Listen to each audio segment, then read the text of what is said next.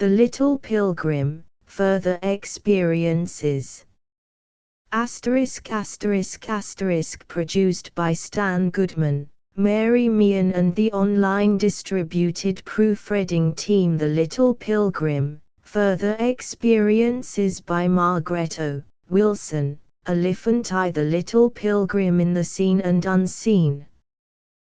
The Little Pilgrim, whose story has been told in another place, and who had arrived but lately on the other side, among those who know trouble and sorrow no more, was one whose heart was always full of pity for the suffering. And after the first rapture of her arrival, and of the blessed work which had been given to her to do, and all the wonderful things she had learned of the new life, there returned to her in the midst of her happiness so many questions and longing thoughts that they were touched by them who have the care of the younger brethren, the simple ones of heaven. These questions did not disturb her peace or joy, for she knew that which is so often veiled on earth, that all is accomplished by the will of the Father, and that nothing can happen but according to his appointment and under his care. And she was also aware that the end is as the beginning to him who knows all, and that nothing is lost that is in his hand.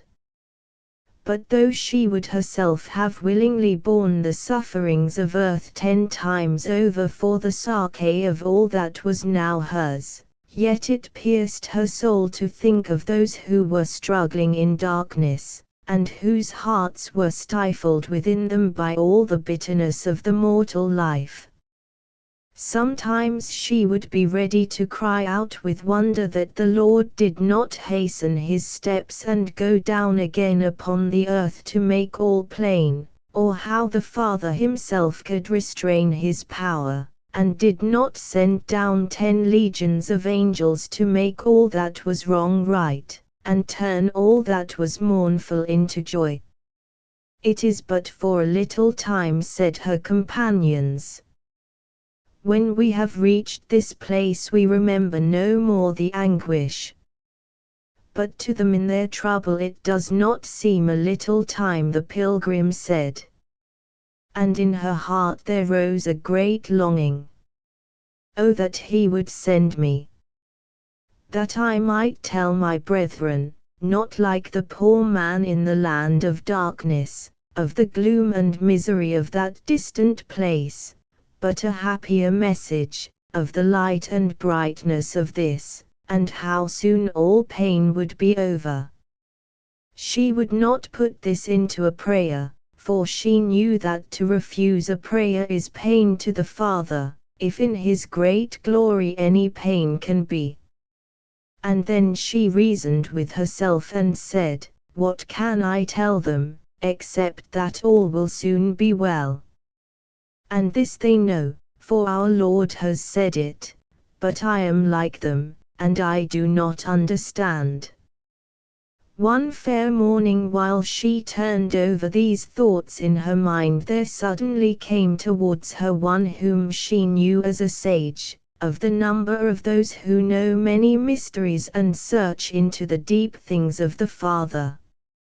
For a moment she wondered if perhaps he came to reprove her for too many questionings, and rose up and advanced a little towards him with folded hands and a thankful heart, to receive the reproof if it should be so, for whether it were praise or whether it were blame, it was from the Father, and a great honor and happiness to receive. But as he came towards her he smiled and bade her not to fear. I am come, he said, to tell you some things you long to know, and to show you some things that are hidden to most. Little sister, you are not to be charged with any mission. Oh, no, she said. Oh, no, I was not so presuming. It is not presuming to wish to carry comfort to any soul, but it is permitted to me to open up to you, so far as I may, some of the secrets. The secrets of the Father are all beautiful, but there is sorrow in them as well as joy, and pain, you know, is one of the great angels at the door. Is his name Pain? And I took him for consolation, the little pilgrim said. He is not consolation, he is the schoolmaster whose face is often stern. But I did not come to tell you of him whom you know, I am going to take you back, the wise man said. Back.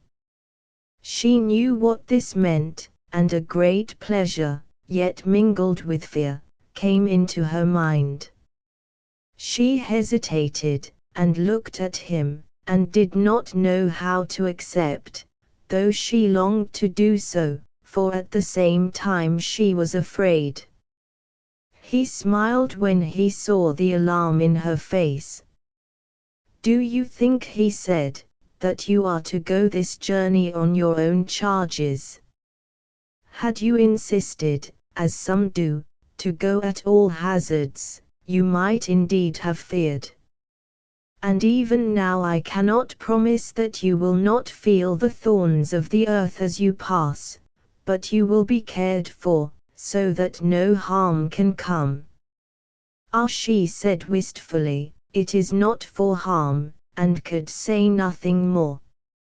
He laid his hand upon her arm, and he said, do not fear, though they see you not, it is yet sweet for a moment to be there, and as you pass, it brings thoughts of you to their minds. For these two understood each other, and knew that to see and yet not be seen is only a pleasure for those who are most like the Father, and can love without thought of love in return.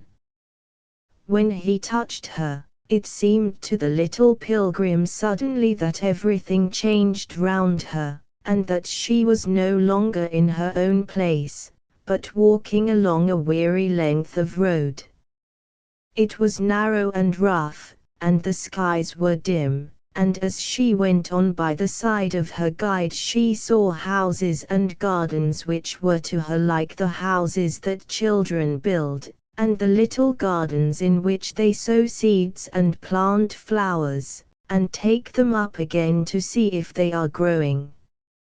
She turned to the sage, saying, "What are?" and then stopped and gazed again, and burst out into something that was between laughing and tears. "For it is home," she cried, "and I did not know it. Dear home." Her heart was remorseful, as if she had wounded the little diminished place. "This is what happens with those who have been living in the king's palaces," he said with a smile. "But I love it dearly, I love it dearly," the little pilgrim said, stretching out her hands as if for pardon. He smiled at her, consoling her, and then his face changed and grew very grave. "Little sister," he said, "you have come not to see happiness but pain. We want no explanation of the joy, for that flows freely from the heart of the Father, and all is clear between us and Him, but that which you desire to know is why trouble should be.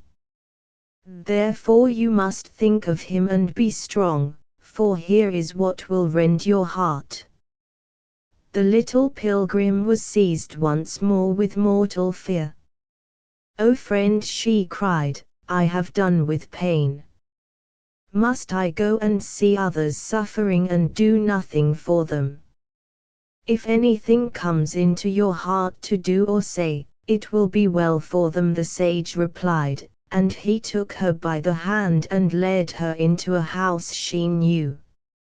She began to know them all now, as her vision became accustomed to the atmosphere of the earth. She perceived that the sun was shining, though it had appeared so dim, and that it was a clear summer morning, very early, with still the colors of the dawn in the east. When she went indoors, At first she saw nothing, for the room was darkened, the windows all closed, and a miserable watch-light only burning. In the bed there lay a child whom she knew. She knew them all, the mother at the bedside, the father near the door, even the nurse who was flitting about disturbing the silence. Her heart gave a great throb when she recognized them all, and though she had been glad for the first moment to think that she had come just in time to give welcome to a little brother stepping out of earth into the better country, a shadow of trouble and pain enveloped her when she saw the others and remembered and knew. For he was their beloved child. On all the earth there was nothing they held so dear. They would have given up their home and all they possessed, and become poor and homeless and wanderers with joy, if God, as they said, would have but spared their child. She saw into their hearts and read all this there, and knowing them, she knew it without even that insight. Everything they would have given up and rejoiced, if but they might have kept him. And there he lay, and was about to die. The little pilgrim forgot all but the pity of it, and their hearts that were breaking, and the vacant place that was soon to be. She cried out aloud upon the Father with a great cry. She forgot that it was a grief to him in his great glory to refuse. There came no reply, but the room grew light as with a reflection out of heaven, and the child in the bed, who had been moving restlessly in the weariness of ending life, turned his head towards her, and his eyes opened wide, and he saw her where she stood. He cried out, "Look! Mother, mother!" The mother, who was on her knees by the bedside, lifted her head and cried, "What is it, what is it, oh my darling?" And the father, who had turned away his face not to see the child die, came nearer to the bed, hoping they knew not what. Their faces were paler than the face of the dying, upon which there was light, but no light came to them out of the hidden heaven. "Look! She has come for me," he said, but his voice was so weak they could not hear him, nor take any comfort. At this the little pilgrim put out her arms to him, forgetting in her joy the poor people who were mourning, and cried out, "Oh, but I must go with him. I must take him home." For this was her own work, and she thought of her wonderings and her questions no more.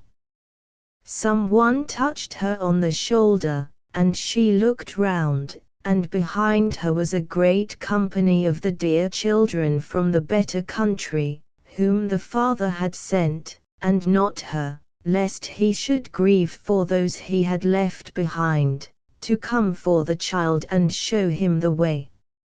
She paused for a moment, scarcely willing to give him up, but then her companion touched her and pointed to the other side. Ah, that was different. The mother lay by the side of the bed, her face turned only to the little white body which her child had dropped from him as he came out of his sickness, her eyes wild with misery, without tears, her feverish mouth open, but no cry in it. The sword of the angel had gone through and through her. She did not even writhe upon it, but lay motionless, cut down, dumb with anguish. The father had turned round again and leaned his head upon the wall. All was over, all over. The love and the hope of a dozen lovely years, the little sweet companion, the daily joy, the future trust, all over, as if a child had never been born. Then there rose in the stillness a great and exceeding bitter cry, God, that was all, pealing up to heaven, to the Father, whom they could not see in their anguish, accusing him, reproaching him who had done it. Was he their enemy that he had done it? No man was ever so wicked, ever so cruel, but he would have spared them their boy, taken everything and spared them their boy, but God, God. The little pilgrim stood by and wept. She could do nothing but weep, weep, her heart aching with the pity and the anguish. How were they to be told that it was not God, but the Father, that God was only his common name, his name in law, and that he was the Father? This was all she could think of, she had not a word to say. And the boy had shaken his little bright soul out of the sickness and the weakness with such a look of delight. He knew in a moment. But they, oh, when would they know? Presently she sat outside in the soft breathing airs and little morning breezes, and dried her aching eyes. And the sage who was her companion soothed her with kind words. I said you would feel the thorns as you passed, he said. We cannot be free of them, we who are of mankind. But oh, she cried amid her tears, why? The air of the earth is in my eyes, I cannot see. Oh, what pain it is, what misery! Was it because they loved him too much, and that he drew their hearts away? The sage only shook his head at her, smiling. Can one love too much? He said. Oh brother, it is very hard to live and to see another. I am confused in my mind, said the little pilgrim, putting her hand to her eyes. The tears of those that weep have got into my soul.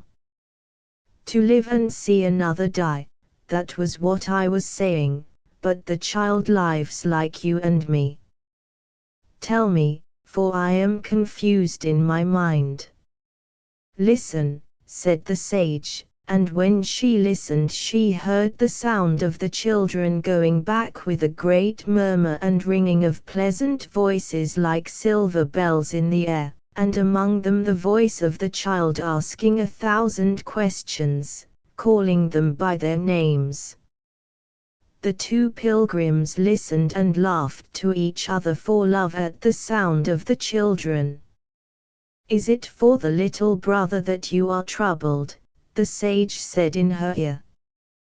Then she was ashamed, and turned from the joyful sounds that were ascending ever higher and higher to the little house that stood below, with all its windows closed upon the light.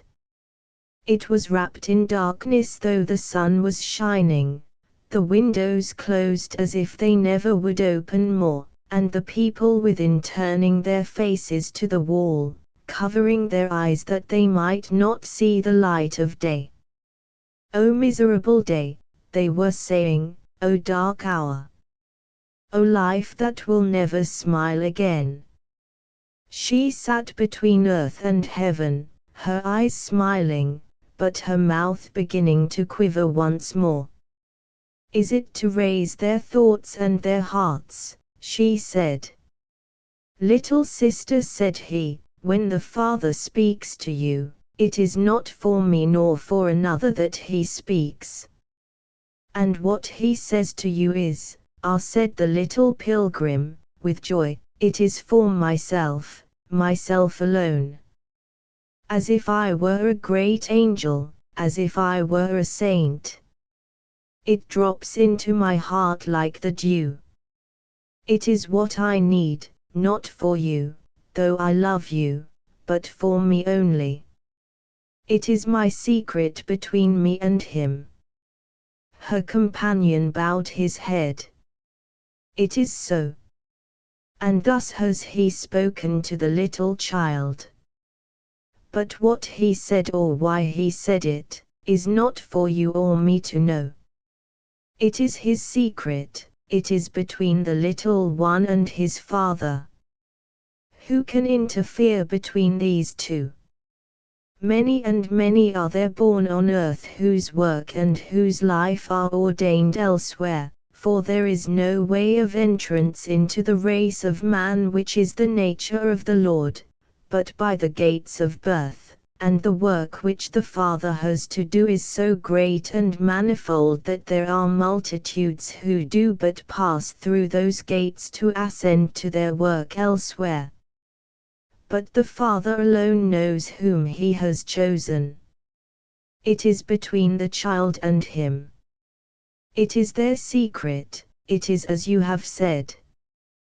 The little pilgrim was silent for a moment, but then turned her head from the bright shining of the skies and the voices of the children which floated farther and farther off, and looked at the house in which there was sorrow and despair. She pointed towards it, and looked at him who was her instructor, and had come to show her how these things were. They are to blame, he said, but none will blame them. The little life is hard. The Father, though he is very near, seems far off, and sometimes even his word is as a dream. It is to them as if they had lost their child. Can you not remember, that was what we said? We have lost. Then the little pilgrim, musing, began to smile, but wept again as she thought of the father and the mother. If we were to go, she said, hand in hand, you and I, and tell them that the Father had need of him, that it was not for the little life but for the great and beautiful world above that the child was born, and that he had got great promotion and was gone with the princes and the angels according as was ordained. And why should they mourn? Let us go and tell them. He shook his head. They could not see us, they would not know us. We should be to them as dreams. If they do not take comfort from our Lord, how could they take comfort from you and me?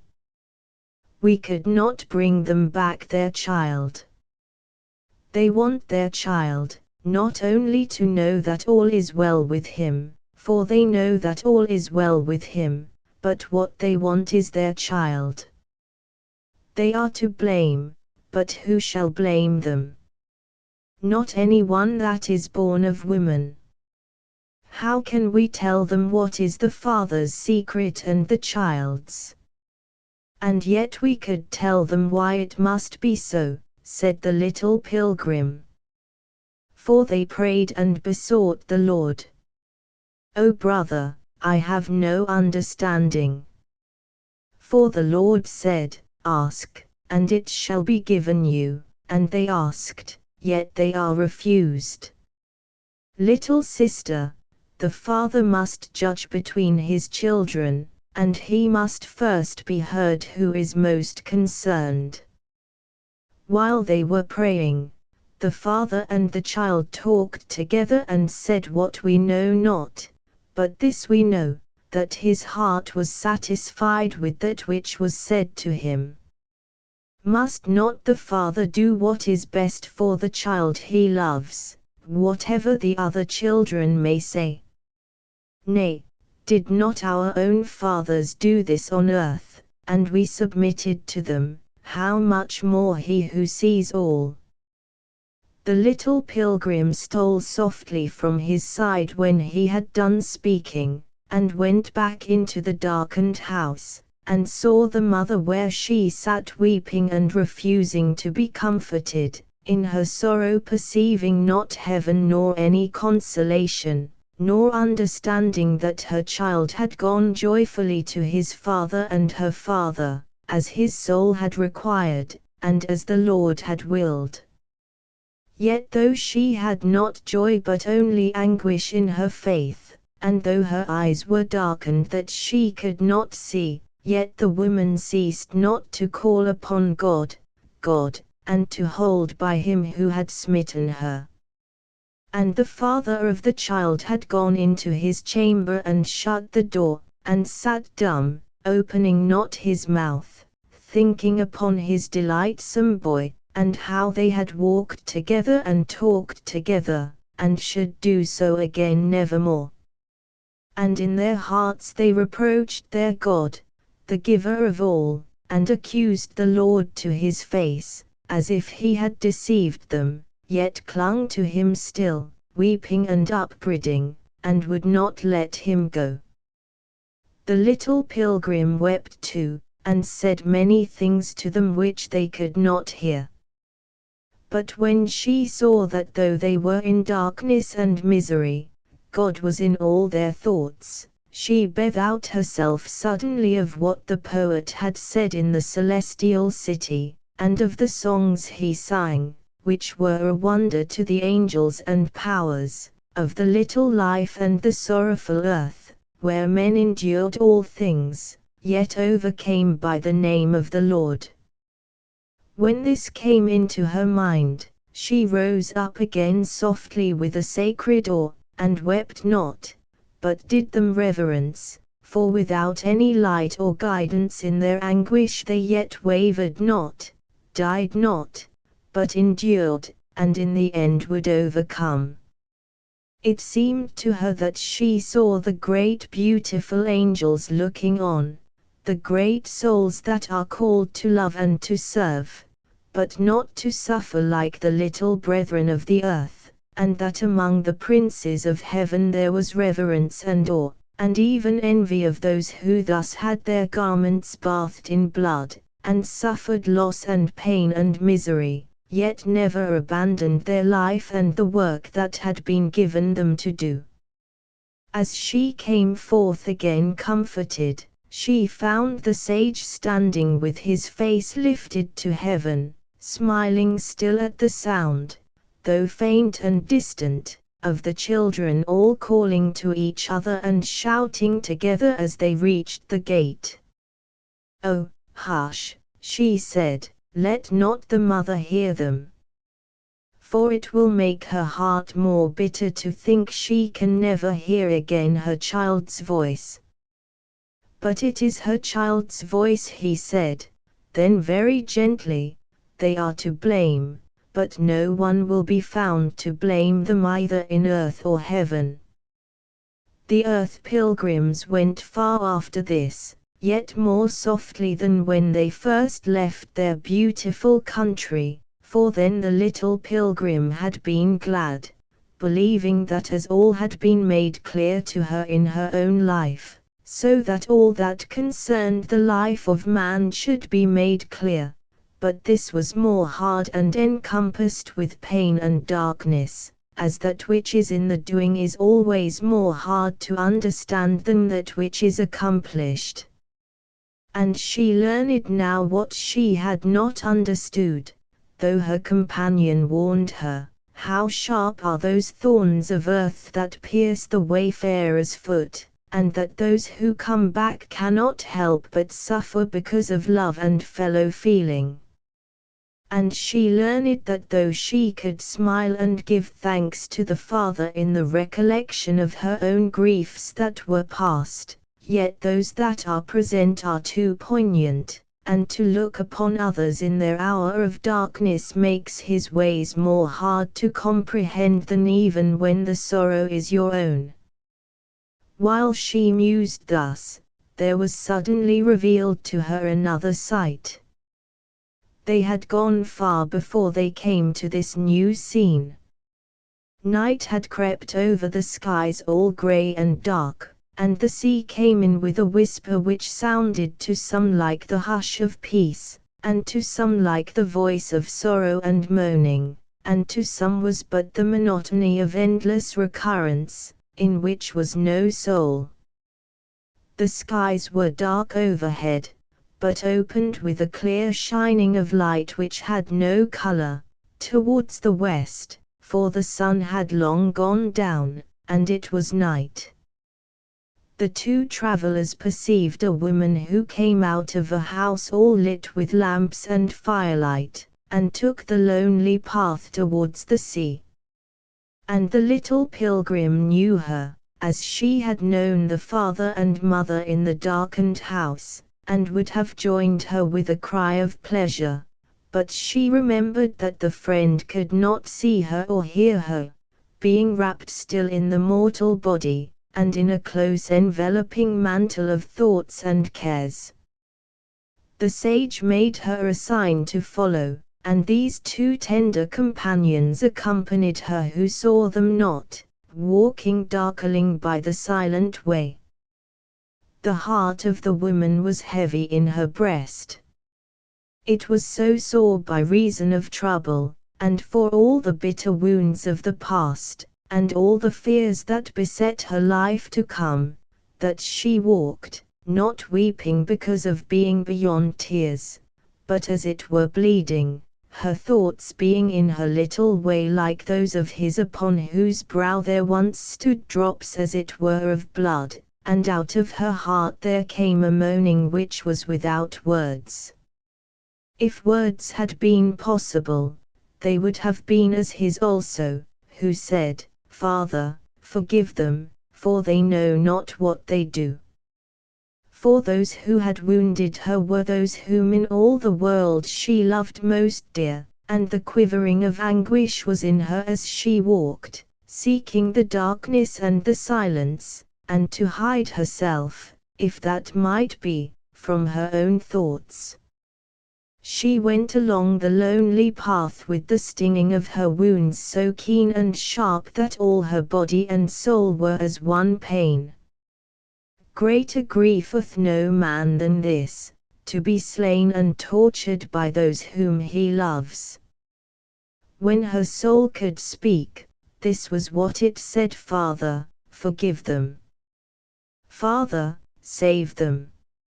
She had no strength for more. This the heavenly pilgrims saw, for they stood by her as in their own country, where every thought is clear, and saw her heart. But as they followed her and looked into her soul, with their hearts, which were human too, wrung at the sight of hers in its anguish, there suddenly became visible before them a strange sight such as they had never seen before. It was like the rising of the sun, but it was not the sun. Suddenly into the heart upon which they looked there came a great silence and calm. There was nothing said that even they could hear, nor done that they could see, but for a moment the throbbing was stilled, and the anguish calmed, and there came a great peace. The woman in whom this wonder was wrought was astonished, as they were. She gave a low cry in the darkness for wonder that the pain had gone from her in an instant, in the twinkling of an eye. There was no promise made to her that her prayer would be granted, and no new light given to guide her for the time to come, but her pain was taken away.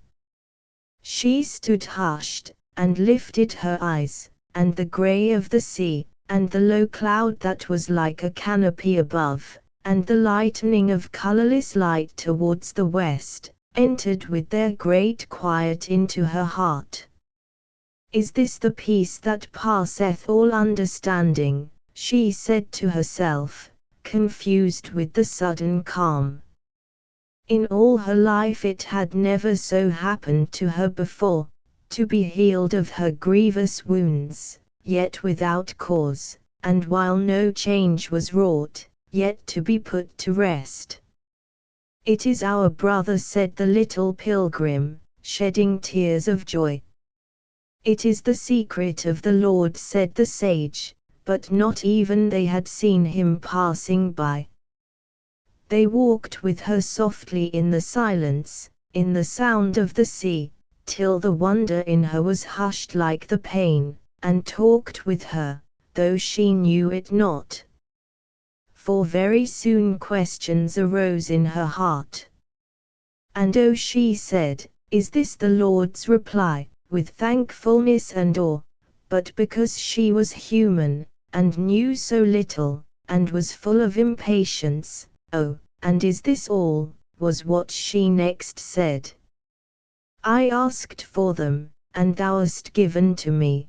Then the voice of her heart grew louder, and she cried, with the sound of the pain coming back, I ask one thing, and thou givest another.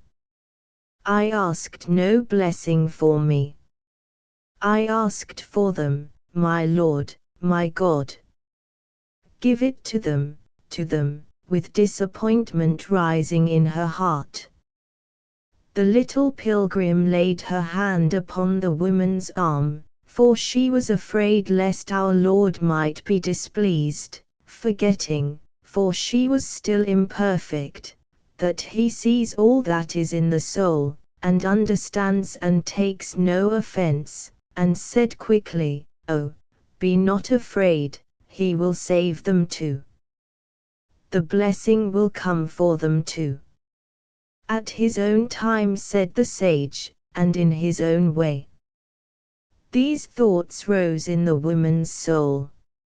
She did not know that they were said to her, nor who said them, but accepted them as if they had come from her own thoughts.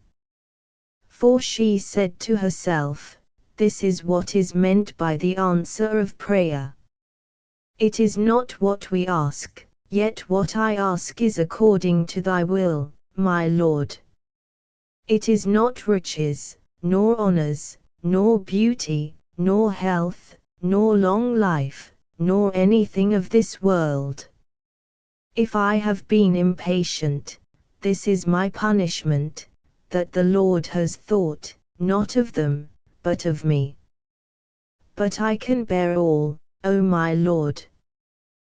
That and 1,000 times more, if thou wilt but think of them and not of me. Nevertheless she returned to her home stilled and comforted, for though her trouble returned to her and was not changed, yet for a moment it had been lifted from her, and the peace which passeth all understanding had entered her heart. But why, then said the little pilgrim to her companion, when the friend was gone, why will not the Father give to her what she asks? For I know what it is. It is that those whom she loves should love him and serve him, and that is his will too, for he would have all love him, he who loves all. Little sister, said her companion, you asked me why he did not let the child remain upon the earth. Ah, but that is different, she cried, oh, it is different. When you said that the secret was between the child and the Father, I knew that it was so, for it is just that the Father should consider us first one by one, and do for us what is best. But it is always best to serve him. It is best to love him, it is best to give up all the world and cleave to him, and follow wherever he goes. No man can say otherwise than this, that to follow the Lord and serve him, that is well for all, and always the best. She spoke so hotly and hastily that her companion could find no room for reply. But he was in no haste, he waited till she had said what was in her heart. Then he replied, if it were even so, if the Father heard all prayers, and put forth his hand and forced those who were far off to come near. The little pilgrim looked up with horror in her face, as if he had blasphemed, and said, forced. Not so, not so. Yet it must be so, he said, if it is against their desire and will. Oh, not so, not so, she cried, but that he should change their hearts. Yet that too against their will, he said. The little pilgrim paused upon the way, and her heart rose against her companion, who spoke things so hard to be received, and that seemed to dishonor the work of the Lord. But she remembered that it could not be so, and paused before she spoke, and looked up at him with eyes that were full of wonder and almost of fear. "Then must they perish," she said, and must her heart break, and her voice sank low for pity and sorrow. Though she was herself among the blessed, yet the thorns and briars of the earth caught at her garments and pierced her tender feet. "Little sister," said the sage, "to us who are born of the earth it is hard to remember that the child belongs not first to the parents, nor the husband to the wife, nor the wife to the husband, but that all are the children of the Father. And He is just, He will not neglect the little one because of those prayers which the father and the mother pour forth to Him, although they cry with anguish and with tears. Nor will He break His great law and violate the nature He has made, and compel His own child to what it wills not and loves not. The woman is comforted in the breaking of her heart, but those whom she loves, are not they also the children of the Father, who loves them more than she does? And each is to Him as if there were not another in the world. Nor is there any other in the world, for none can come between the Father and the child." A smile came upon the little pilgrim's face, yet she trembled. "It is dim before me," she said, "and I cannot see clearly. Oh, if the time would but hasten, that our Lord might come, and all struggles be ended, and the darkness vanish away." "He will come when all things are ready," said the sage, and as they went upon their way He showed her other sights, and the mysteries of the heart of man, and the great patience of our Lord. It happened to them suddenly to perceive in their way a man returning home. These are words that are sweet to all who have lived upon the earth and known its ways, but far, far were they from that meaning which is sweet.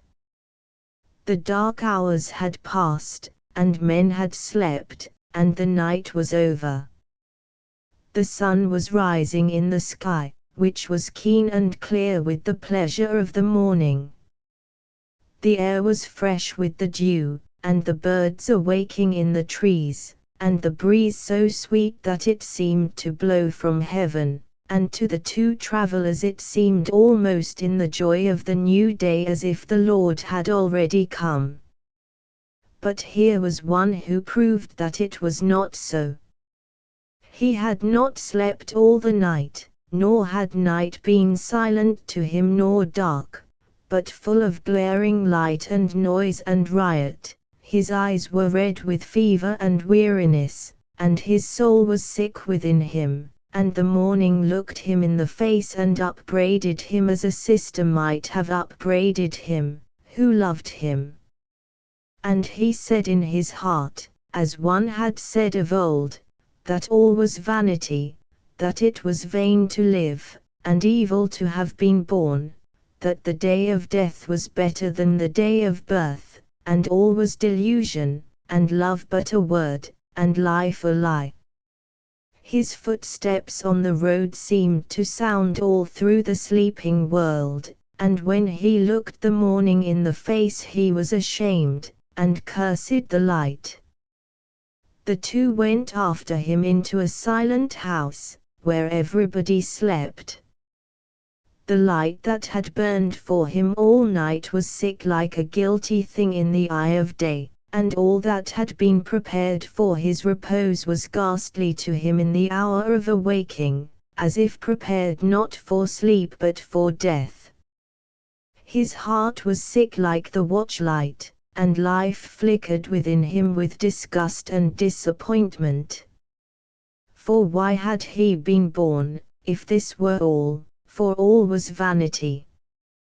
The night and the day had been passed in pleasure, and it was vanity, and now his soul loathed his pleasures, yet he knew that was vanity too, and that next day he would resume them as before.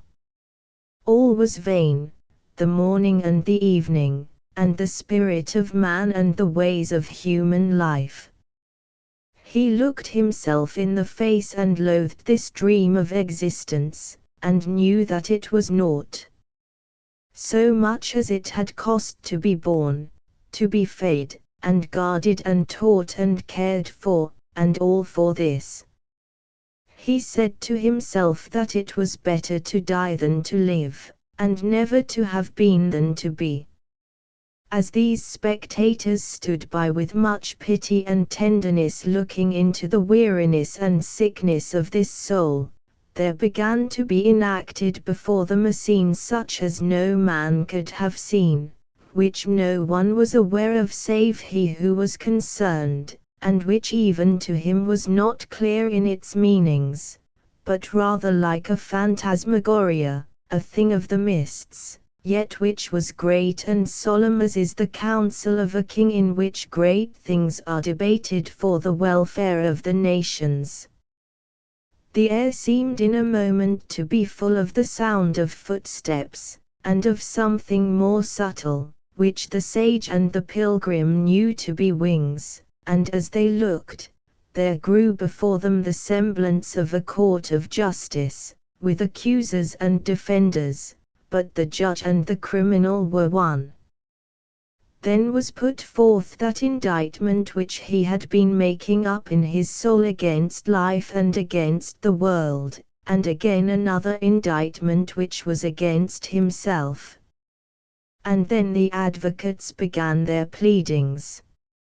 Voices were there great and eloquent, such as are familiar in the courts above, which sounded forth in the spectators' ears earnest as those who plead for life and death. And these speakers declared that sin only is vanity, that life is noble and love sweet, and every man made in the image of God, to serve both God and man, and they set forth their reasons before the judge and showed him mysteries of life and death. And they took up the counter-indictment and proved to him how in all the world he had sought but himself, his own pleasure and profit, his own will, not the will of God, nor even the good desire of humble nature, but only that which pleased his sick fancies and his self-loving heart. And they besought him with 1,000 arguments to return and choose again the better way. Arise, they cried, thou, miserable, and become great, arise, thou vain soul, and become noble. Take thy birthright, O Son, and behold the face of the Father. And then there came a whispering of lower voices, very penetrating and sweet, like the voices of women and children, who murmured and cried, O Father! O brother! O love! O my child! The man who was the accused, yet who was the judge, listened, and his heart burned, and a longing arose within him for the face of the Father and the better way. But then there came a clang and clamor of sound on the other side, and voices called out to him as comrade, as lover, as friend, and reminded him of the delights which once had been so sweet to him, and of the freedom he loved, and boasted the right of man to seek what was pleasant and what was sweet, and flouted him as a coward whose aim was to save himself, and scorned him as a believer in old wives' tales and superstitions that men had outgrown. And their voices were so vehement and full of passion that by times they mastered the others, so that it was as if a tempest raged round the soul which sat in the midst, and who was the offender and yet the judge of all. The two spectators watched the conflict, as those who watch the trial upon which hangs a man's life. It seemed to the little pilgrim that she could not keep silent, and that there were things which she could tell him which no one knew but she. She put her hand upon the arm of the sage and called to him, "Speak you, speak you. He will hear you, and I too will speak, and he will not resist what we say." But even as she said this, eager and straining against her companion's control, the strangest thing ensued. The man who was set there to judge himself and his life, he who was the criminal, yet august upon his seat, to weigh all and give the decision, he before whom all those great advocates were pleading, a haze stole over his eyes. He was but a man, and he was weary, and subject to the sway of the little over the great, the moment over the life, which is the condition of man. While yet the judgment was not given or the issue decided, while still the pleadings were in his ears, in a moment his head dropped back upon his pillow, and he fell asleep. He slept like a child, as if there was no evil, nor conflict, nor danger, nor questions, more than how best to rest when you are weary, in all the world. And straightway all was silent in the place. Those who had been conducting this great cause departed to other courts and tribunals, having done all that was permitted them to do. And the man slept, and when it was noon woke and remembered no more. The sage led the little pilgrim forth in a great confusion, so that she could not speak for wonder. But he said, "This sleep also was from the Father, for the mind of the man was weary, and not able to form a judgment. It is adjourned until a better day." The little pilgrim hung her head and cried, "I do not understand. Will not the Lord interfere? Will not the Father make it clear to him? Is he the judge between good and evil? Is it all in his own hand?" The sage spoke softly, as if with awe.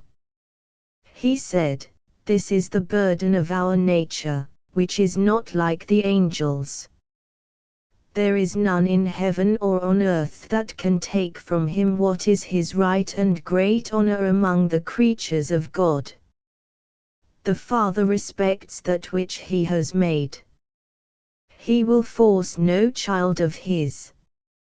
And there is no haste with him, nor has it ever been fathomed among us how long he will wait, or if there is any end.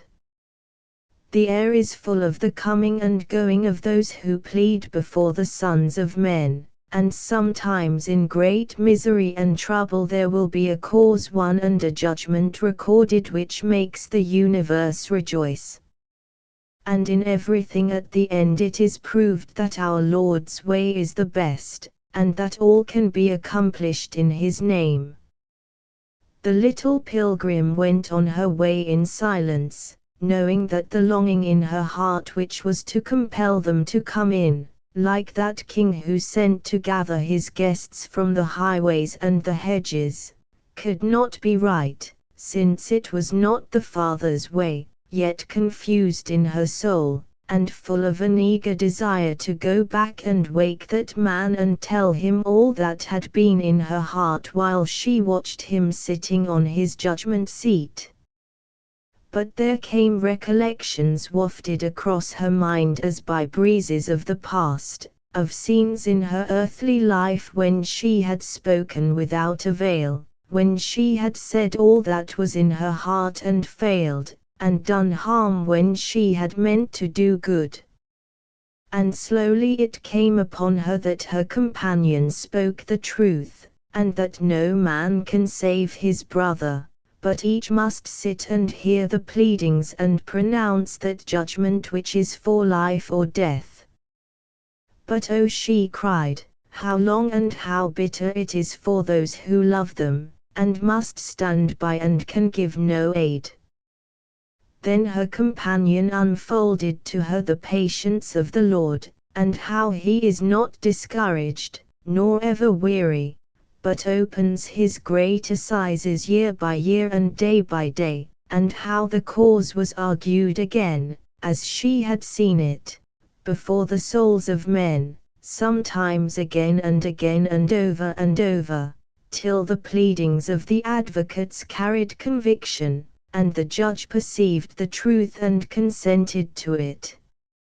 He showed her that this was the great thing in human life, and that though it was not enough to make a man perfect, yet that he who sinned against his will was different from the man who sinned with his will, and how in all things the choice of the man for good or evil was all in all. And he led her about the world so that she could see how everywhere the heavenly advocates were traveling, entering into the secret places of the souls, and pleading with each man to his face. And the little pilgrim looked on with pitying and tender eyes, and it seemed to her that the heart of the judge, before whom that great question was debated, leaned mostly to the right, and acknowledged that the way of the Lord was the best way, but either that sleep overpowered him and weariness, or the other voices deafened his ears, or something betrayed him that he forgot the reasons of the wise and the judgment of his own soul. At first it comforted her to see how something nobler in every man would answer to the pleadings, and then her heart failed her, to perceive that notwithstanding this the judge would leave his seat without a decision, and all would end in vanity. And oh, friend, she cried, what shall be done to those who see and yet refuse? Her heart being wrung by the disappointment and the failure. But her companion smiled still, and he said, they are the children of the Father. Can a woman forget her child that she should not have compassion on the son of her womb? She may forget, yet will not he forget. And thus they went on and on. But time would not suffice to tell what these two pilgrims saw as they wandered among the ways of men. They saw poverty and misery and pain, which came of the evil which man had done upon the earth, and were his punishment, and could be cured by nothing but by the return of each to his Father, and the giving up of all self-worship and self-seeking and sin. But amid all the confusion and among those who had fallen the lowest they found not one who was forsaken, whose name the Father had forgotten, or who was not made to pause in his appointed moment, and to sit upon his throne and hear the pleadings before him of the great advocates of God, reasoning of temperance and righteousness and judgment to come. But once before they returned to their home, a great thing befell them, and they beheld that court sit, and the pleadings made, for the last time upon earth, which was a sight more solemn and terrible than anything they had yet seen. They found themselves in a chamber where sat a man who had lived long and known both good and evil, and fulfilled many great offices, so that he was famed and honored among men. He was a man who was wise in all the learning of the earth, standing but a little way below those who have begun the higher learning in the world beyond, and lifting up his head as if he would reach the stars. The travelers stood by him in his beautiful house, which was as the palace of wisdom, and saw him in the midst of all his honors. The lamps were lit within, and the night was sweet without, breathing of rest and happy ease, and riches and knowledge, as if they would endure forever. And the man looked round on all he had, and all he had achieved, and everything which he possessed, to enjoy it. For of wisdom and of glory he had his fill, and his soul was yet strong to take pleasure in what was his, and he looked around him like God, and said that everything was good, so that the little pilgrim gazed, and wondered whether this could indeed be one of the brethren of the earth, or if he was one who had wandered hither from another sphere. But as the thought arose, she heard, and lo, the steps of the pleaders and the sound of their entry. They came slowly like a solemn procession, more grave and awful in their looks than any she had seen, for they were great and the greatest of all, such as come forth but rarely when the last word is to be said. The words they said were few, but they stood round him reminding him of all that had been, and of what must be, and of many things which were known but to God and him alone, and calling upon him yet once more before time should come to an end and life be lost. But the sound of their voices in his ear was but as some great strain of music which he had heard many times and knew and heeded not.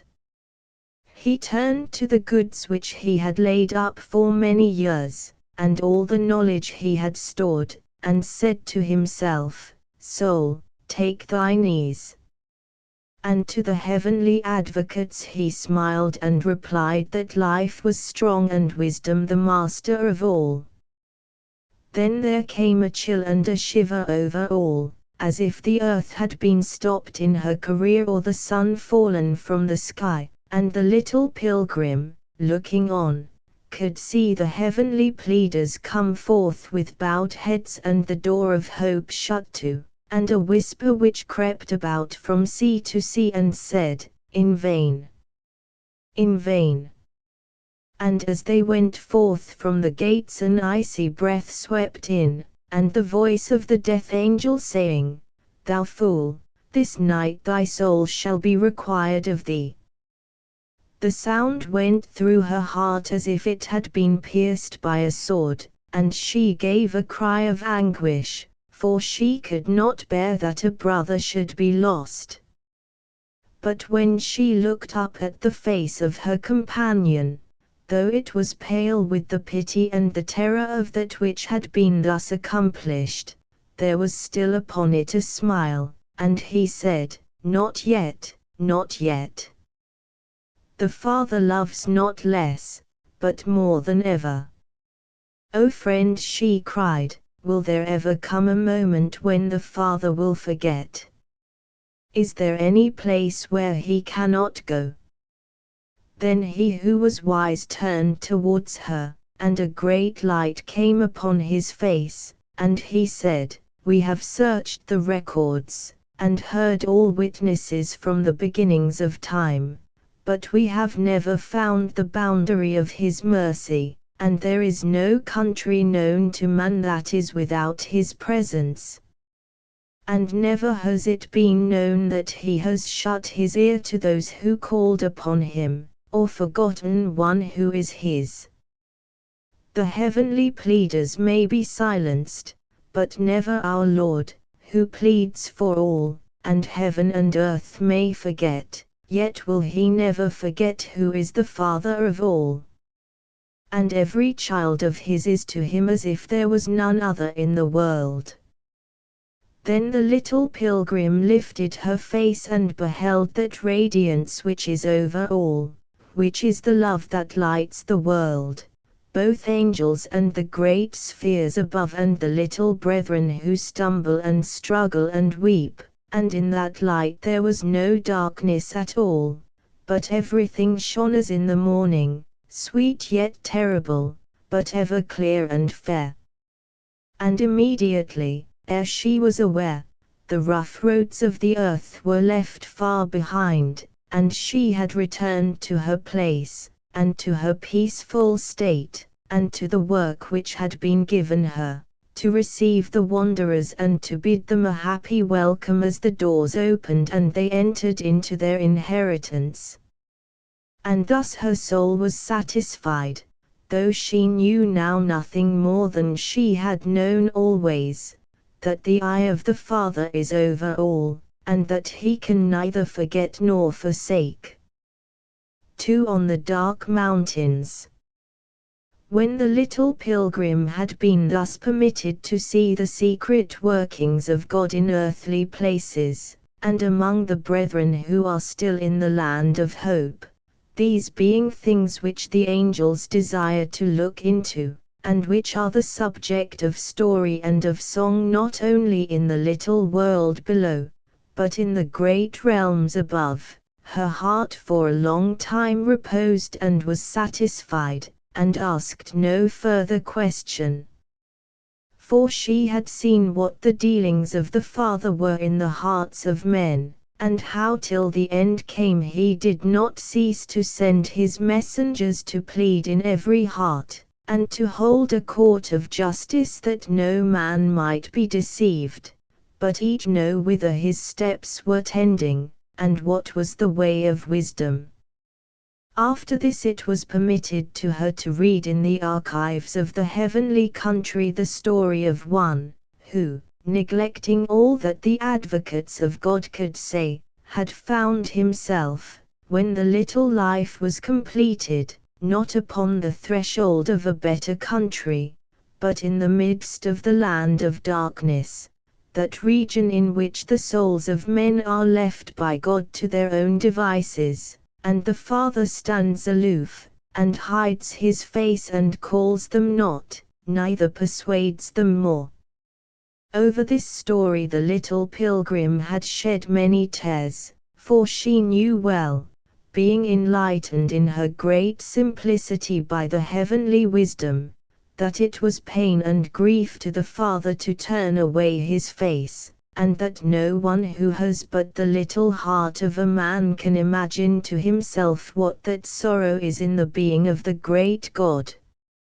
And a great awe came over her mind at the thought, which seemed well nigh a blasphemy, that he could grieve, yet in her heart, being his child, she knew that it was true. And her own little spirit throbbed through and through with longing and with desire to help those who were thus utterly lost. And oh, she said, if I could but go. There is nothing which could make a child afraid, save to see them suffer. What are darkness and terror when the Father is with you? I am not afraid, if I might but go. And by reason of her often pleading, and of the thought that was ever in her mind, it was at last said that one of those who knew might instruct her, and show her by what way alone the travellers who come from that miserable land could approach and be admitted on high. I know, she said, that between us and them there is a gulf fixed, and that they who would come from thence cannot come, neither can any one. But here she stopped in great dismay, for it seemed that she had thus answered her own longing and prayer. The guide who had come for her smiled upon her and said, but that was before the Lord had ended his work.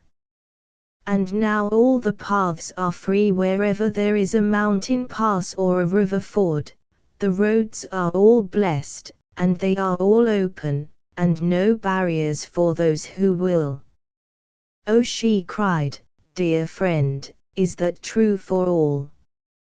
He looked away from her into the depths of the lovely air, and he replied, little sister, our faith is without bounds, but not our knowledge. I who speak to you am no more than a man. The princes and powers that are in high places no more than I, but if there be any place where a heart can stir and cry out to the Father and he take no heed, if it be only in a groan, if it be only with a sigh, I know not that place, yet many depths I know. He put out his hand and took hers after a pause, and then he said, there are some who are stumbling upon the dark mountains. Come and see." As they passed along, there were many who paused to look at them, for he had the mien of a great prince, a lord among men, and his face still bore the trace of sorrow and toil, and there was about him an awe and wonder which was more than could be put in words.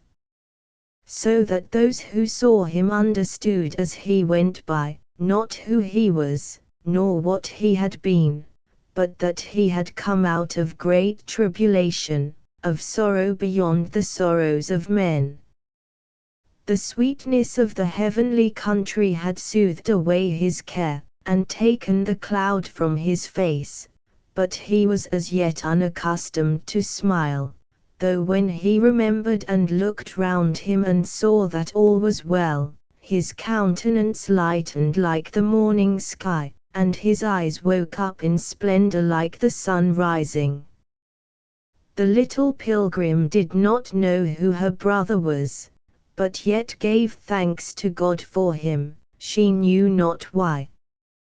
How far they went cannot be estimated in words, for distance matters little in that place, but at the end they came to a path which sloped a little downwards to the edge of a delightful moorland country, all brilliant with the hues of the mountain flowers. It was like a flowery plateau high among the hills, in a region where are no frosts to check the glow of the flowers, or scorch the grass.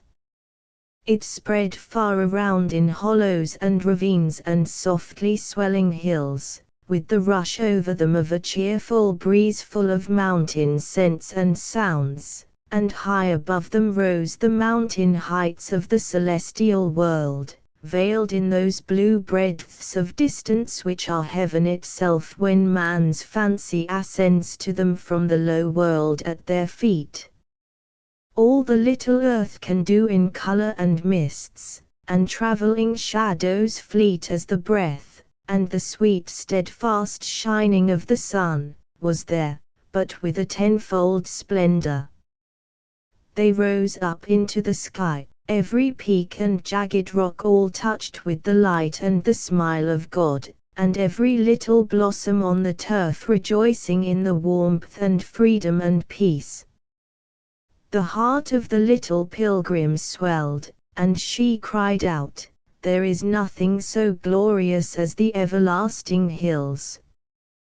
Though the valleys and the plains are sweet, they are not like them. They say to us, 'Lift up your heart.'"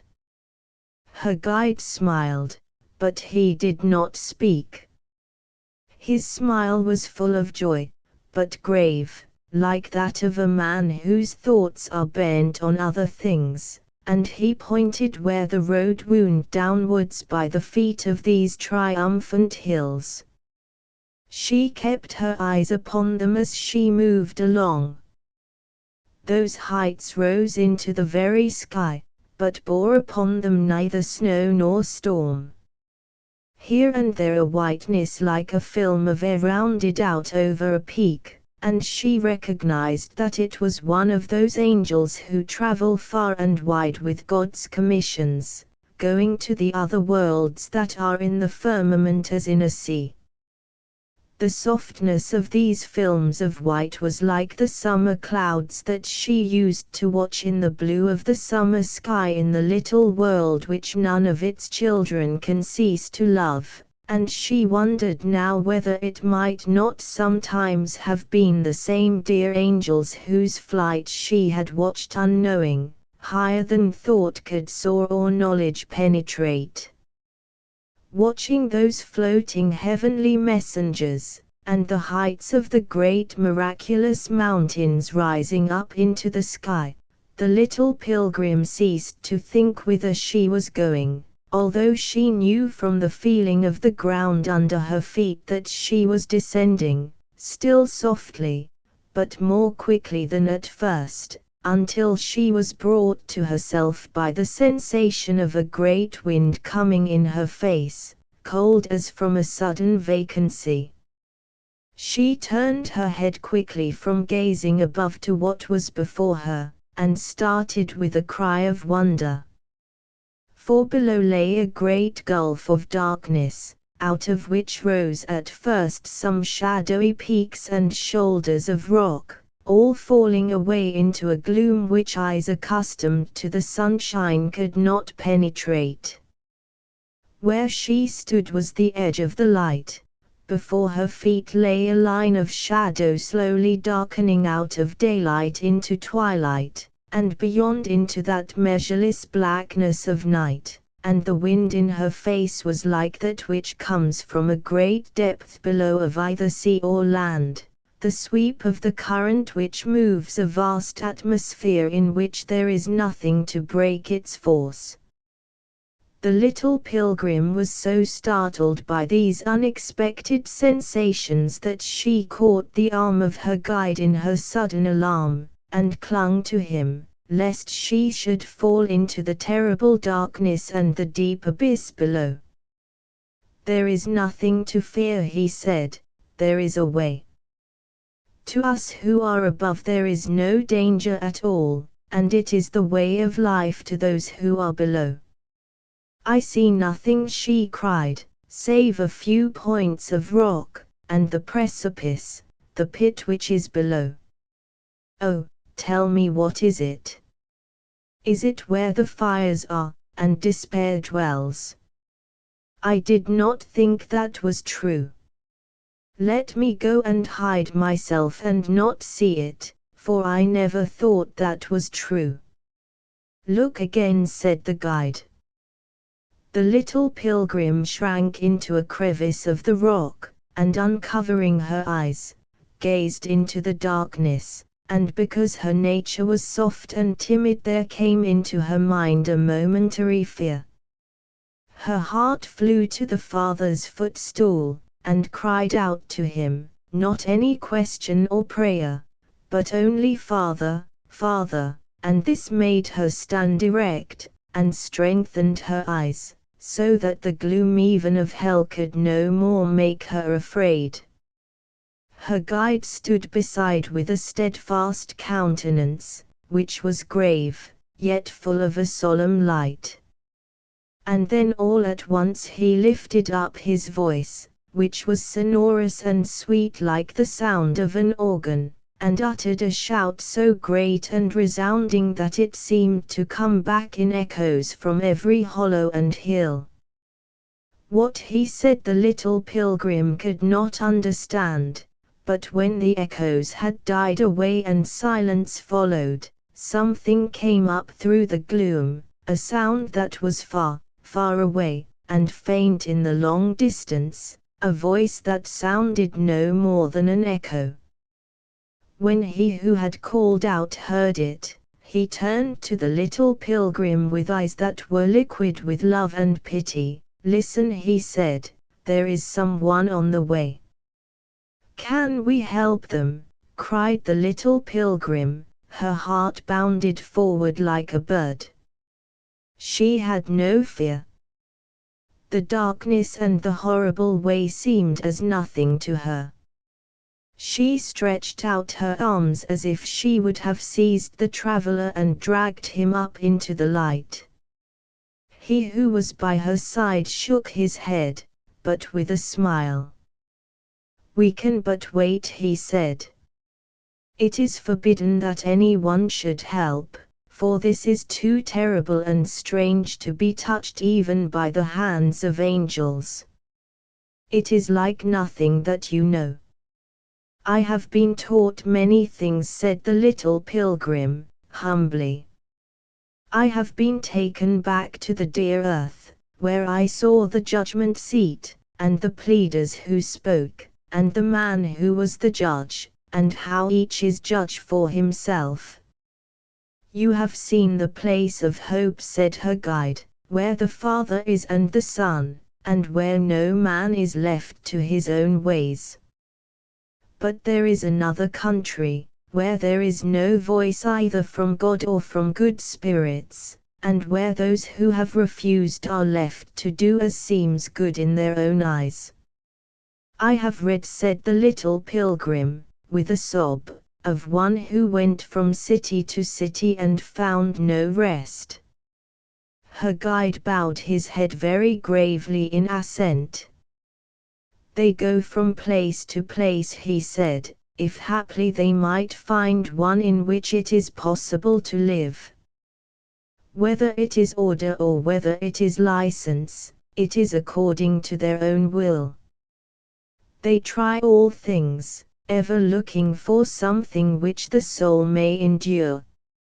And new cities are founded from time to time, and a new endeavor ever and ever to live, only to live. For even when happiness fails and content, and work is vanity and effort is naught, it is something if a man can but endure to live. The little pilgrim looked at him with wistful eyes, for what he said was beyond her understanding. For us, she said, life is nothing but joy. Oh, brother, is there then condemnation? It is no condemnation, it is what they have chosen, it is to follow their own way. There is no longer anyone to interfere. The pleaders are all silent, there is no voice in the heart. The Father hinders them not, nor helps them, but leaves them.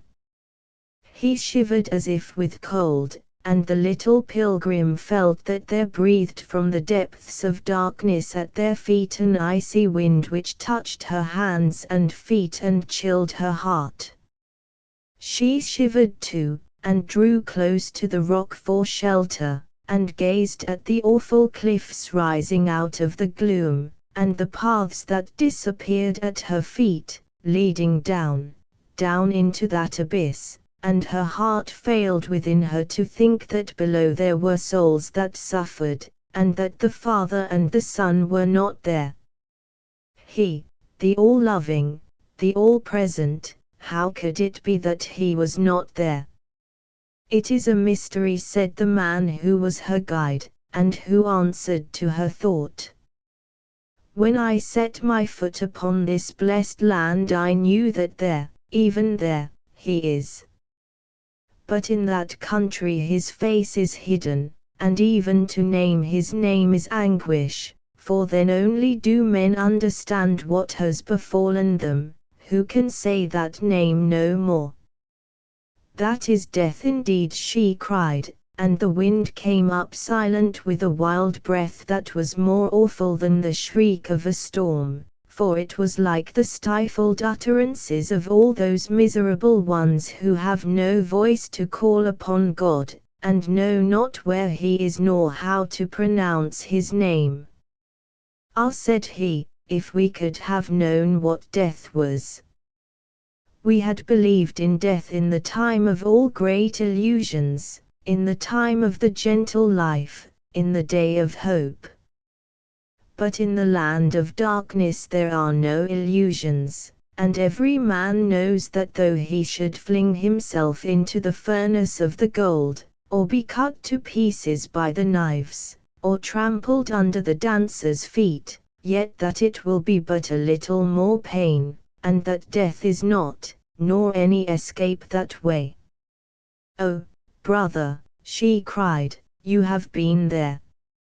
He turned and looked upon her, and she read as in a book things which tongue of man cannot say, the anguish and the rapture, the unforgotten pang of the lost, the joy of one who has been delivered after hope was gone.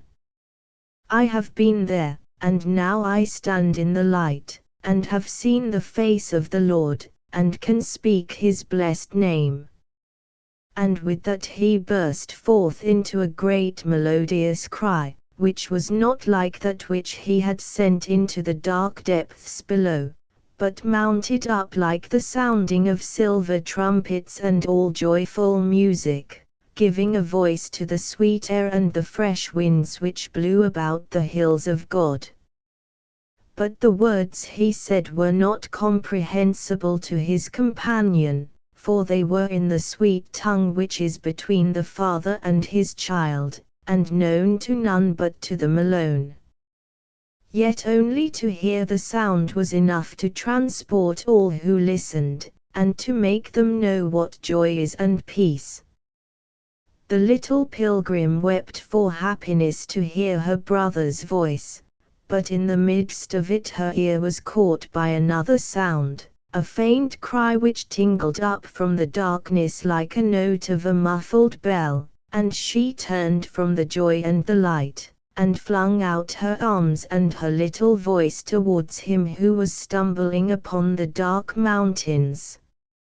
"And come," she cried, "come, come," forgetting all things save that one was there in the darkness, while here was light and peace. "It is nearer," said her guide, hearing, even in the midst of his triumph song, that faint and distant cry, and he took her hand and drew her back, for she was upon the edge of the precipice, gazing into the black depths, which revealed nothing save the needles of the awful rocks and sheer descents below.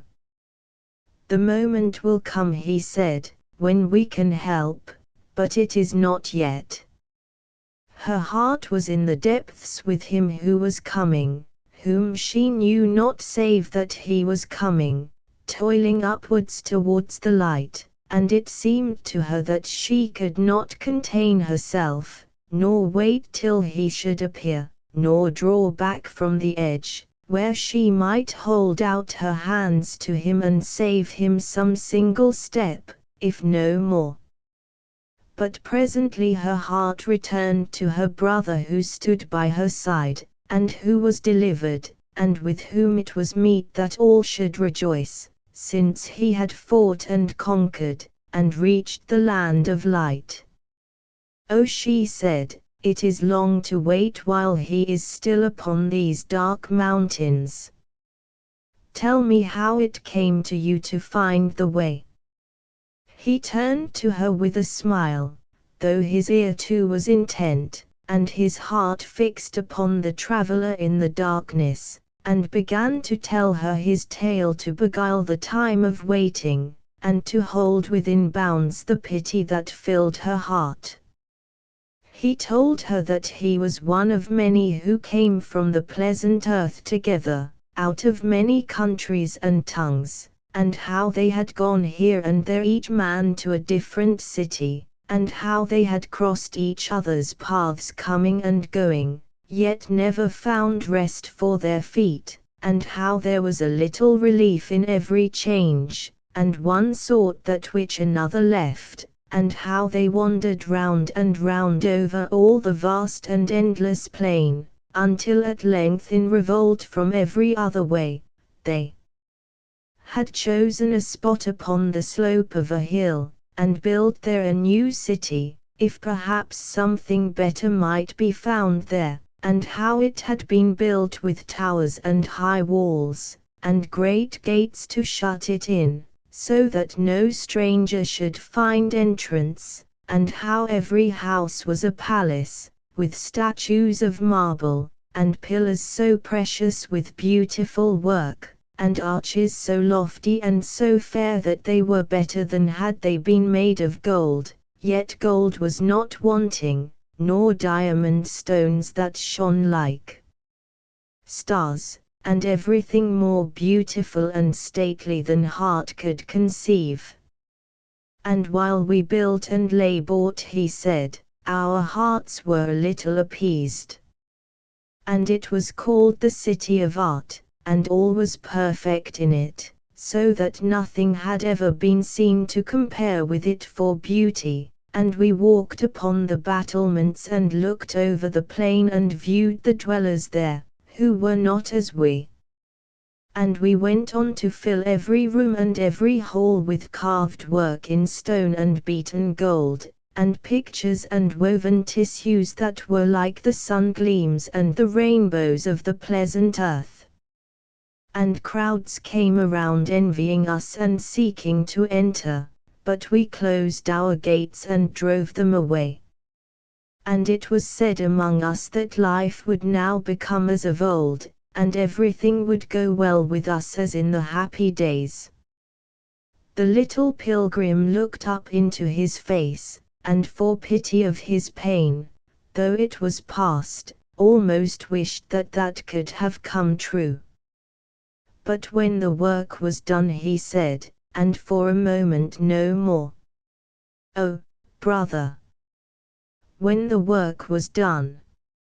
"You do not know what it is," he said, "to be 10 times more powerful and strong, to want no rest, to have fire in your veins, to have the craving in your heart above everything that is known to man." When the work was done, we glared upon each other with hungry eyes, and each man wished to thrust forth his neighbor and possess all to himself. And then we ceased to take pleasure in it, notwithstanding that it was beautiful, and there were some who would have beaten down the walls and built them anew, and some would have torn up the silver and gold, and tossed out the fair statues and the adornments in scorn and rage to the meaner multitudes below. And we who were the workers began to contend one against another to satisfy the gnawings of the rage that was in our hearts. For we had deceived ourselves, thinking once more that all would be well, while all the time nothing was changed, and we were but as the miserable ones that rushed from place to place. Though all this wretchedness was over and past, it was so terrible to think of that he paused and was silent a while. And the little pilgrim put her hand upon his arm in her great pity, to soothe him, and almost forgot that there was another traveler not yet delivered upon the way. But suddenly at that moment there came up through the depths the sound of a fall, as if the rocks had crashed from 100 peaks, yet all muffled by the great distance, and echoing all around in faint echoes, and rumblings as in the bosom of the earth, and mingled with them were far-off cries, so faint and distant that human ears could not have heard them, like the cries of lost children, or creatures wavering and straying in the midst of the boundless night. This time she who was watching upon the edge of the gloom would have flung herself forward altogether into it, had not her companion again restrained her. "One has stumbled upon the mountains, but listen, listen, little sister, for the voices are many," he said. "It is not one who comes, but many, and though he falls he will rise again." And once more he shouted aloud, bending down against the rocks, so that they caught his voice, and the sweet air from the skies came behind him in a great gust like a summer storm, and carried it into all the echoing hollows of the hills. And the little pilgrim knew that he shouted to all who came to take courage and not to fear. And this time there rose upwards many faint and wavering sounds that did not stir the air, but made it tingle with the vibration of the great distance and the unknown depths, and then again all was still. They stood for a time intent upon the great silence and darkness which swept up all sight and sound, and then the little pilgrim once more turned her eyes towards her companion, and he began again his wonderful tale. He who had been the first to found the city, and who was the most wise of any, though the rage was in him like all the rest, and the disappointment and the anguish, yet would not yield. And he called upon us for another trial, to make a picture which should be the greatest that ever was painted, and each one of us, small or great, who had been of that art in the dear life, took share in the rivalry and the emulation, so that on every side there was a fury and a rush, each man with his band of supporters about him struggling and swearing that his was the best.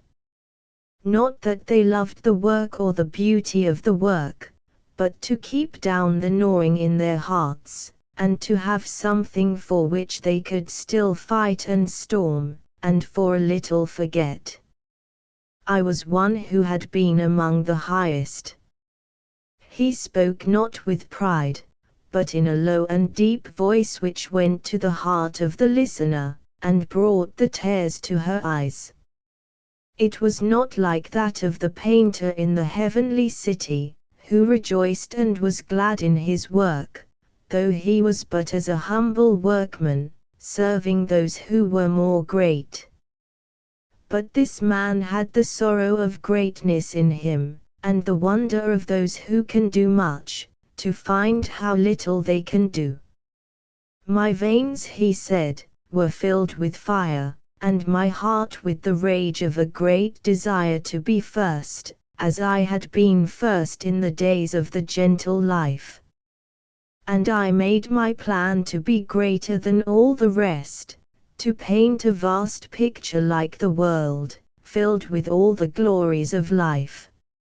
In a moment I had conceived what I should do, for my strength was as that of 100 men, and none of us could rest or breathe till it was accomplished, but flung ourselves upon this new thing as upon water in the desert. Oh, my little sister, how can I tell you, what words can show forth this wonderful thing? I stood before my great canvas with all those who were of my faction pressing upon me, noting every touch I made, shouting, and saying, "He will win! He will win!" when lo! there came a mystery and a wonder into that place. I had arranged men and women before me according to all the devices of art, to serve as my models, that nature might be in my picture, and life. But when I looked I saw them not, for between them and me had come a face. The eyes of the little pilgrim dropped with tears. She held out her hands towards him with a sympathy which no words could say. Often had I painted that face in the other life, sometimes with awe and love, sometimes with scorn, for hire and for bread, and for pride and for fame. It is pale with suffering, yet smiles, the eyes have tears in them, yet light below, and all that is there is full of tenderness and of love. There is a crown upon the brow, but it is made of thorns. It came before me suddenly, while I stood there, with the men shouting close to my ear urging me on, and fierce fury in my heart, and the rage to be first, and to forget. Where my models were, there it came. I could not see them, nor my groups that I had planned, nor anything but that face. I called out to my men, "Who has done this?" But they heard me not, nor understood me, for to them there was nothing there save the figures I had set, a living picture all ready for the painter's hand. I could not bear it, the sight of that face. I flung my tools away, I covered my eyes with my hands. But those who were about me pressed on me and threatened, they pulled my hands from my eyes. "Coward," they cried, "and traitor, to leave us in the lurch. Now will the other side win and we be shamed. Rather tear him limb from limb, fling him from the walls." The crowd came round me like an angry sea, they forced my pencils back into my hands. "Work," they cried, "or we will tear you limb from limb." For though they were upon my side, it was for rivalry, and not out of any love for me. He paused for a moment, for his heart was yet full of the remembrance, and of joy that it was past. I looked again, he said, and still it was there. "O face divine, the eyes all wet with pity, the lips all quivering with love.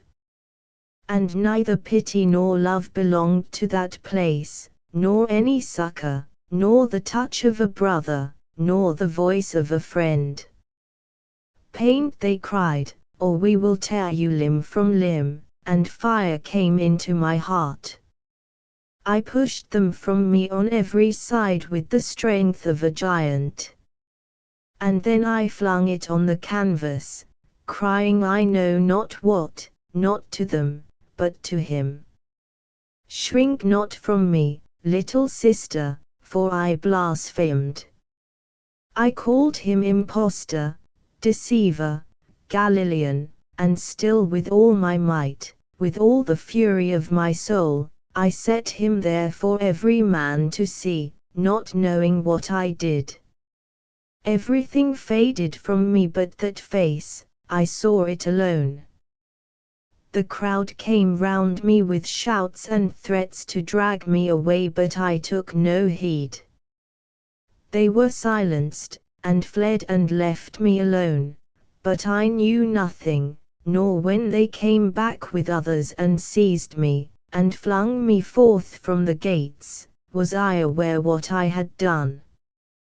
They cast me out and left me upon the wild without a shelter, without a companion, storming and raving at them as they did at me. They dashed the great gates behind me with a clang, and shut me out. And I turned and defied them, and cursed them as they cursed me, not knowing what I had done. "Oh, brother," murmured the little pilgrim, kneeling, as if she had accompanied him all the way with her prayers, but could not now say more. Then I saw again, he went on, not hearing her in the great force of that passion and wonder which was still in his mind, that vision in the air. Wherever I turned, it was there, his eyes wet with pity, his countenance shining with love. Whence came he? What did he in that place, where love is not, where pity comes not? "Friend," she cried, "to seek you there." Her companion bowed his head in deep humbleness and joy. And again he lifted his great voice and intoned his song of praise. The little pilgrim understood it, but by fragments, a line that was more simple that came here and there. And it praised the Lord that where the face of the Father was hidden, and where love was not, nor compassion, nor brother had pity on brother, nor friend knew the face of friend, and all succor was stayed, and every help forbidden, yet still in the depths of the darkness and in the heart of the silence, he who could not forget nor forsake was there. The voice of the singer was like that of one of the great angels, and many of the inhabitants of the blessed country began to appear, gathering in crowds to hear this great music, as the little sister thought, and she herself listened with all her heart, wondering and seeing on the faces of those dear friends whom she did not know an expectation and a hope which were strange to her, though she could always understand their love and their joy. But in the middle of this great song there came again another sound to her ear, a sound which pierced through the music like lightning through the sky, though it was but the cry of one distraught and fainting, a cry out of the depths not even seeking help, a cry of distress too terrible to be borne. Though it was scarcely louder than a sigh, she heard it through all the music, and turned and flew to the edge of the precipice whence it came. And immediately the darkness seemed to move as with a pulse in a great throb, and something came through the wind with a rush, as if part of the mountain had fallen, and lo! At her feet lay one who had flung himself forward, his arms stretched out, his face to the ground, as if he had seized and grasped in an agony the very soil. He lay there, half in the light and half in the shadow, gripping the rocks with his hands, burrowing into the cool herbage above and the mountain flowers, clinging, catching hold, despairing, yet seizing everything he could grasp, the tender grass, the rolling stones. The little pilgrim flung herself down upon her knees by his side, and grasped his arm to help, and cried aloud for aid, and the song of the singer ceased, and there was silence for a moment, so that the breath of the fugitive could be heard panting, and his strong struggle to drag himself altogether out of that abyss of darkness below. She thought of nothing, nor heard nor saw anything but the strain of that last effort which seemed to shake the very mountains, until suddenly there seemed to rise all around the hum and murmur as of a great multitude, and looking up, she saw every little hill and hollow, and the glorious plain beyond as far as eye could see, crowded with countless throngs, and on the high peaks above, in the full shining of the sun, came bands of angels, and of those great beings who are more mighty than men. And the eyes of all were fixed upon the man who lay as one dead upon the ground, and from the lips of all came a low murmur of rapture and delight, that spread like the hum of the bees, like the cooing of the doves, like the voice of a mother over her child, and the same sound came to her own lips unawares, and she murmured welcome and brother and friend, not knowing what she said, and looking to the others, whispered, "Hush! For he is weak," and all of them answered with tears, with hush and welcome and friend and brother and beloved, and stood smiling and weeping for joy. And presently there came softly into the blessed air the ringing of the great silver bells, which sound only for victory and great happiness and gain. And there was joy in heaven, and every world was stirred. And throughout the firmament, and among all the lords and princes of life, it was known that the impossible had become true, and the name of the Lord had proved enough, and love had conquered even despair. "Hush," she said, "for he is weak." And because it was her blessed service to receive those who had newly arrived in that heavenly country, and to soothe and help them so that like newborn children they should be able to endure and understand the joy, she knelt by him on the ground and tried to rouse him, though with trembling, for never before had she stood by one who was newly come out of the land of despair. "Let the sun come upon him," she said, "let him feel the brightness of the light," and with her soft hands she drew him out of the shade of the twilight to where the brightness of the day fell like a smile upon the flowers. And then at last he stirred, and turned round and opened his eyes, for the genial warmth had reached him. But his eyes were heavy and dazzled with the light, and he looked round him as if confused from beneath his heavy eyelids. "And where am I?" he said, "and who are you?" "Oh, brother," said the little pilgrim, and told him in his ear the name of that heavenly place, and many comforting and joyful things. But he understood her not, and still gazed about him with dazzled eyes, for his face was still towards the darkness, and fear was upon him lest this place should prove no more than a delusion, and the darkness return, and the anguish and pain. Then he who had been her guide, and told her his tale, came forward and stood by the side of the newly come. "And brother," he said, "look upon me, for you know me, and know from whence I come." The stranger looked dimly with his heavy eyes. And he replied, "It is as a dream that I know you, and know from whence you came. And the dream is sweet to lie here, and think that I am at peace. Deceive me not, oh!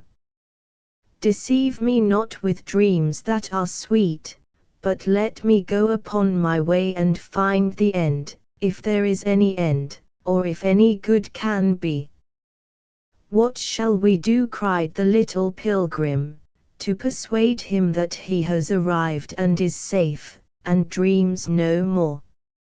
And they stood round him wondering, and troubled to find how little they could do for him, and that the light entered so slowly into his soul. And he lay on the bank like one left for death, so weary and so worn with all the horrors of the way that his heart was faint within him, and peace itself seemed to him but an illusion. He lay silent while they watched and waited, then turned himself upon the grass, which was as soft to the weary wayfarer as angels' wings, and then the sunshine caught his eye, as if he had been a newborn babe awakened to the light.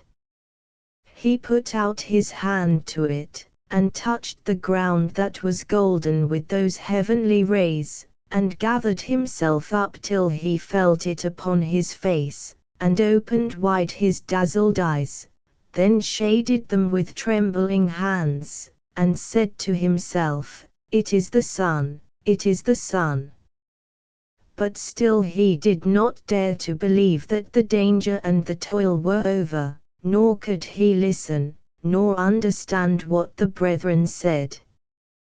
While they all stood around and watched and waited, wondering each how the newcomer should be satisfied, there suddenly arose a sound with which they were all acquainted, the sound of one approaching.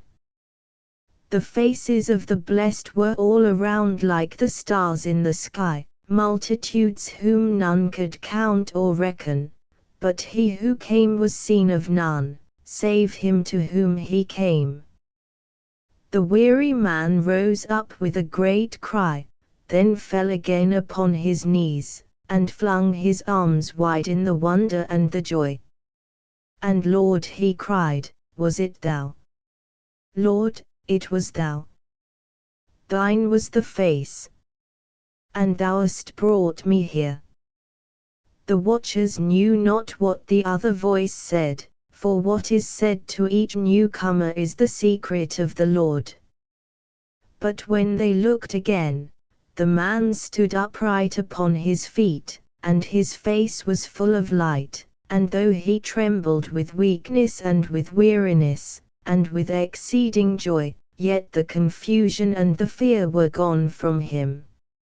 And he had no longer any suspicion of them, as if they might betray him, but held out his trembling hands and cried, "Friends, you are friends. And you spoke to me and called me brother. And am I here?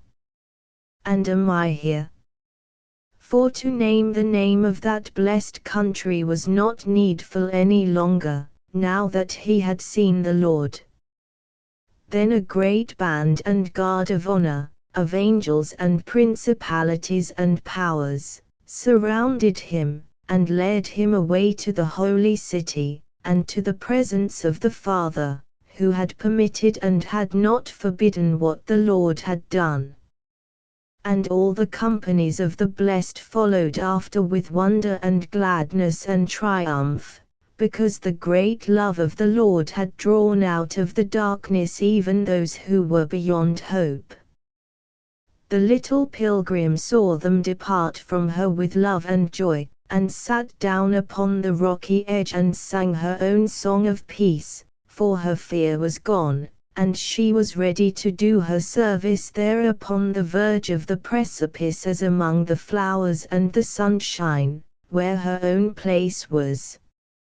From the depths she said, they come, from the land of darkness, where no love is. For thy love, O Lord, is more than the darkness and the depths.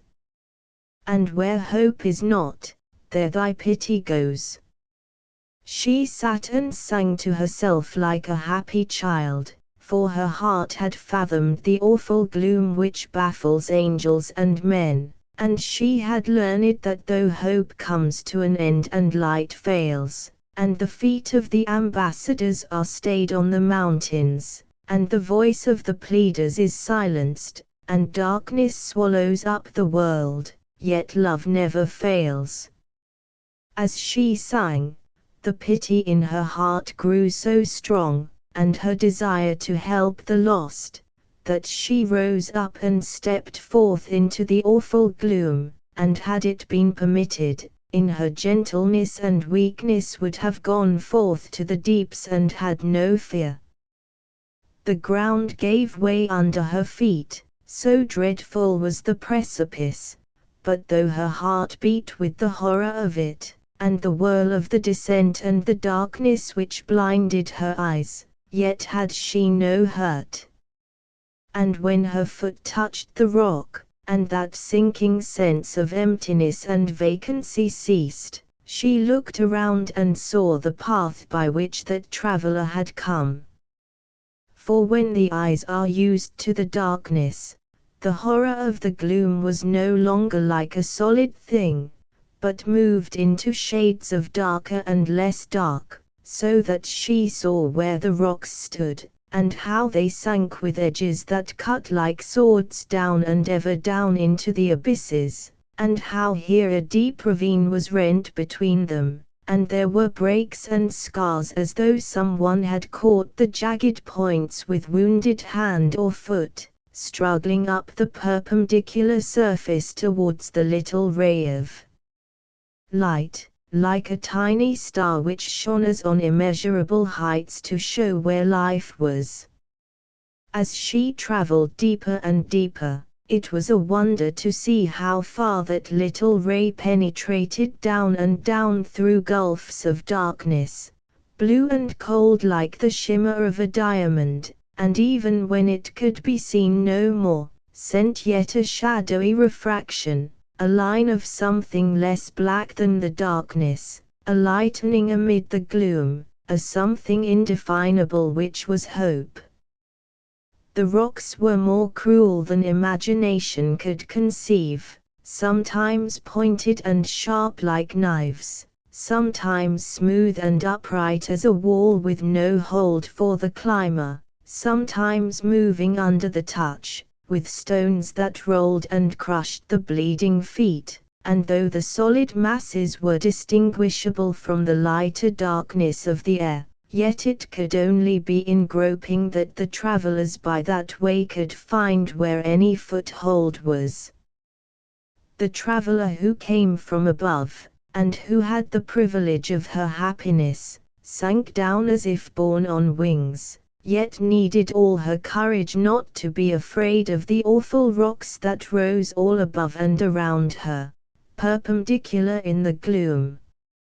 And the great blast of an icy wind swept upwards like something flying upon great wings, so tremendous was the force of it, whirling from the depths below, sucked upwards by the very warmth of the life above, so that the little pilgrim herself caught at the rocks that she might not be swept again towards the top, or dashed against the stony pinnacles that stood up on every side.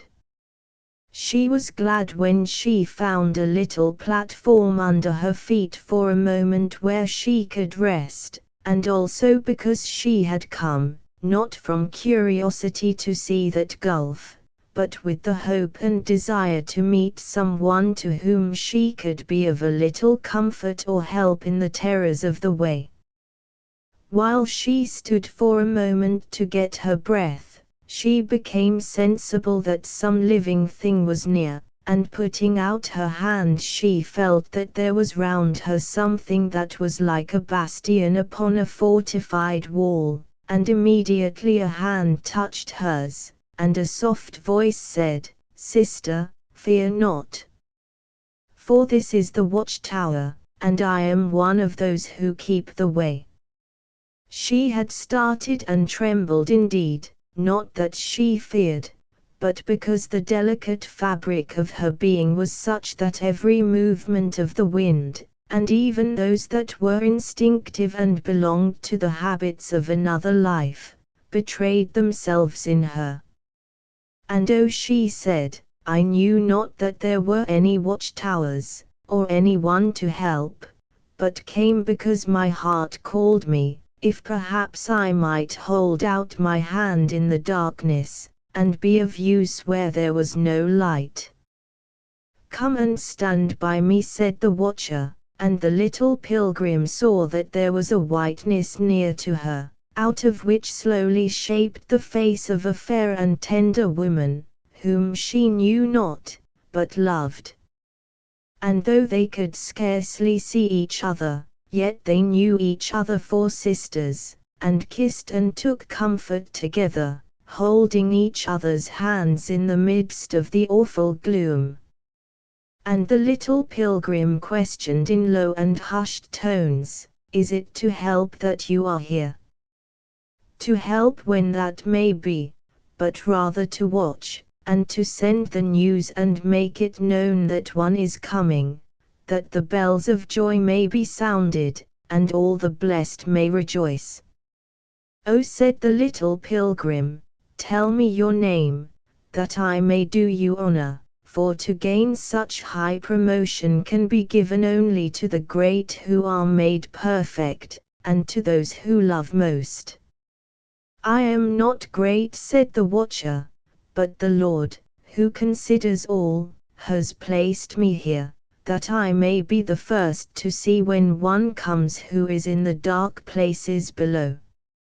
And also because there are some who say that love is idolatry, and that the Father will not have us long for our own. Therefore am I permitted to wait and watch and think the time not long for the love I bear him.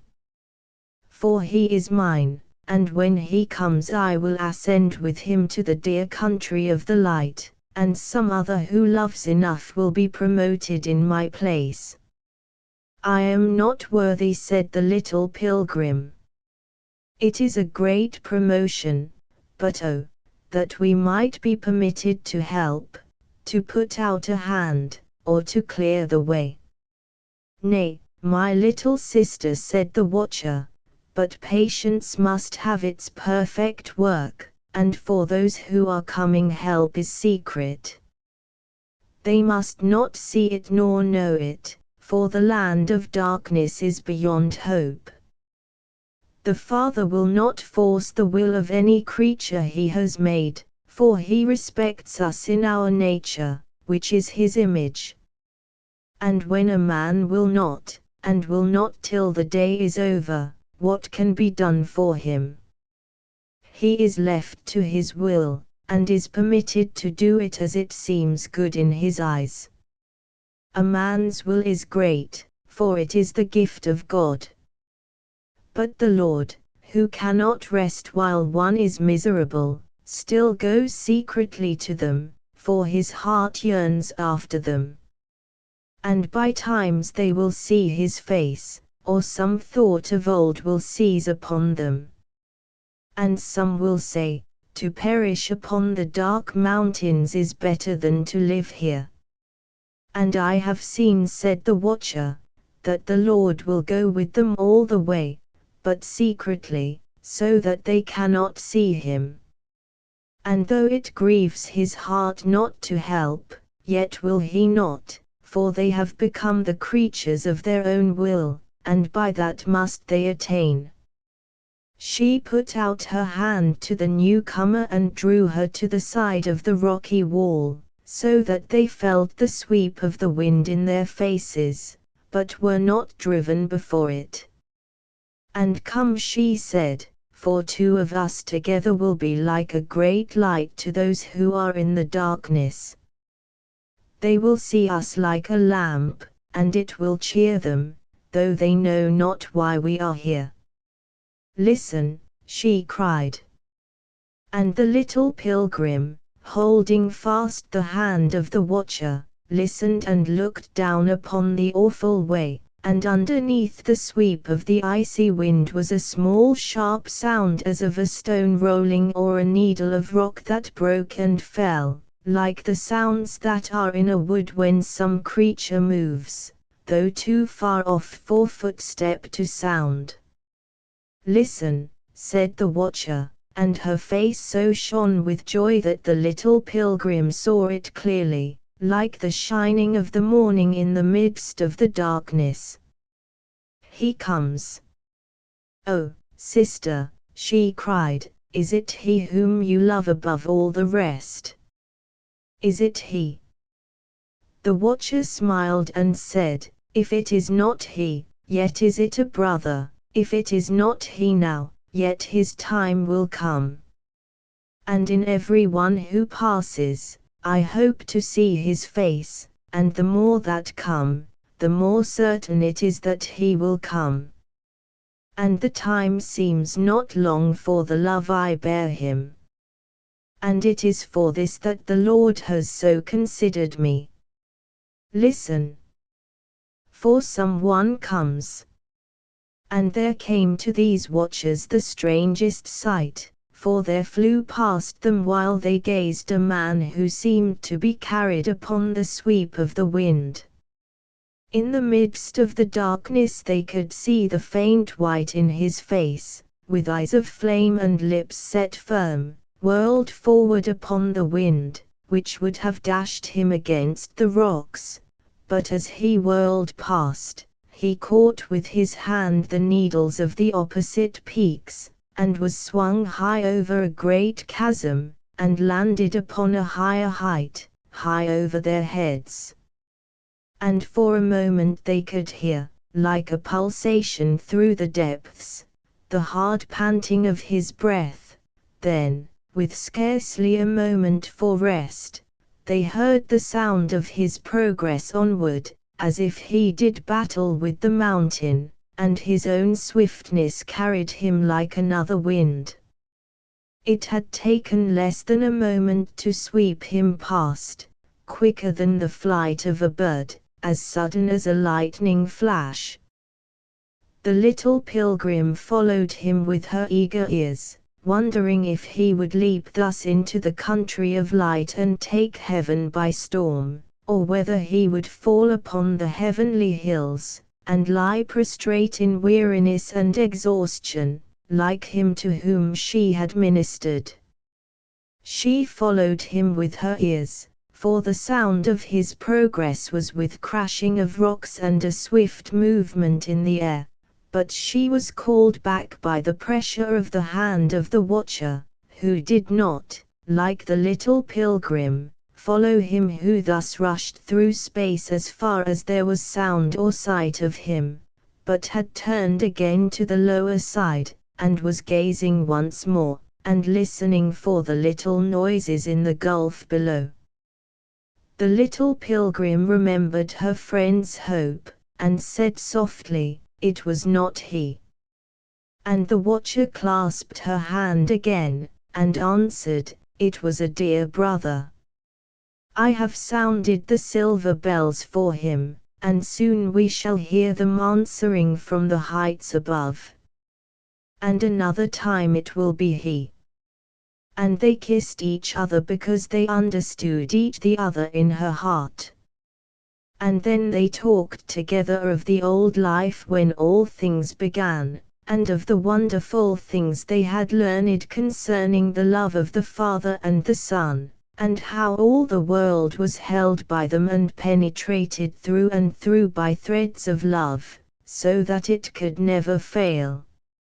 And the darkness seemed light round them, and they forgot for a little that the wind was not as a summer breeze.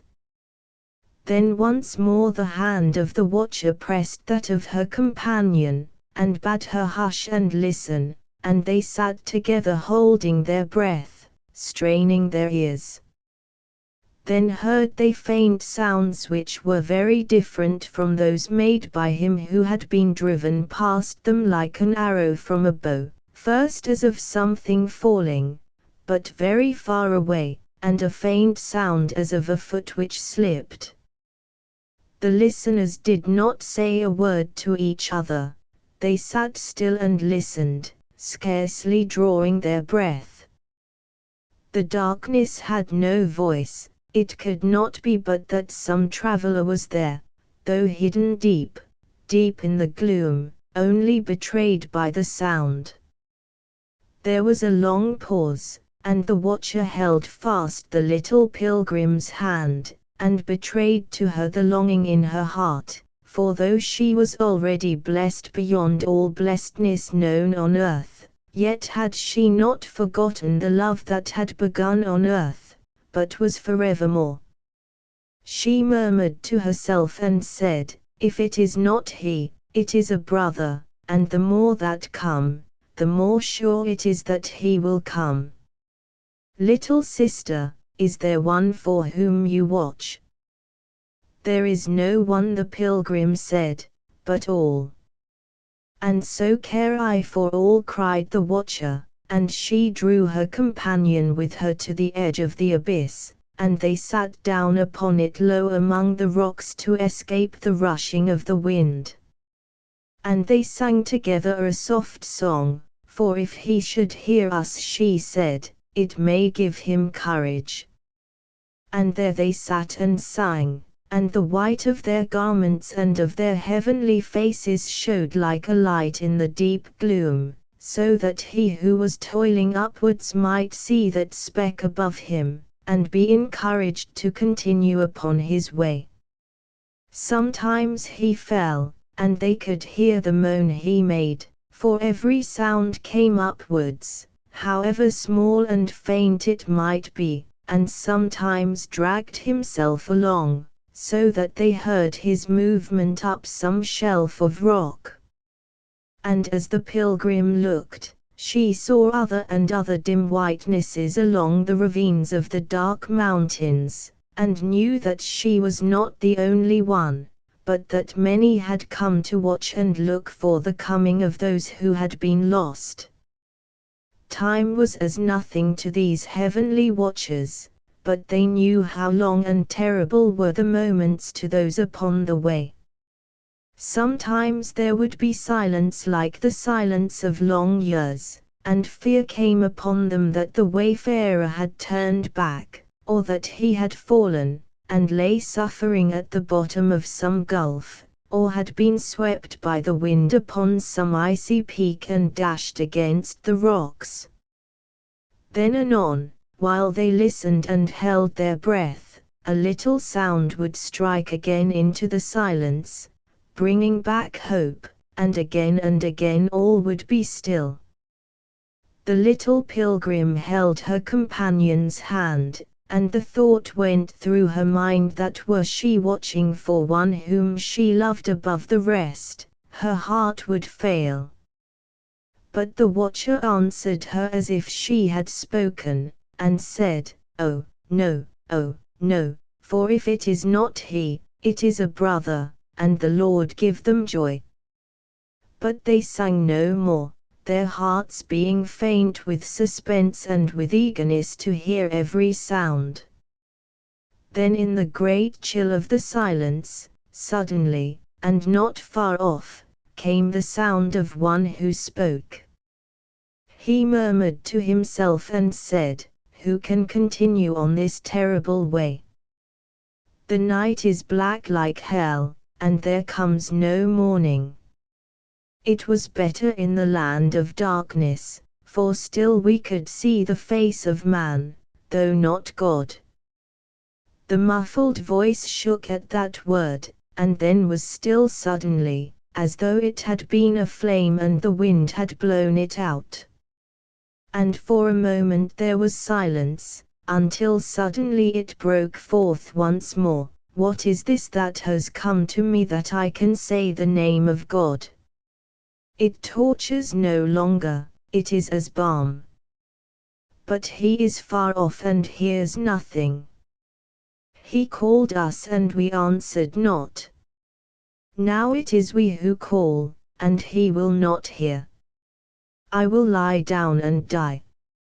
It cannot be that a man must live and live forever in pain and anguish.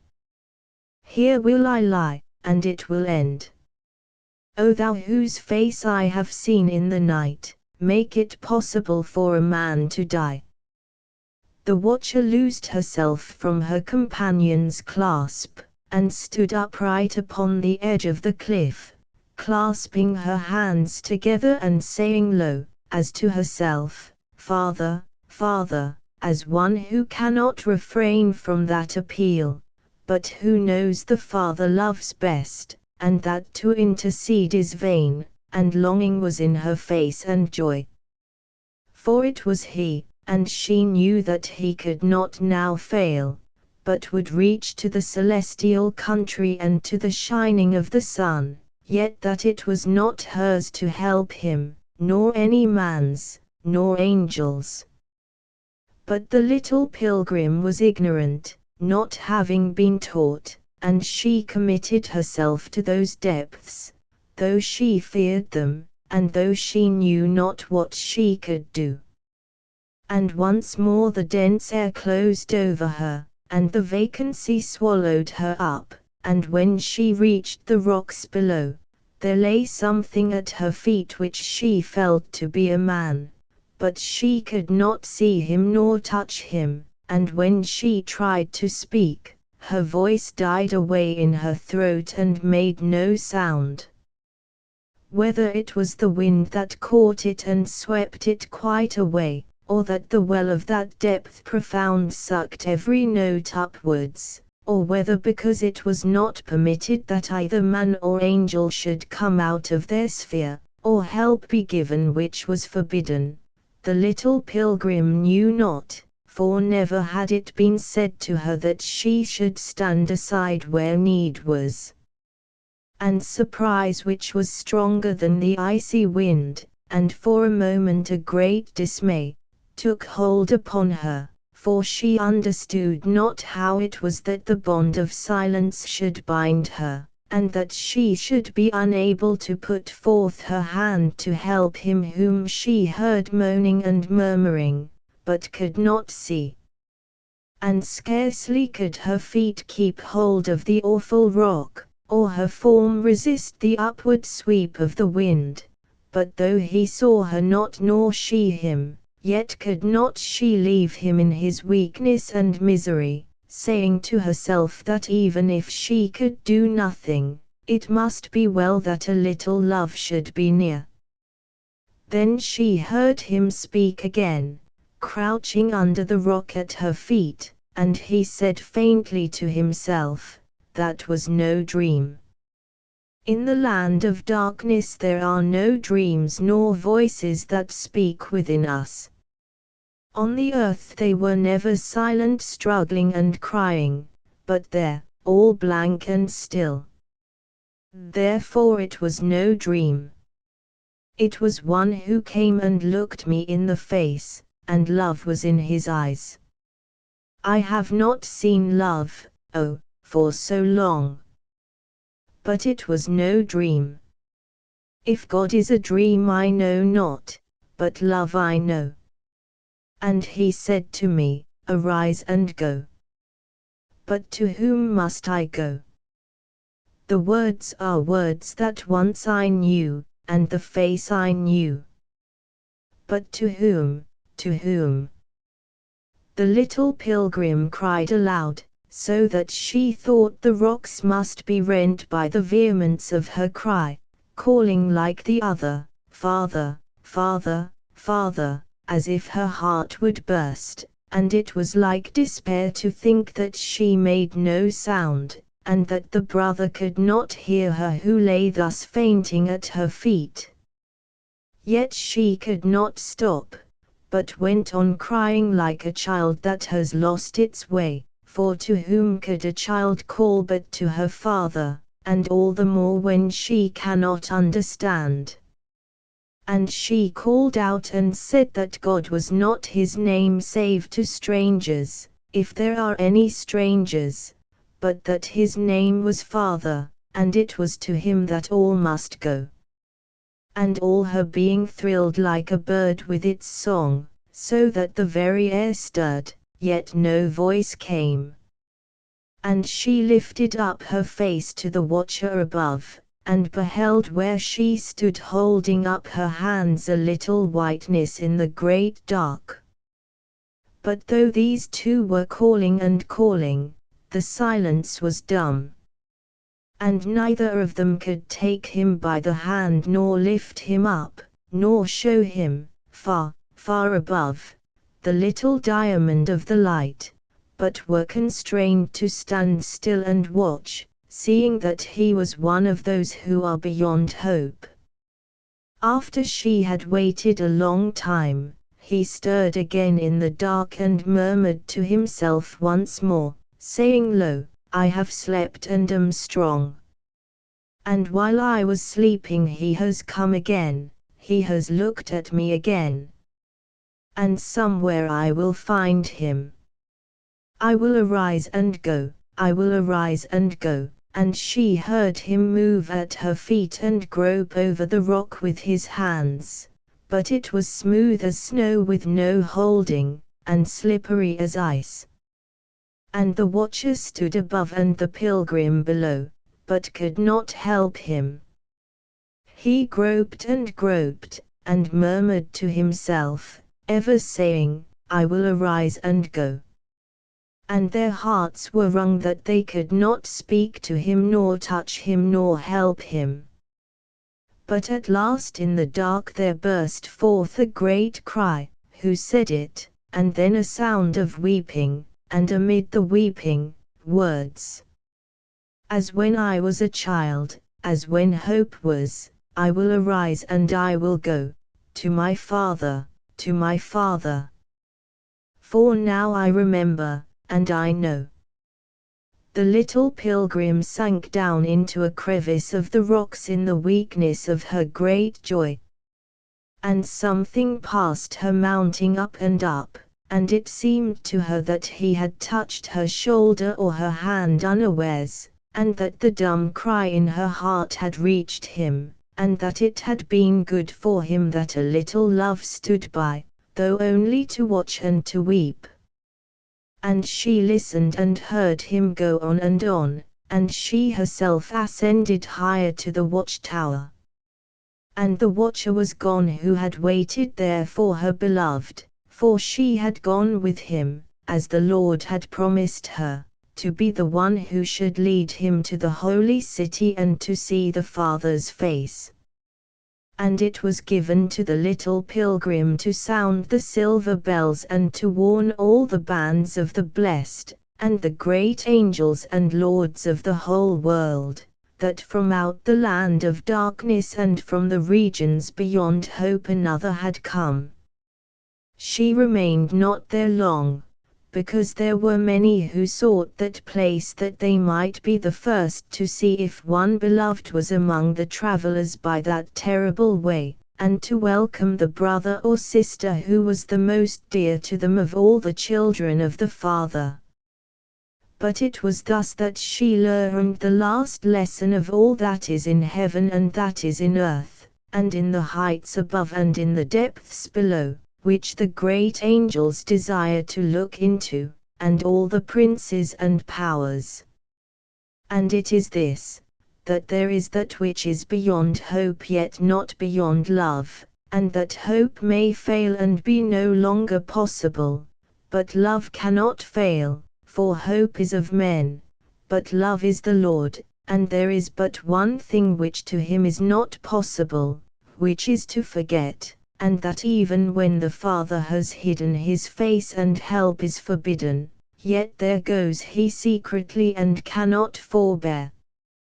But if there were any deep more profound, and to which access was not, either from the dark mountains or by any other way, the pilgrim was not taught, nor ever found any knowledge, either among the angels who know all things, or among her brothers who were the children of men. 3. The land of darkness. I found myself standing on my feet, with the tingling sensation of having come down rapidly upon the ground from a height.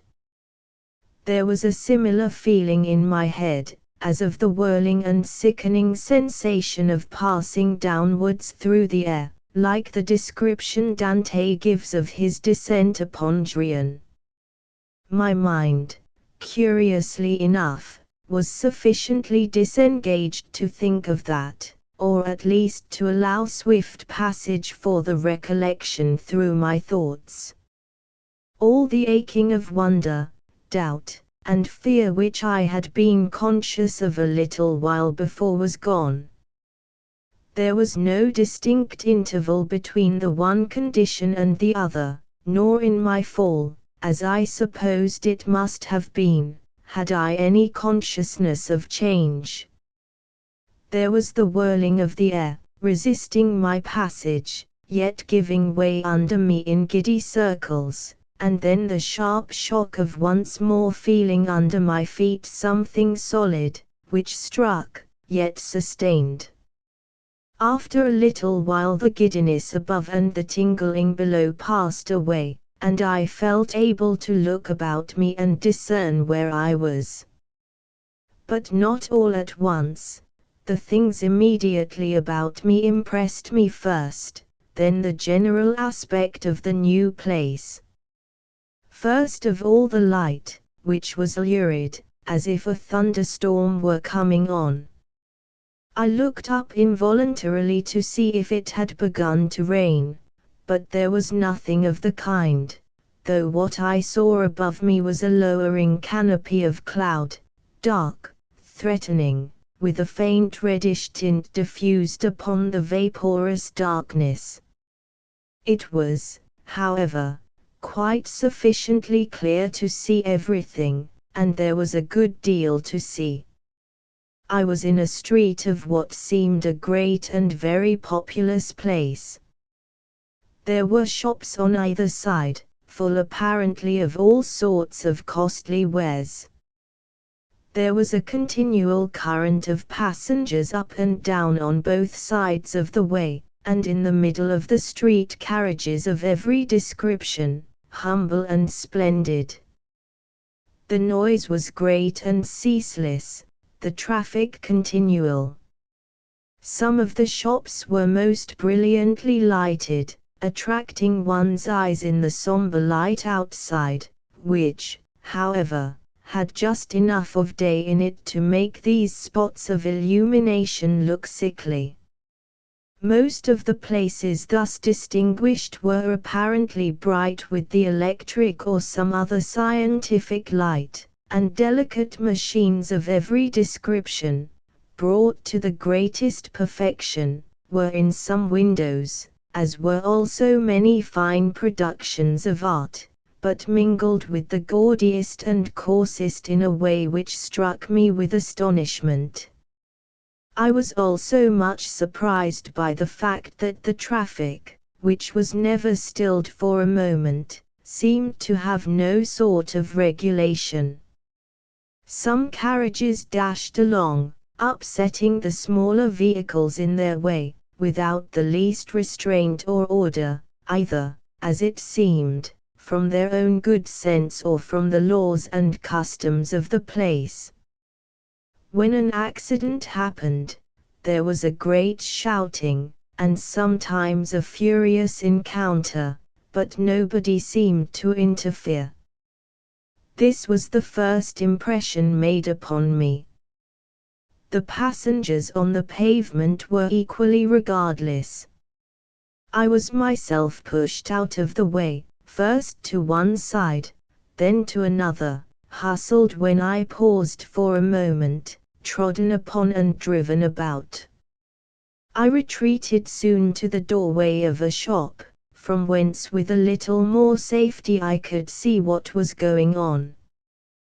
The noise made my head ring. It seemed to me that I could not hear myself think. If this were to go on forever, I said to myself, I should soon go mad. Oh, no, said someone behind me, not at all. You will get used to it, you will be glad of it. One does not want to hear one's thoughts, most of them are not worth hearing. I turned round and saw it was the master of the shop, who had come to the door on seeing me. He had the usual smile of a man who hoped to sell his wares, but to my horror and astonishment, by some process which I could not understand, I saw that he was saying to himself, "What a fool! Here's another of those cursed wretches, him," all with the same smile. I started back, and answered him as hotly, "What do you mean by calling me a fool? Fool yourself, and all the rest of it. Is this the way you receive strangers here?" "Yes," he said with the same smile, "this is the way, and I only describe you as you are, as you will soon see. Will you walk in and look over my shop? Perhaps you will find something to suit you if you are just setting up, as I suppose."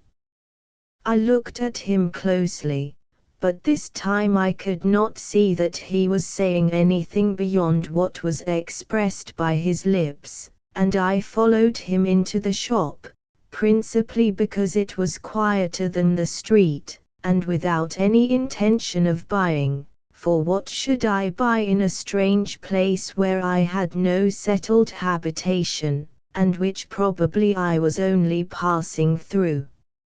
"I will look at your things," I said, in a way which I believe I had, of perhaps undue pretension.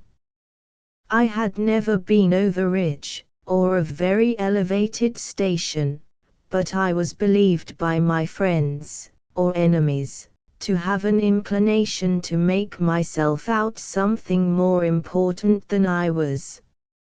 "I will look at your things, and possibly I may find something that may suit me, but with all the ateliers of Paris and London to draw from, it is scarcely to be expected that in a place like this." Here I stopped to draw my breath, with a good deal of confusion, for I was unwilling to let him see that I did not know where I was.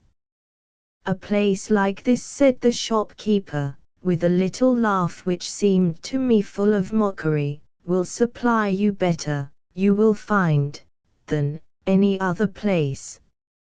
At least you will find it the only place practicable," he added. "I perceive you are a stranger here. Well, I may allow myself to be so, more or less. I have not had time to form much acquaintance with the place." "What do you call the place, its formal name, I mean?" I said with a great desire to keep up the air of superior information. Except for the first moment, I had not experienced that strange power of looking into the man below the surface which had frightened me. Now there occurred another gleam of insight, which gave me once more a sensation of alarm. I seemed to see a light of hatred and contempt below his smile, and I felt that he was not in the least taken in by the air which I assumed. "The name of the place," he said, "is not a pretty one. I hear the gentlemen who come to my shop say that it is not to be named to ears polite, and I am sure your ears are very polite." He said this with the most offensive laugh, and I turned upon him and answered him, without mincing matters, with a plainness of speech which startled myself, but did not seem to move him, for he only laughed again. "Are you not afraid," I said, "that I will leave your shop and never enter it more?" "Oh, it helps to pass the time," he said, and without any further comment began to show me very elaborate and fine articles of furniture. I had always been attracted to this sort of thing, and had longed to buy such articles for my house when I had one, but never had it in my power. Now I had no house, nor any means of paying so far as I knew, but I felt quite at my ease about buying, and inquired into the prices with the greatest composure. They are just the sort of thing I want. I will take these, I think, but you must set them aside for me, for I do not at the present moment exactly know. You mean you have got no rooms to put them in, said the master of the shop. You must get a house directly, that's all. If you're only up to it, it is easy enough. Look about until you find something you like, and then, take possession. Take possession. I was so much surprised that I stared at him with mingled indignation and surprise, of what belongs to another man. I said. I was not conscious of anything ridiculous in my look. I was indignant, which is not a state of mind in which there is any absurdity, but the shopkeeper suddenly burst into a storm of laughter. He laughed till he seemed almost to fall into convulsions, with a harsh mirth which reminded me of the old image of the crackling of thorns, and had neither amusement nor warmth in it, and presently this was echoed all around, and looking up, I saw grinning faces full of derision bent upon me from every side, from the stairs which led to the upper part of the house and from the depths of the shop behind, faces with pens behind their ears, faces in workmen's caps, all distended from ear to ear, with a sneer and a mock and a rage of laughter which nearly sent me mad.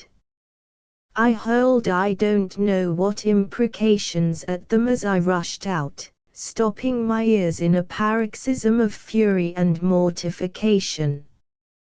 My mind was so distracted by this occurrence that I rushed without knowing it upon someone who was passing, and threw him down with the violence of my exit, upon which I was set on by a party of half a dozen ruffians, apparently his companions, who would, I thought, kill me, but who only flung me, wounded, bleeding, and feeling as if every bone in my body had been broken, down on the pavement, when they went away, laughing too.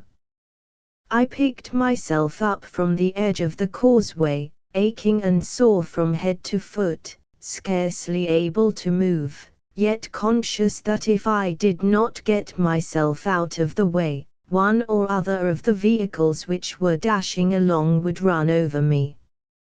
It would be impossible to describe the miserable sensations, both of body and mind, with which I dragged myself across the crowded pavement, not without curses and even kicks from the passers-by, and avoiding the shop from which I still heard those shrieks of devilish laughter, gathered myself up in the shelter of a little projection of a wall, where I was for the moment safe. The pain which I felt was as nothing to the sense of humiliation, the mortification, the rage with which I was possessed. There is nothing in existence more dreadful than rage which is impotent, which cannot punish or avenge, which has to restrain itself and put up with insults showered upon it. I had never known before what that helpless, hideous exasperation was, and I was humiliated beyond description, brought down, whose inclination it was to make more of myself than was justifiable, to the aspect of a miserable ruffian beaten in a brawl, soiled, covered with mud and dust, my clothes torn, my face bruised and disfigured, all this within half an hour or thereabout of my arrival in a strange place where nobody knew me or could do me justice. I kept looking out feverishly for someone with an air of authority to whom I could appeal. Sooner or later somebody must go by, who, seeing me in such a plight, must inquire how it came about, must help me and vindicate me. I sat there for I cannot tell how long, expecting every moment that were it but a policeman, somebody would notice and help me, but no one came. Crowds seemed to sweep by without a pause, all hurrying, restless, some with anxious faces, as if any delay would be mortal, some in noisy groups intercepting the passage of the others. Sometimes one would pause to point me out to his comrades with a shout of derision at my miserable plight, or if by a change of posture I got outside the protection of my wall, would kick me back with a coarse injunction to keep out of the way.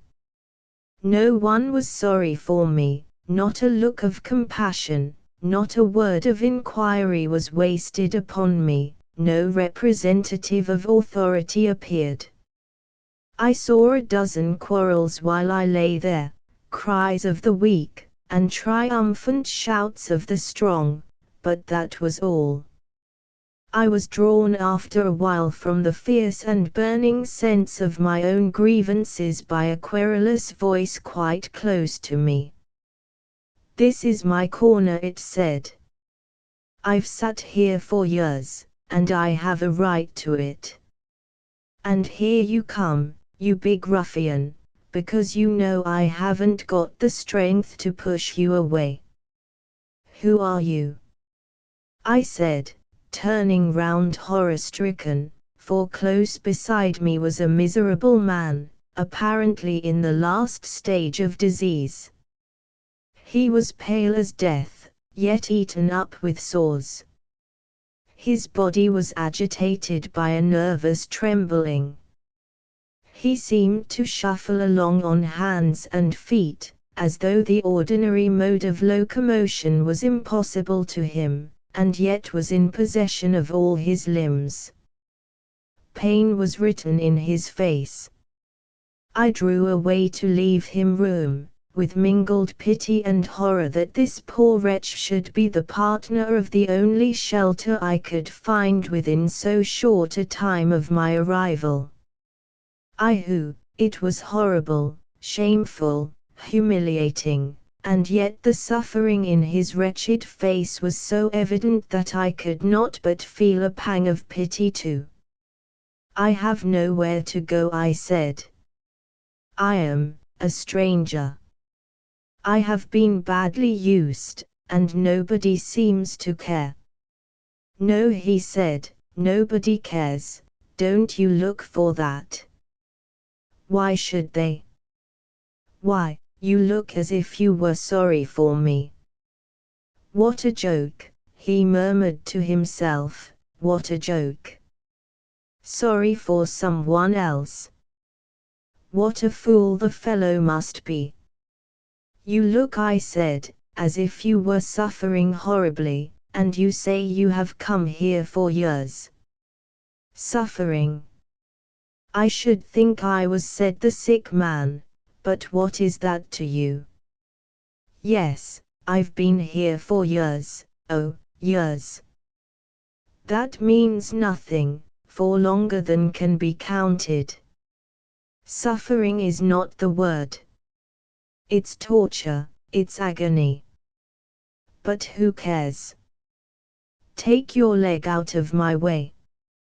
I drew myself out of his way from a sort of habit, though against my will, and asked, from habit too, "Are you never any better than now?" He looked at me more closely, and an air of astonishment came over his face. "What do ye want here?" he said, pitying a man. "That's something new here." "No, I'm not always so bad, if you want to know. I get better, and then I go and do what makes me bad again, and that's how it will go on, and I choose it to be so, and you needn't bring any of your pity here. I may ask, at least, why aren't you looked after? Why don't you get into some hospital? I said. Hospital, cried the sick man, and then he too burst out into that furious laugh, the most awful sound I ever had heard. Some of the passers-by stopped to hear what the joke was, and surrounded me with once more a circle of mockers. Hospitals. Perhaps you would like a whole Red Cross society, with ambulances and all arranged, cried one. Or the Misericordia, shouted another.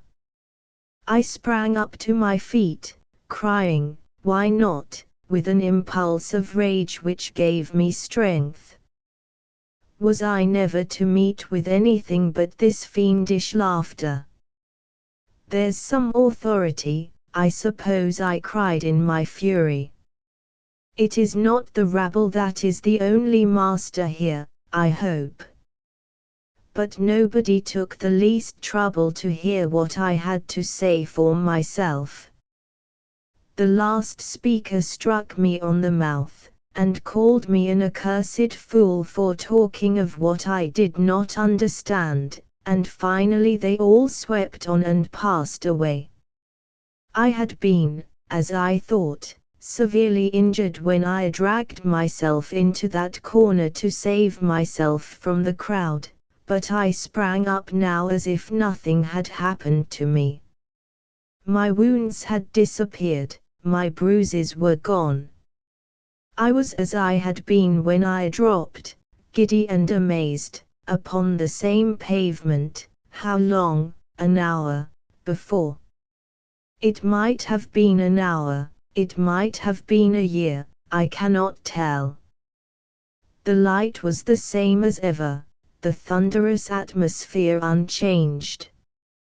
Day, if it was day, had made no progress, night, if it was evening, had come no nearer, all was the same.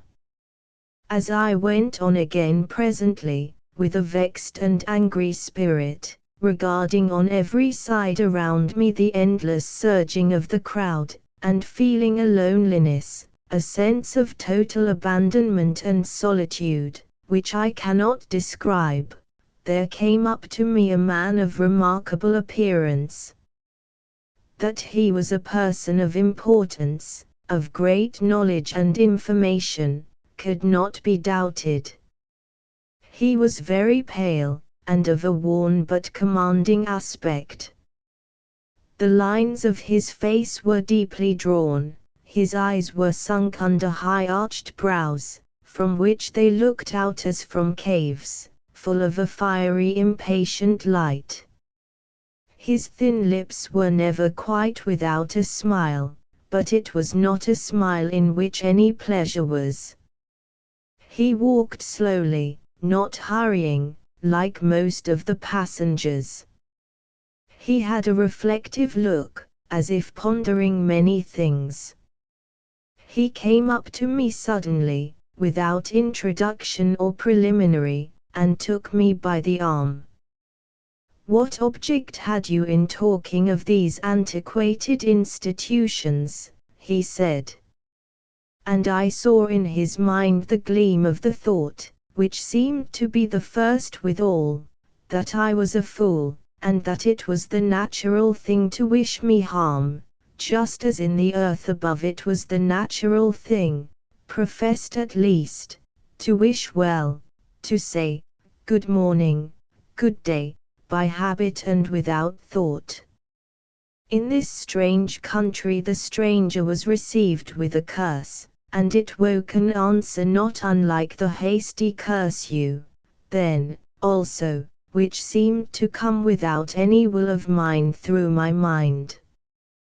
But this provoked only a smile from my new friend.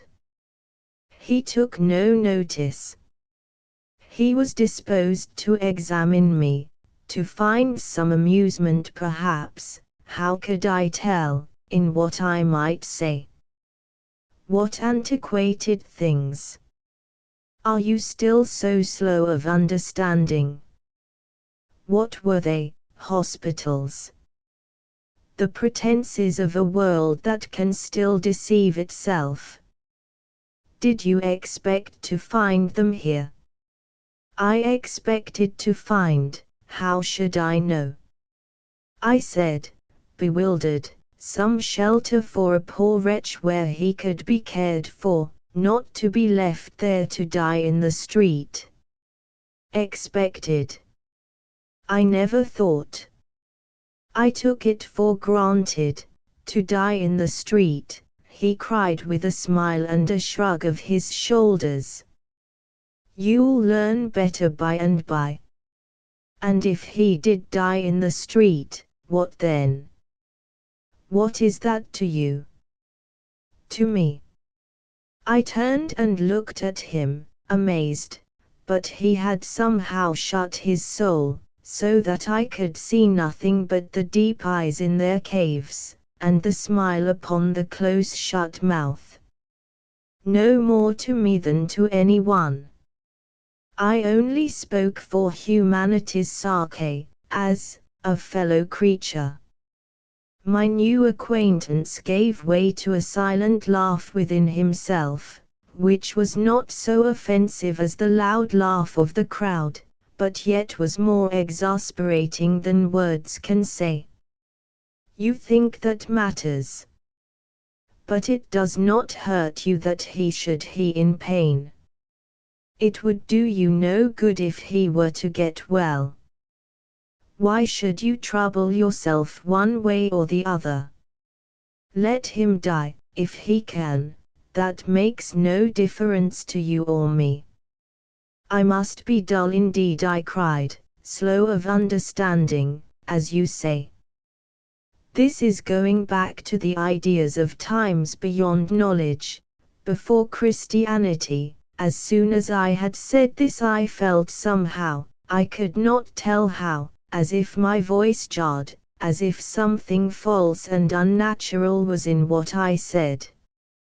My companion gave my arm a twist as if with a shock of surprise, then laughed in his inward way again. We don't think much of that here, nor of your modern pretenses in general.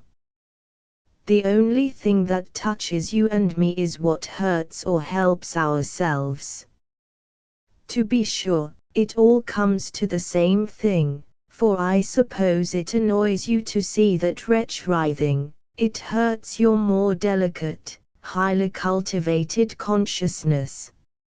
It has nothing to do with my consciousness, I cried angrily. It is a shame to let a fellow creature suffer if we can prevent it. Why shouldn't he suffer? Said my companion. We passed as he spoke some other squalid, wretched creatures shuffling among the crowd, whom he kicked with his foot, calling forth a yell of pain and curses. This he regarded with a supreme contemptuous calm which stupefied me. Nor did any of the passers-by show the slightest inclination to take the part of the sufferers.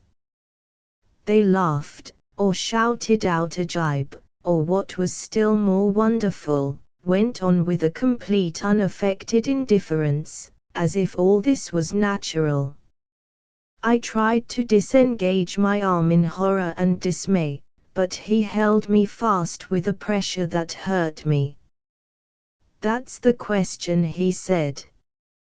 What have we to do with it? Your fictitious consciousness makes it painful to you. To me, on the contrary, who take the view of nature, it is a pleasurable feeling. It enhances the amount of ease, whatever that may be, which I enjoy. I am in no pain. That brute who is, and he flicked with a stick he carried the uncovered wound of a wretch upon the roadside, makes me more satisfied with my condition. Ah! You think it is I who am the brute. You will change your mind by and by. Never.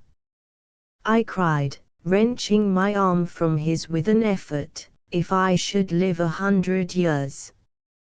100 years, a drop in the bucket, he said with his silent laugh. You will live forever, and you will come to my view, and we shall meet in the course of ages, from time to time, to compare notes. I would say goodbye after the old fashion, but you are but newly arrived, and I will not treat you so badly as that. With which he parted from me, waving his hand, with his everlasting horrible smile. Goodbye. I said to myself, goodbye. Why should it be treating me badly to say goodbye? I was startled by a buffet on the mouth.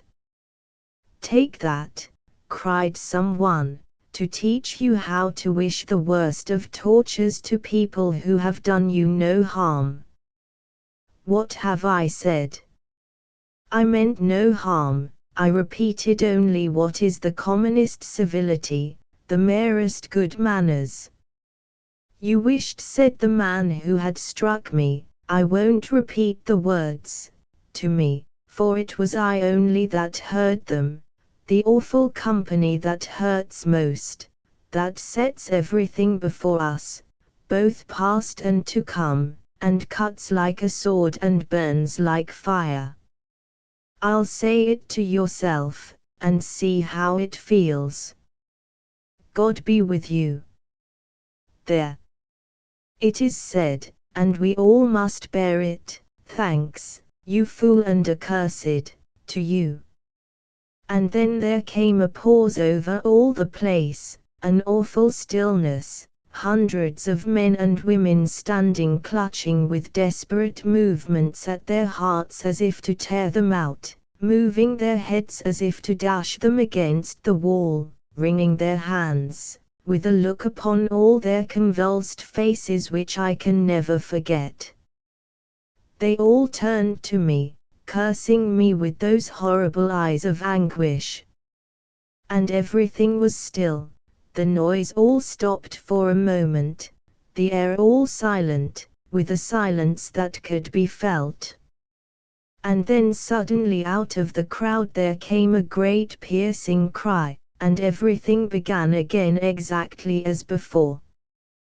While this pause occurred, and while I stood wondering, bewildered, understanding nothing, there came over me a darkness, a blackness, a sense of misery such as never in all my life, though I have known troubles enough, I had felt before. All that had happened to me throughout my existence seemed to rise pale and terrible in 100 scenes before me, all momentary, intense, as if each was the present moment. And in each of these scenes I saw what I had never seen before. I saw where I had taken the wrong instead of the right step, in what wantonness, with what self-will it had been done, how God, I shuddered at the name, had spoken and called me, and even entreated, and I had withstood and refused. All the evil I had done came back, and spread itself out before my eyes, and I loathed it, yet knew that I had chosen it, and that it would be with me forever. I saw it all in the twinkling of an eye, in a moment, while I stood there, and all men with me, in the horror of awful thought.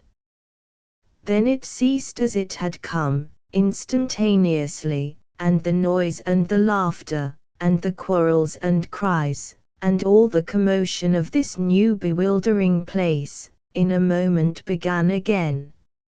I had seen no one while this strange paroxysm lasted.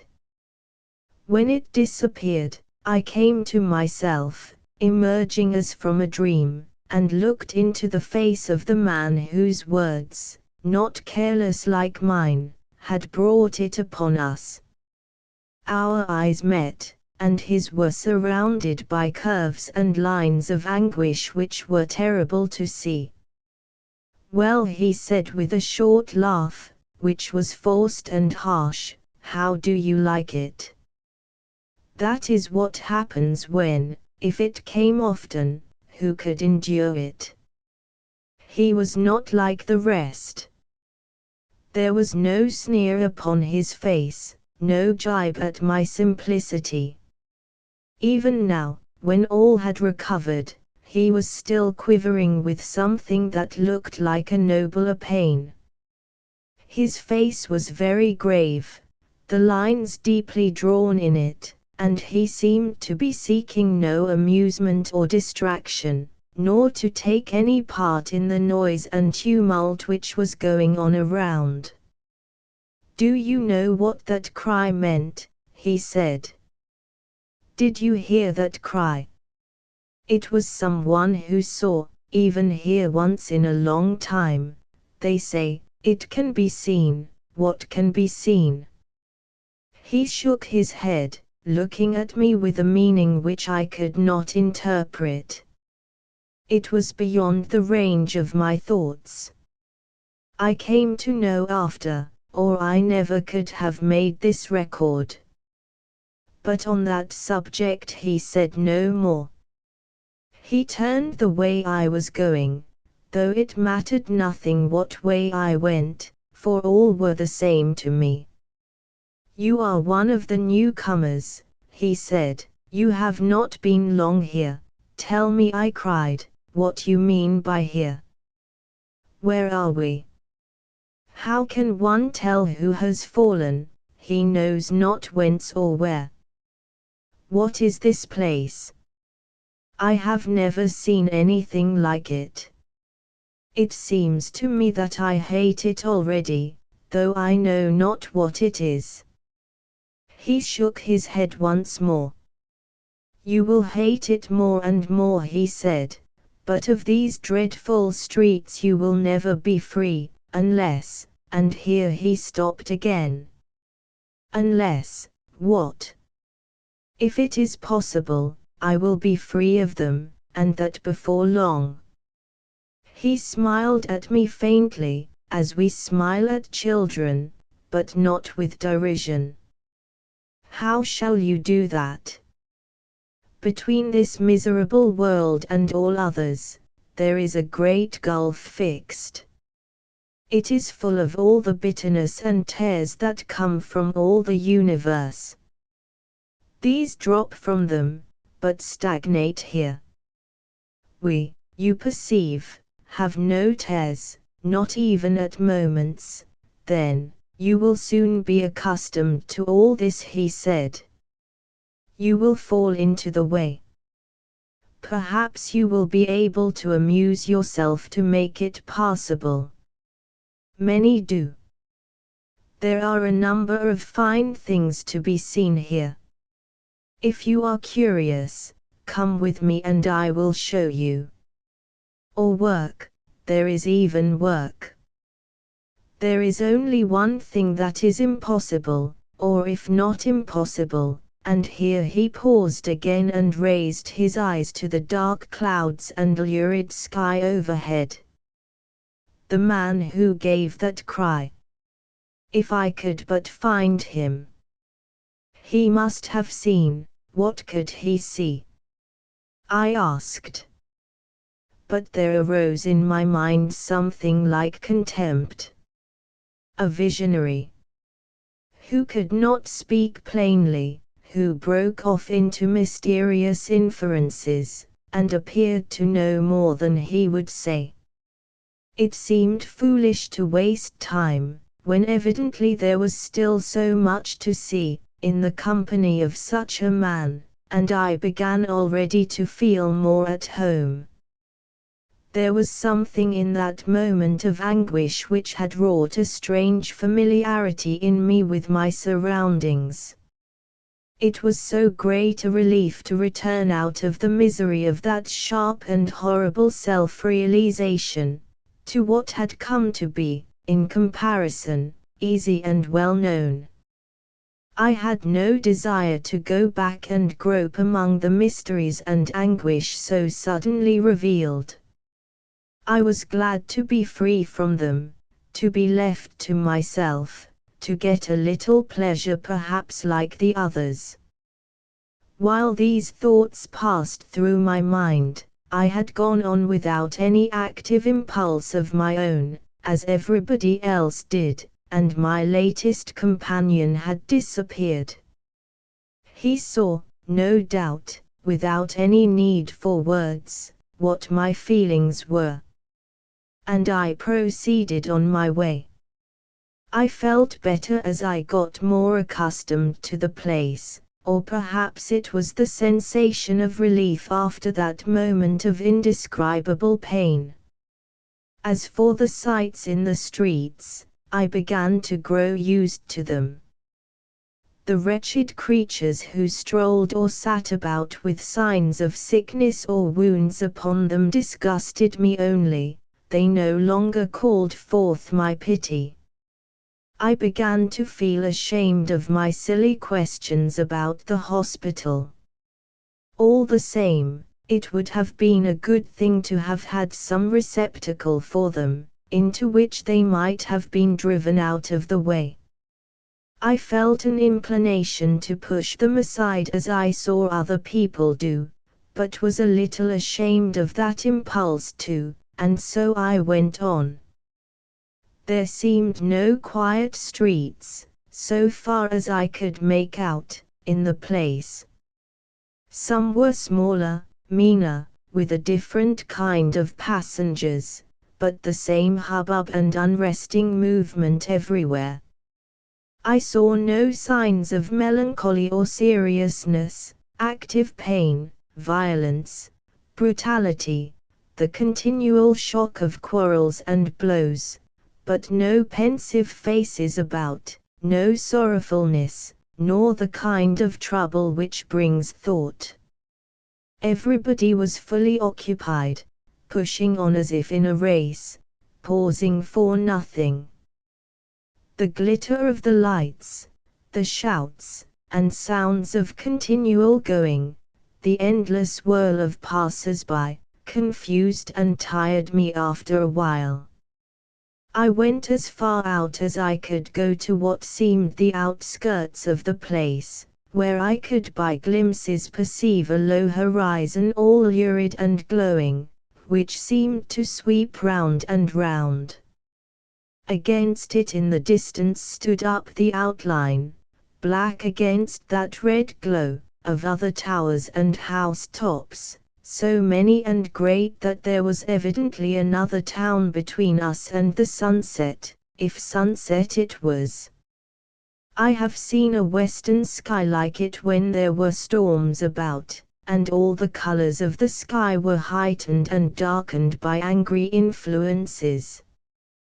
The distant town rose against it, cutting the firmament so that it might have been tongues of flame flickering between the dark solid outlines, and across the waste open country which lay between the two cities, there came a distant hum like the sound of the sea, which was in reality the roar of that other multitude.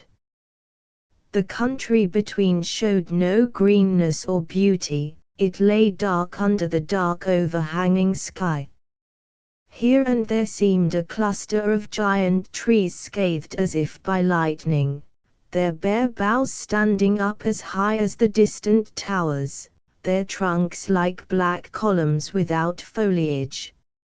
Openings here and there, with glimmering lights, looked like the mouths of mines, but of passengers there were scarcely any. A figure here and there flew along as if pursued, imperfectly seen, a shadow only a little darker than the space about.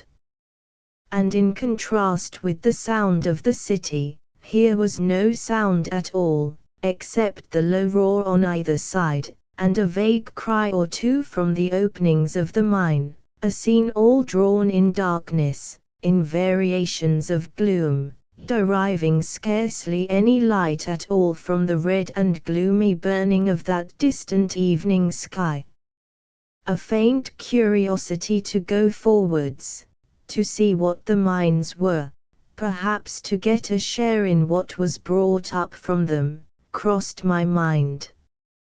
But I was afraid of the dark, of the wild uninhabited savage look of the landscape, though when I thought of it, there seemed no reason why a narrow stretch of country between two great towns should be alarming. But the impression was strong and above reason. I turned back to the street in which I had first alighted, and which seemed to end in a great square full of people. In the middle there was a stage erected, from which someone was delivering an oration or address of some sort.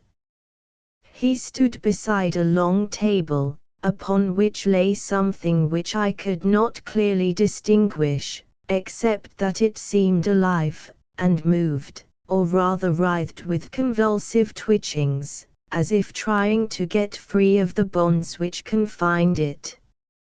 Round the stage in front were a number of seats occupied by listeners, many of whom were women, whose interest seemed to be very great, some of them being furnished with notebooks, while a great unsettled crowd coming and going, drifted round, many, arrested for a time as they passed, proceeding on their way when the interest flagged, as is usual to such open-air assemblies. I followed two of those who pushed their way to within a short distance of the stage, and who were strong, big men, more fitted to elbow the crowd aside than I, after my rough treatment in the first place, and the agitation I had passed through, could be. I was glad, besides, to take advantage of the explanation which one was giving to the other. "It's always fun to see this fellow demonstrate," he said, "and the subject today's a capital one. Let's get well forward, and see all that's going on." "Which subject do you mean?" said the other, "the theme or the example?" And they both laughed, though I did not seize the point of the wit. "Well," both said the first speaker. "The theme is nerves, and as a lesson in construction and the calculation of possibilities, it's fine. He's very clever at that. He shows how they are all strung to give as much pain and do as much harm as can be, and yet how well it's all managed, don't you know, to look the reverse. As for the example, he's a capital one, all nerves together, lying, if you like, just on the surface, ready for the knife." "If they are on the surface I can't see where the fun is," said the other. "Metaphorically speaking. Of course they are just where other people's nerves are, but he's what you call a highly organized nervous specimen. There will be plenty of fun." "Hush. He is just going to begin." "The arrangement of these threads of being," said the lecturer, evidently resuming after a pause, "so as to convey to the brain the most instantaneous messages of pain or pleasure, is wonderfully skillful and clever. I need not say to the audience before me, enlightened as it is by experiences of the most striking kind, that the messages are less of pleasure than of pain. They report to the brain the stroke of injury far more often than the thrill of pleasure, though sometimes that too, no doubt, or life could scarcely be maintained. The powers that be have found it necessary to mingle a little sweet of pleasurable sensation, else our miserable race would certainly have found some means of procuring annihilation. I do not for a moment pretend to say that the pleasure is sufficient to offer a just counterbalance to the other. None of my hearers will, I hope, accuse me of inconsistency. I am ready to allow that in a previous condition I asserted somewhat strongly that this was the case, but experience has enlightened us on that point. Our circumstances are now understood by us all in a manner impossible while we were still in a condition of incompleteness. We are all convinced that there is no compensation. The pride of the position, of bearing everything rather than give in, or making a submission we do not feel, of preserving our own will and individuality to all eternity, is the only compensation. I am satisfied with it, for my part. The orator made a pause, holding his head high, and there was a certain amount of applause. The two men before me cheered vociferously. "That is the right way to look at it," one of them said. My eyes were upon them, with no particular motive, and I could not help starting, as I saw suddenly underneath their applause and laughter a snarl of cursing, which was the real expression of their thoughts. I felt disposed in the same way to curse the speaker, though I knew no reason why. He went on a little farther, explaining what he meant to do, and then turning round, approached the table. An assistant, who was waiting, uncovered it quickly. The audience stirred with quickened interest, and I with consternation made a step forwards, crying out with horror. The object on the table, writhing, twitching to get free, but bound down by every limb, was a living man. The lecturer went forwards calmly, taking his instruments from their case with perfect composure and coolness. "Now, ladies and gentlemen," he said, and inserted the knife in the flesh, making a long clear cut in the bound arm. I shrieked out, unable to restrain myself. The sight of the deliberate wound, the blood, the cry of agony that came from the victim, the calmness of all the lookers-on, filled me with horror and rage indescribable. I felt myself clear the crowd away with a rush, and spring on the platform, I could not tell how. "You devil!" I cried, "let the man go. Where is the police? Where is a magistrate? Let the man go this moment. Fiends in human shape! I'll have you brought to justice." I heard myself shouting wildly, as I flung myself upon the wretched sufferer, interposing between him and the knife. It was something like this that I said. My horror and rage were delirious, and carried me beyond all attempt at control. Through it all I heard a shout of laughter rising from everybody round. The lecturer laughed, the audience roared with that sound of horrible mockery which had driven me out of myself in my first experience.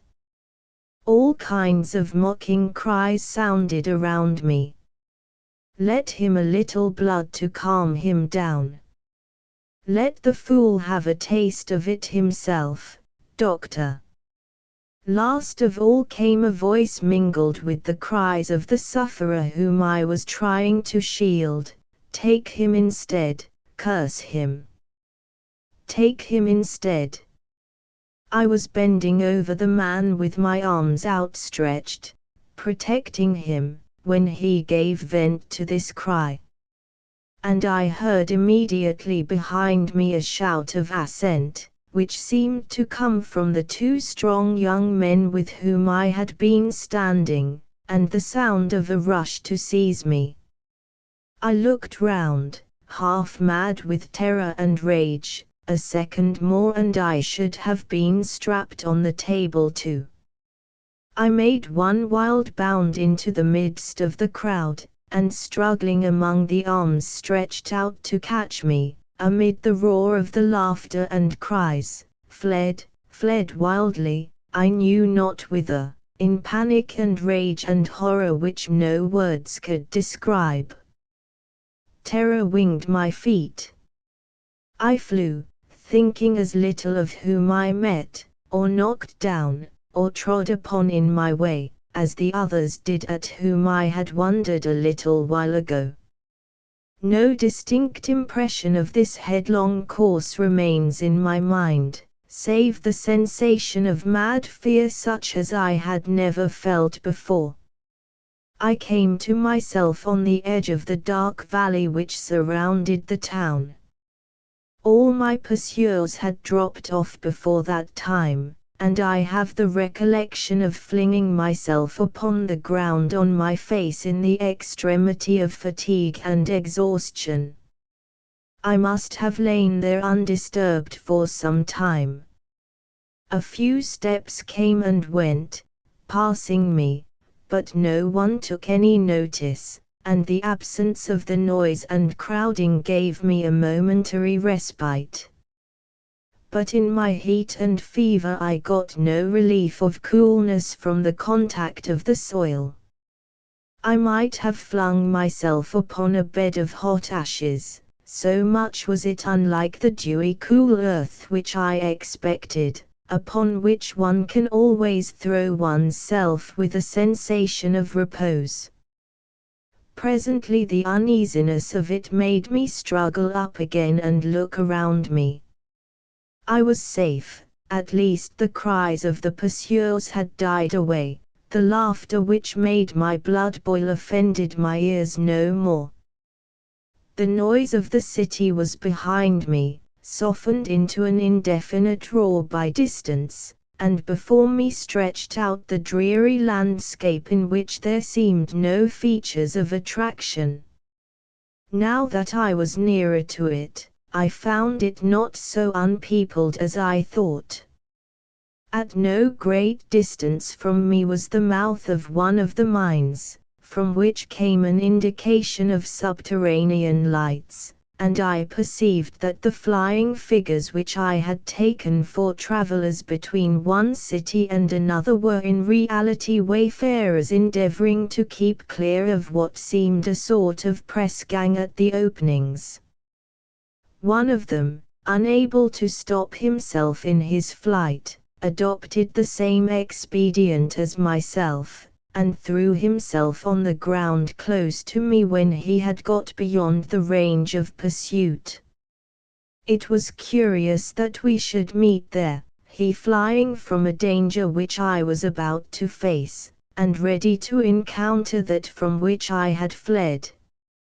I waited for a few minutes till he had recovered his breath, and then, "What are you running from?" I said. "Is there any danger there?" The man looked up at me with the same continual question in his eyes, "Who is this fool?" "Danger," he said. "Are you so new here, or such a cursed idiot, as not to know the danger of the mines? You are going across yourself, I suppose, and then you'll see."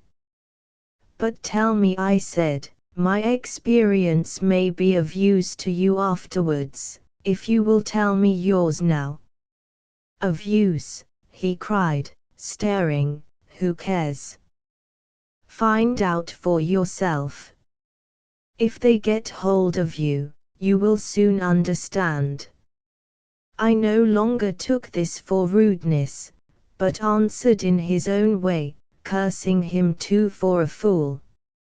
"If I ask a warning I can give one, as for kindness," I said, "I was not looking for that." At this he laughed, indeed we laughed together. There seemed something ridiculous in the thought, and presently he told me, for the mere relief of talking, that round each of these pit mouths there was a band to entrap every passer-by who allowed himself to be caught, and send him down below to work in the mine.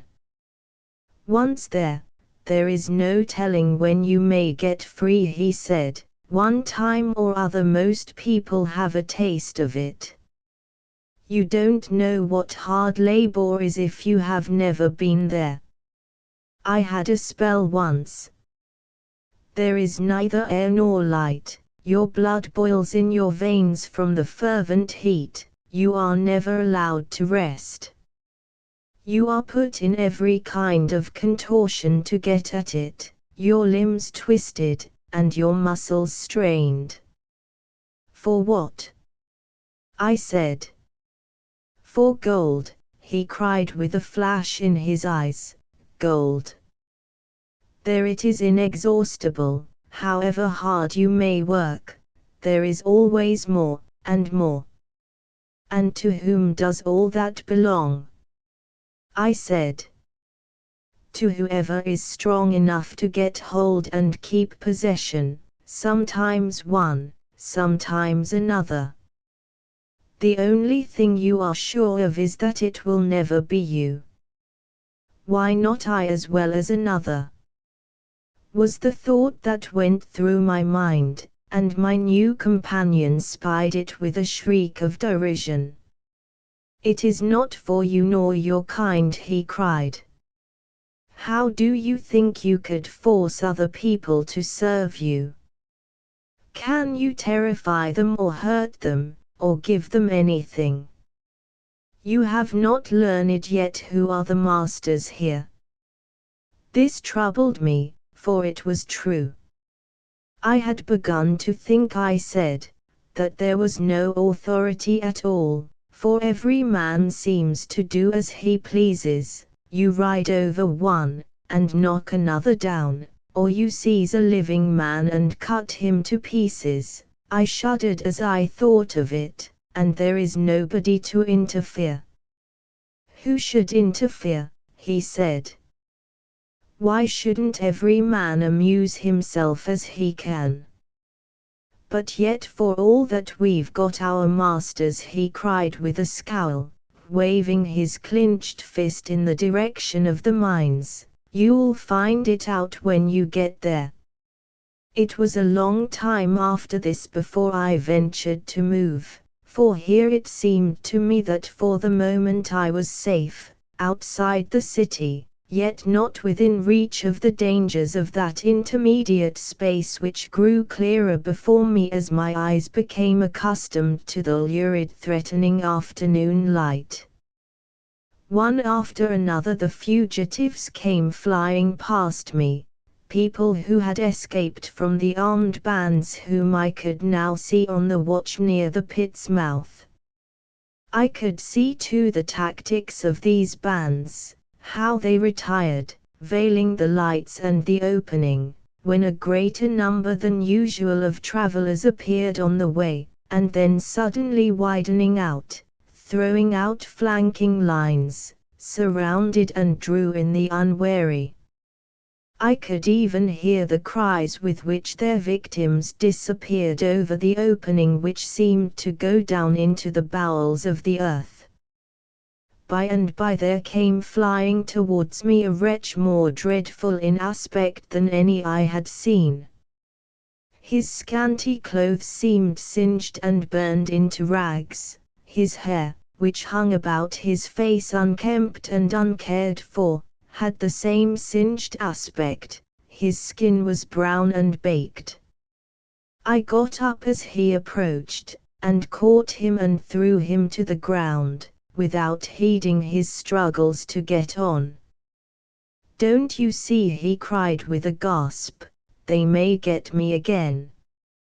He was one of those who had escaped out of the mines, but what was it to me whether they caught him again or not? I wanted to know how he had been caught, and what he had been set to do, and how he had escaped. Why should I hesitate to use my superior strength when no one else did? I kept watch over him that he should not get away. "You have been in the mines," I said. "Let me go," he cried. "Do you need to ask?" And he cursed me as he struggled, with the most terrible imprecations. "They may get me yet. Let me go." "Not till you tell me," I cried. "Tell me and I'll protect you. If they come near I'll let you go." "Who are they, man? I must know." He struggled up from the ground, clearing his hot eyes from the ashes that were in them, and putting aside his singed hair. He gave me a glance of hatred and impotent resistance, for I was stronger than he, and then cast a wild, terrified look back. The skirmishers did not seem to remark that anybody had escaped, and he became gradually a little more composed. "Who are they?" he said hoarsely.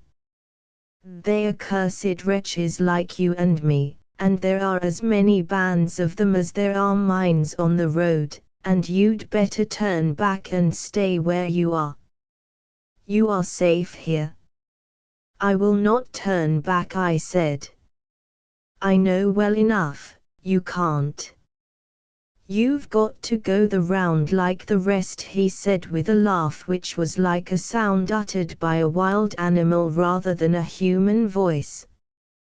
The man was in my power, and I struck him, miserable as he was. It seemed a relief thus to get rid of some of the fury in my mind. "It's a lie," I said. "I go because I please. Why shouldn't I gather a band of my own if I please, and fight those brutes, not fly from them like you?" He chuckled and laughed below his breath, struggling and cursing and crying out, as I struck him again, "You gather a band. What could you offer them? Where would you find them? Are you better than the rest of us? Are you not a man like the rest? Strike me you can, for I'm down. But make yourself a master and a chief, you." "Why not I?" I shouted again, wild with rage and the sense that I had no power over him, save to hurt him. That passion made my hands tremble. He slipped from me in a moment, bounded from the ground like a ball, and with a yell of derision escaped, and plunged into the streets and the clamor of the city from which I had just flown. I felt myself rage after him, shaking my fists with a consciousness of the ridiculous passion of impotence that was in me, but no power of restraining it, and there was not one of the fugitives who passed, however desperate he might be, who did not make a mock at me as he darted by. The laughing-stock of all those miserable objects, the sport of fate, afraid to go forwards, unable to go back, with a fire in my veins urging me on. But presently I grew a little calmer out of mere exhaustion, which was all the relief that was possible to me. And by, collecting all my faculties, and impelled by this impulse, which I seemed unable to resist, I got up and went cautiously on. Fear can act in two ways: it paralyzes, and it renders cunning. At this moment I found it inspire me. I made my plans before I started, how to steal along under the cover of the blighted brushwood which broke the line of the valley here and there. I set out only after long thought, seizing the moment when the vaguely perceived band were scouring in the other direction, intercepting the travelers. Thus, with many pauses, I got near to the pit's mouth in safety. But my curiosity was as great as, almost greater than my terror.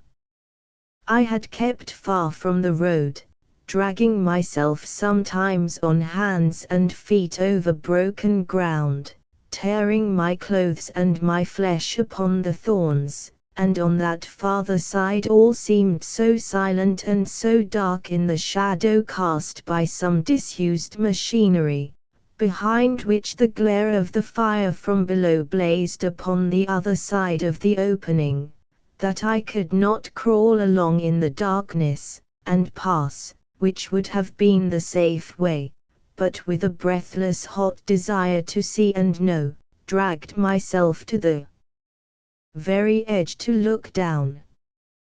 Though I was in the shadow, my eyes were nearly put out by the glare on which I gazed. It was not fire, it was the lurid glow of the gold, glowing like flame, at which countless miners were working. They were all about like flies, some on their knees, some bent double as they stooped over their work, some lying cramped upon shelves and ledges. The sight was wonderful, and terrible beyond description. The workmen seemed to consume away with the heat and the glow, even in the few minutes I gazed. Their eyes shrank into their heads, their faces blackened. I could see some trying to secret morsels of the glowing metal, which burned whatever it touched, and some who were being searched by the superiors of the mines, and some who were punishing the offenders, fixing them up against the blazing wall of gold. The fear went out of my mind, so much absorbed was I in this sight. I gazed, seeing farther and farther every moment into crevices and seams of the glowing metal, always with more and more slaves at work, and the entire pantomime of labor and theft, and search and punishment, going on, the baked faces dark against the golden glare, the hot eyes taking a yellow reflection, the monotonous clamor of pick and shovel, and cries and curses, and all the indistinguishable sound of a multitude of human creatures. And the floor below, and the low roof which overhung whole myriads within a few inches of their faces, and the irregular walls all breached and shelved, were every one the same, a pandemonium of gold, gold everywhere. I had loved many foolish things in my life, but never this, which was perhaps why I gazed and kept my sight, though there rose out of it a blast of heat which scorched the brain. While I stooped over, intent on the sight, some one who had come up by my side to gaze too was caught by the fumes, as I suppose, for suddenly I was aware of a dark object falling prone into the glowing interior with a cry and crash which brought back my first wild panic. He fell in a heap, from which his arms shot forth wildly as he reached the bottom, and his cry was half anguish yet half desire. I saw him seized by half a dozen eager watchers, and pitched upon a ledge just under the roof, and tools thrust into his hands. I held on by an old shaft, trembling, unable to move. Perhaps I cried too in my horror, for one of the overseers who stood in the center of the glare looked up. He had the air of ordering all that was going on, and stood unaffected by the blaze, commanding the other wretched officials, who obeyed him like dogs. He seemed to me, in my terror, like a figure of gold, the image perhaps of wealth or Pluto, or I know not what, for I suppose my brain began to grow confused, and my hold on the shaft to relax. I had strength enough, however, for I cared not for the gold, to fling myself back the other way upon the ground, where I rolled backwards, downwards, I knew not how, turning over and over upon sharp ashes and metallic edges, which tore my hair and beard. And for a moment I knew no more. This fall saved me. I came to myself after a time, and heard the press gangs searching about. I had sense to lie still among the ashes thrown up out of the pit, while I heard their voices. Once I gave myself up for lost. The glitter of a lantern flashed in my eyes, a foot passed, crashing among the ashes so close to my cheek that the shoe grazed it. I found the mark after, burned upon my flesh, but I escaped notice by a miracle. And presently I was able to drag myself up and crawl away, but how I reached the end of the valley I cannot tell. I pushed my way along mechanically on the dark side. I had no further desire to see what was going on in the openings of the mines. I went on, stumbling and stupid, scarcely capable even of fear, conscious only of wretchedness and weariness, till at last I felt myself drop across the road within the gateway of the other town, and lay there with no thought of anything but the relief of being at rest. When I came to myself, it seemed to me that there was a change in the atmosphere and the light. It was less lurid, paler, grey, more like twilight than the stormy afternoon of the other city. A certain dead serenity was in the sky, black paleness, whiteness, everything faint in it. This town was walled, but the gates stood open, and I saw no defences of troops or other guardians. I found myself lying across the threshold, but pushed to one side, so that the carriages which went and came should not be stopped or I injured by their passage. It seemed to me that there was some thoughtfulness and kindness in this action, and my heart sprang up in a reaction of hope. I looked back as if upon a nightmare on the dreadful city which I had left, on its tumults and noise, the wild racket of the streets, the wounded wretches who sought refuge in the corners, the strife and misery that were abroad, and, climax of all, the horrible entertainment which had been going on in the square, the unhappy being strapped upon the table. How, I said to myself, could such things be? Was it a dream? Was it a nightmare?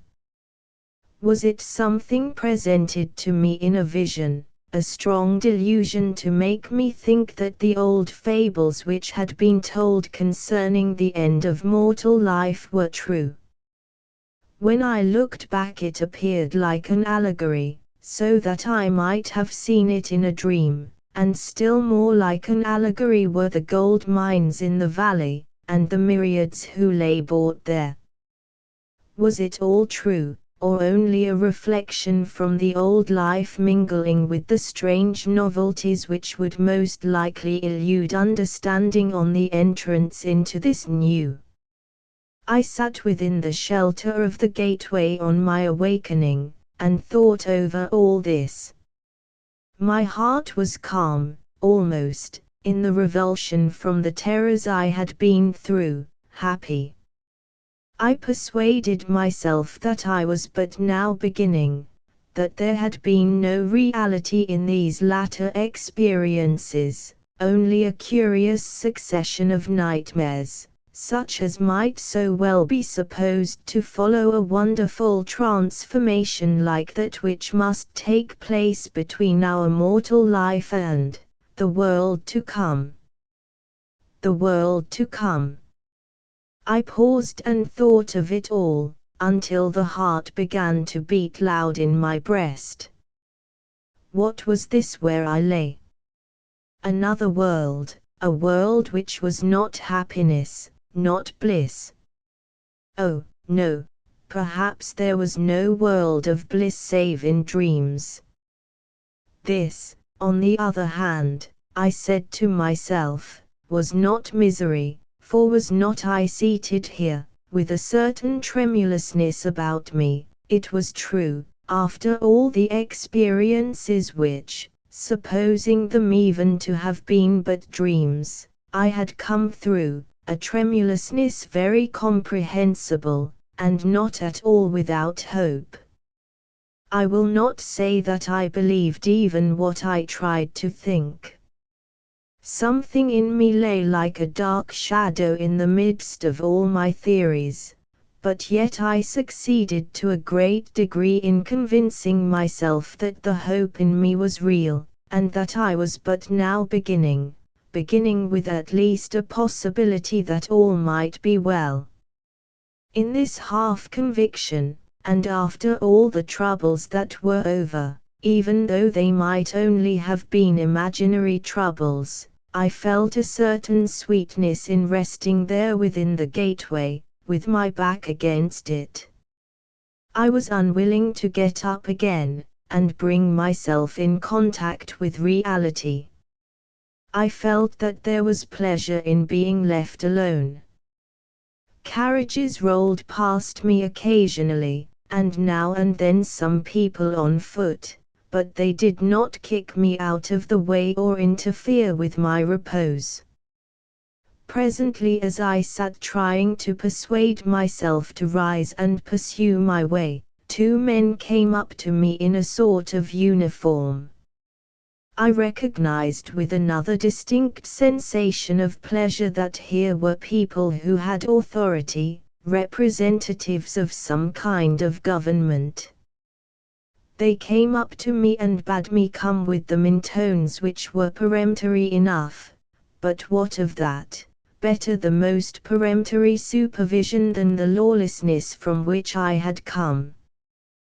They raised me from the ground with a touch, for I could not resist them, and led me quickly along the street into which that gateway gave access, which was a handsome street with tall houses on either side.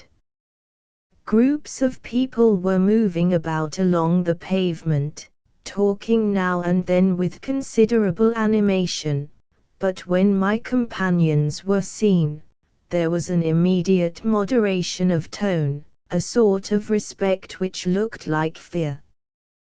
There was no brawling nor tumult of any kind in the street.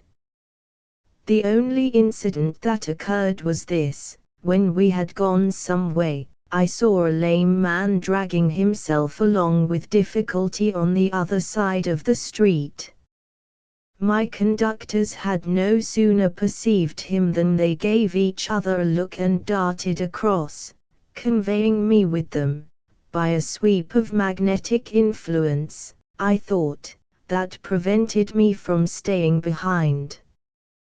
He made an attempt with his crutches to get out of the way, hurrying on, and I will allow that this attempt of his seemed to me very grotesque, so that I could scarcely help laughing.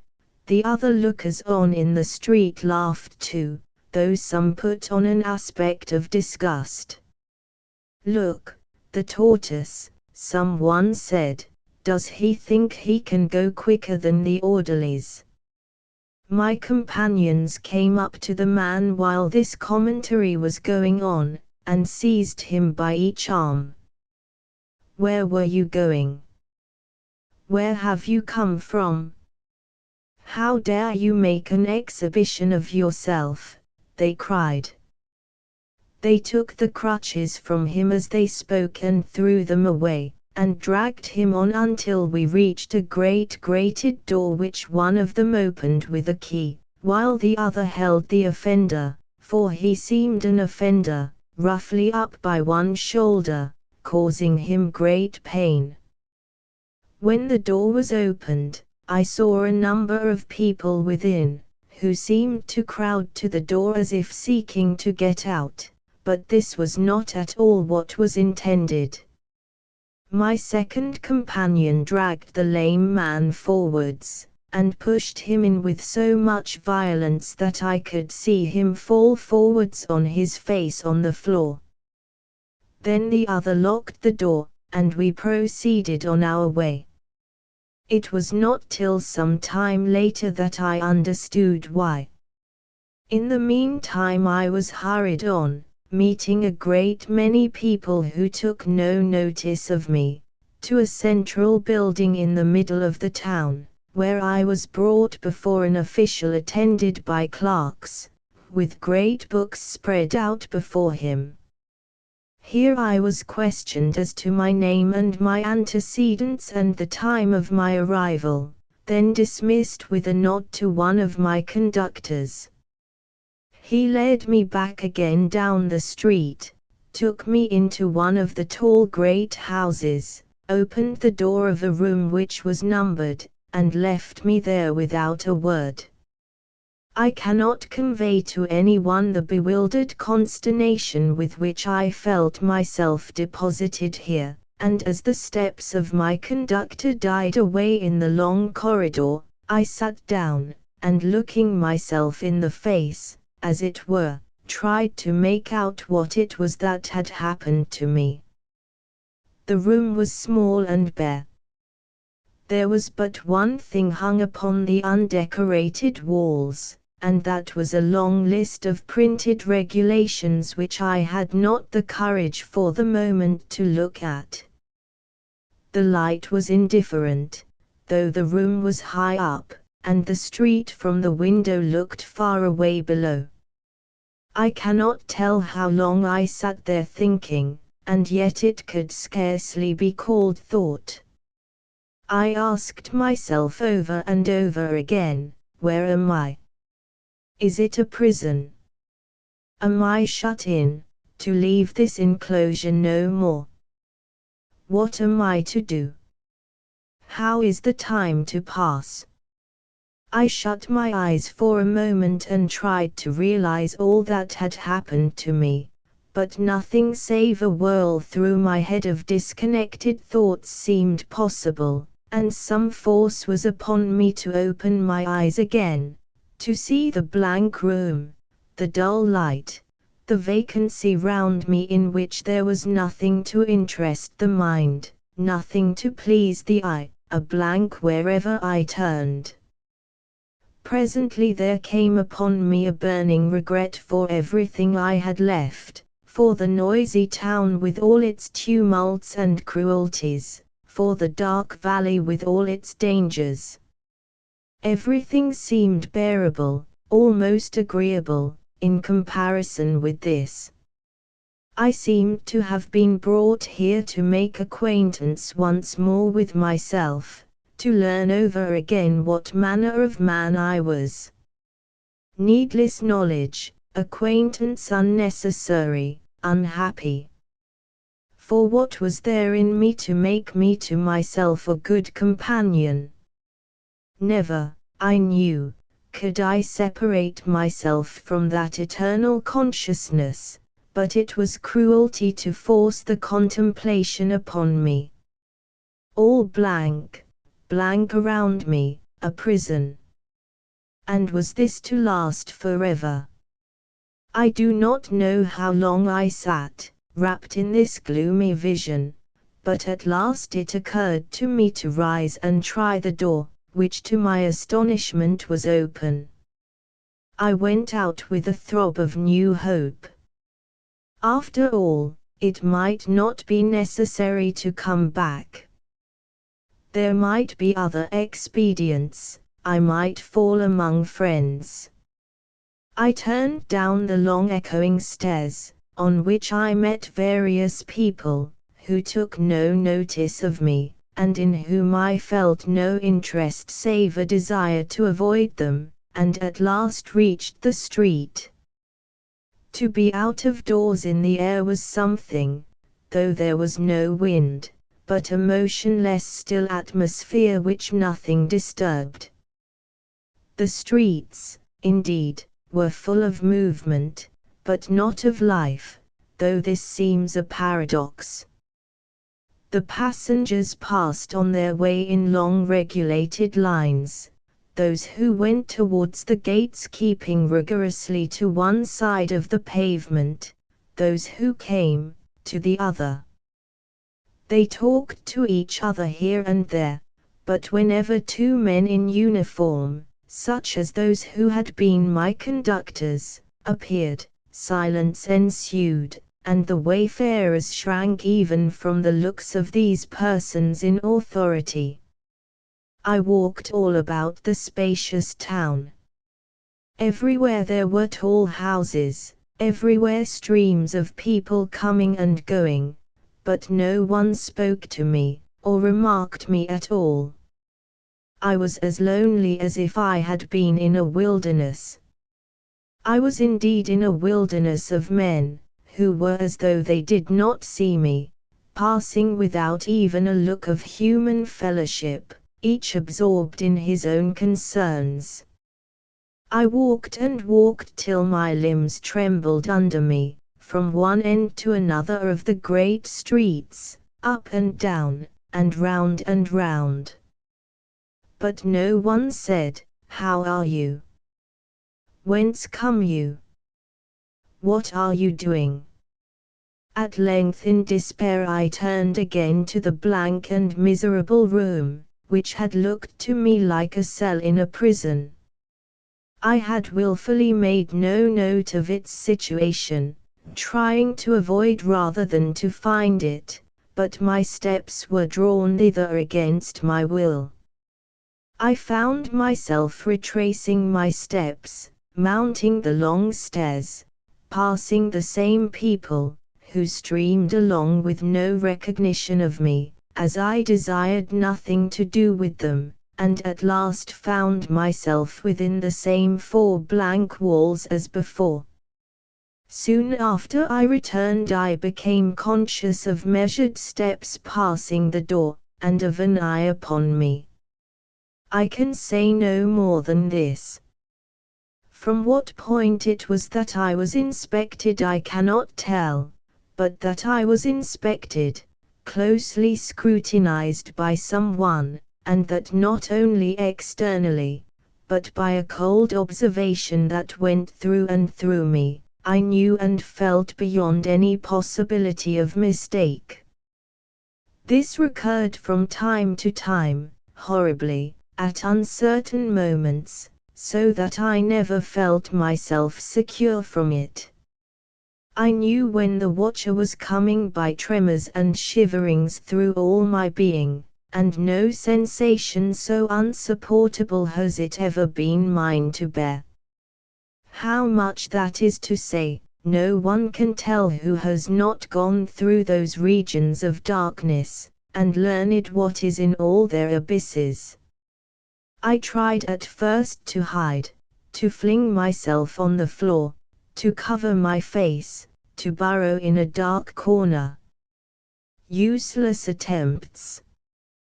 The eyes that looked in upon me had powers beyond my powers.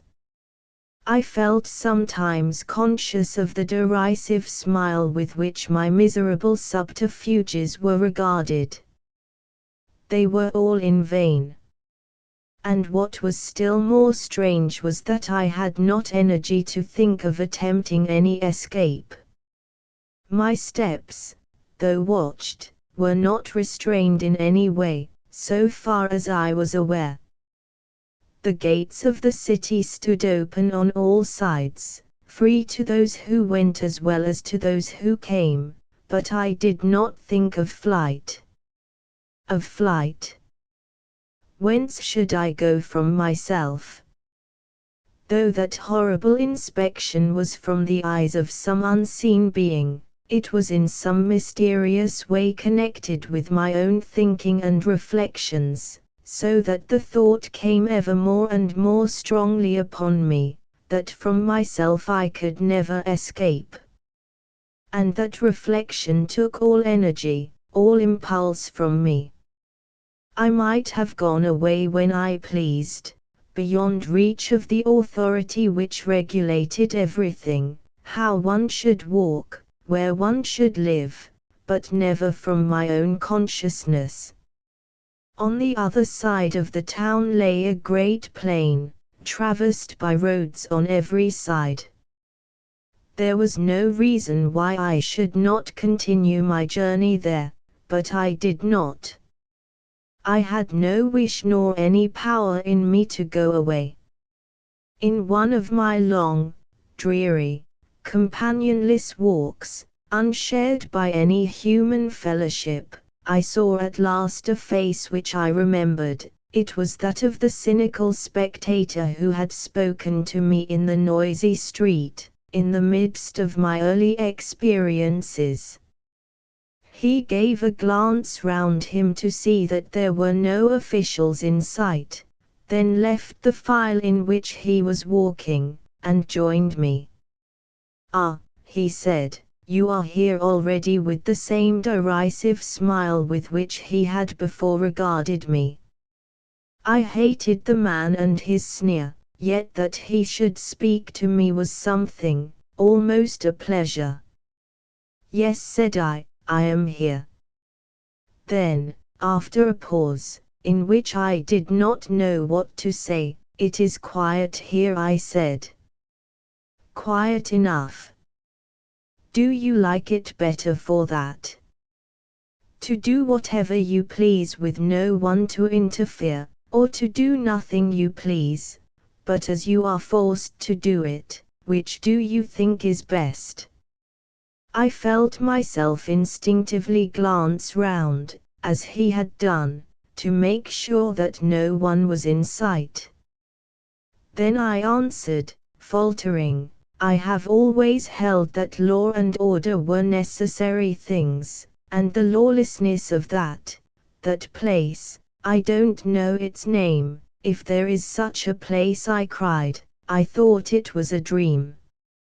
He laughed in his mocking way. "Perhaps it is all a dream, who knows," he said. "Sir," said I, "you have been longer here than I." "Oh," cried he, with a laugh that was dry and jarred upon the air almost like a shriek, "since before your forefathers were born." It seemed to me that he spoke like one who, out of bitterness and despite, made every darkness blacker still. A kind of madman in his way, for what was this claim of age? A piece of bravado, no doubt, like the rest. "That is strange," I said, assenting, "as when there is such a hallucination it is best to do." "You can tell me, then, whence all this authority comes, and why we are obliged to obey." He looked at me as if he were thinking in his mind how to hurt me most. Then, with that dry laugh, "We make trial of all things in this world," he said, "to see if perhaps we can find something we shall like. Discipline here, freedom in the other place. When you have gone all the round like me, then perhaps you will be able to choose." "Have you chosen?" I asked. He only answered with a laugh. "Come," he said, "there is amusement to be had too, and that of the most elevated kind. We make researches here into the moral nature of man. Will you come? But you must take the risk," he added with a smile which afterwards I understood. We went on together after this till we reached the center of the place, in which stood an immense building with a dome, which dominated the city, and into a great hall in the center of that, where a crowd of people were assembled. The sound of human speech, which murmured all around, brought new life to my heart. And as I gazed at a curious apparatus erected on a platform, several people spoke to me. "We have again," said one, "the old subject today. Is it something about the constitution of the place?" I asked in the bewilderment of my mind. My neighbors looked at me with alarm, glancing behind them to see what officials might be near. The constitution of the place is the result of the sense of the inhabitants that order must be preserved, said the one who had spoken to me first. The lawless can find refuge in other places. Here we have chosen to have supervision, nuisances removed, and order kept. That is enough. The Constitution is not under discussion. But man is, said a second speaker. Let us keep to that in which we can mend nothing. Sir, you may have to contribute your quota to our enlightenment. We are investigating the rise of thought. You are a stranger, you may be able to help us. I am no philosopher, I said with a panic which I could not explain to myself. That does not matter. You are a fresh subject. The speaker made a slight movement with his hand, and I turned round to escape in wild, sudden fright, though I had no conception what could be done to me, but the crowd had pressed close round me, hemming one in on every side. I was so wildly alarmed that I struggled among them, pushing backwards with all my force, and clearing a space round me with my arms, but my efforts were vain. Two of the officers suddenly appeared out of the crowd, and seizing me by the arms, forced me forwards. The throng dispersed before them on either side, and I was half dragged, half lifted up upon the platform, where stood the strange apparatus which I had contemplated with a dull wonder when I came into the hall. My wonder did not last long. I felt myself fixed in it, standing supported in that position by bands and springs, so that no effort of mine was necessary to hold myself up, and none possible to release myself. I was caught by every joint, sustained, supported, exposed to the gaze of what seemed a world of upturned faces, among which I saw, with a sneer upon it, keeping a little behind the crowd, the face of the man who had led me here. Above my head was a strong light, more brilliant than anything I had ever seen, and which blazed upon my brain till the hair seemed to singe and the skin shrink. I hope I may never feel such a sensation again. The pitiless light went into me like a knife, but even my cries were stopped by the framework in which I was bound. I could breathe and suffer, but that was all. Then someone got up on the platform above me and began to speak.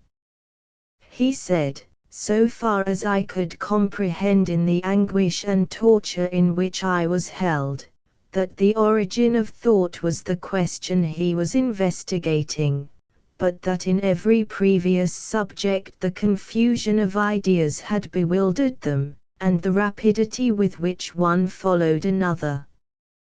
The present example has been found to exhibit great persistency of idea, he said. We hope that by his means some clearer theory may be arrived at. Then he pulled over me a great movable lens as of a microscope, which concentrated the insupportable light. The wild, hopeless passion that raged within my soul had no outlet in the immovable apparatus that held me. I was let down among the crowd, and exhibited to them every secret movement of my being, by some awful process which I have never fathomed. A burning fire was in my brain, flame seemed to run along all my nerves, speechless, horrible, Incommunicable fury raged in my soul. But I was like a child, nay, like an image of wood or wax, in the pitiless hands that held me. What was the cut of a surgeon's knife to this? And I had thought that cruel. And I was powerless, and could do nothing, to blast, to destroy, to burn with this same horrible flame the fiends that surrounded me, as I desired to do. Suddenly, in the raging fever of my thoughts, there surged up the recollection of that word which had paralyzed all around, and myself with them. The thought that I must share the anguish did not restrain me from my revenge. With a tremendous effort I got my voice, though the instrument pressed upon my lips. I know not what I articulated save God whether it was a curse or a blessing. I had been swung out into the middle of the hall, and hung amid the crowd, exposed to all their observations, when I succeeded in gaining utterance. My God! My God! Another moment and I had forgotten them and all my fury in the tortures that arose within myself. What, then, was the light that racked my brain? Once more my life from its beginning to its end rose up before me, each scene like a spectre, like the harpies of the old fables rending me with tooth and claw. Once more I saw what might have been, the noble things I might have done, the happiness I had lost, the turnings of the fated road which I might have taken, everything that was once so possible, so easy. But now possible no more. My anguish was immeasurable. I turned and wrenched myself, in the strength of pain, out of the machinery that held me, and fell down among all the curses that were being hurled at me, among the horrible and miserable crowd. I had brought upon them the evil which I shed, and they fell upon me with a fury which was like that which had prompted myself a few minutes before, but they could do nothing to me so tremendous as the vengeance I had taken upon them. I was too miserable to feel the blows that rained upon me, but presently I suppose I lost consciousness altogether, being almost torn to pieces by the multitude. While this lasted, it seemed to me that I had a dream. I felt the blows raining down upon me, and my body struggling upon the ground, and yet it seemed to me that I was lying outside upon the ground, and above me the pale sky which never brightened at the touch of the sun.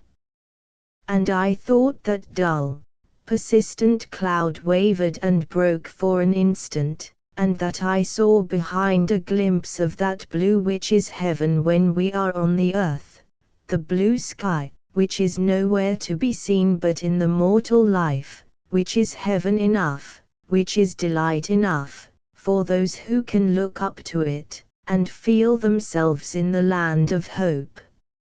It might be but a dream, in this strange world who could tell what was vision and what was true? The next thing I remember was that I found myself lying on the floor of a great room full of people with every kind of disease and deformity, some pale with sickness, some with fresh wounds, the lame, and the maimed, and the miserable.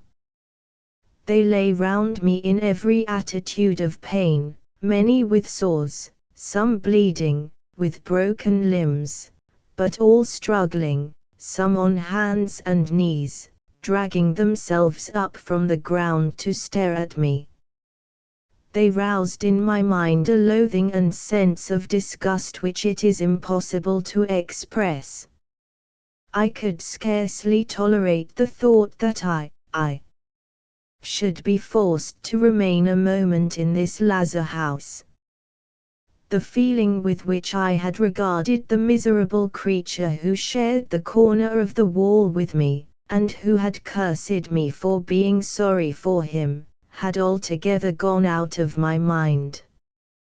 I called out, to whom I know not, adjuring someone to open the door and set me free, but my cry was answered only by a shout from my companions in trouble. Who do you think will let you out? Who is going to help you more than the rest? My whole body was racked with pain, I could not move from the floor, on which I lay. I had to put up with the stares of the curious, and the mockeries and remarks on me of whoever chose to criticize. Among them was the lame man whom I had seen thrust in by the two officers who had taken me from the gate. He was the first to jibe. But for him they would never have seen me, he said. I should have been well by this time in the fresh air. It is his turn now, said another. I turned my head as well as I could and spoke to them all. I am a stranger here, I cried. They have made my brain burn with their experiments. Will nobody help me? It is no fault of mine, it is their fault. If I am to be left here uncared for, I shall die. At this a sort of dreadful chuckle ran round the place. If that is what you are afraid of, you will not die, somebody said, touching me on my head in a way which gave me intolerable pain. Don't touch me, I cried. Why shouldn't I, said the other, and pushed me again upon the throbbing brain. So far as my sensations went, there were no coverings at all, neither skull nor skin upon the intolerable throbbing of my head, which had been exposed to the curiosity of the crowd, and every touch was agony, but my cry brought no guardian, nor any defense or soothing. I dragged myself into a corner after a time, from which some other wretch had been rolled out in the course of a quarrel, and as I found that silence was the only policy, I kept silent, with rage consuming my heart. Presently I discovered by means of the new arrivals which kept coming in, hurled into the midst of us without thought or question, that this was the common fate of all who were repulsive to the sight, or who had any weakness or imperfection which offended the eyes of the population. They were tossed in among us, not to be healed, or for repose or safety, but to be out of sight, that they might not disgust or annoy those who were more fortunate, to whom no injury had happened, and because in their sickness and imperfection they were of no use in the studies of the place, and disturbed the good order of the streets. And there they lay one above another, a mass of bruised and broken creatures, most of them suffering from injuries which they had sustained in what would have been called in other regions the service of the state. They had served like myself as objects of experiments. They had fallen from heights where they had been placed in illustration of some theory. They had been tortured or twisted to give satisfaction to some question.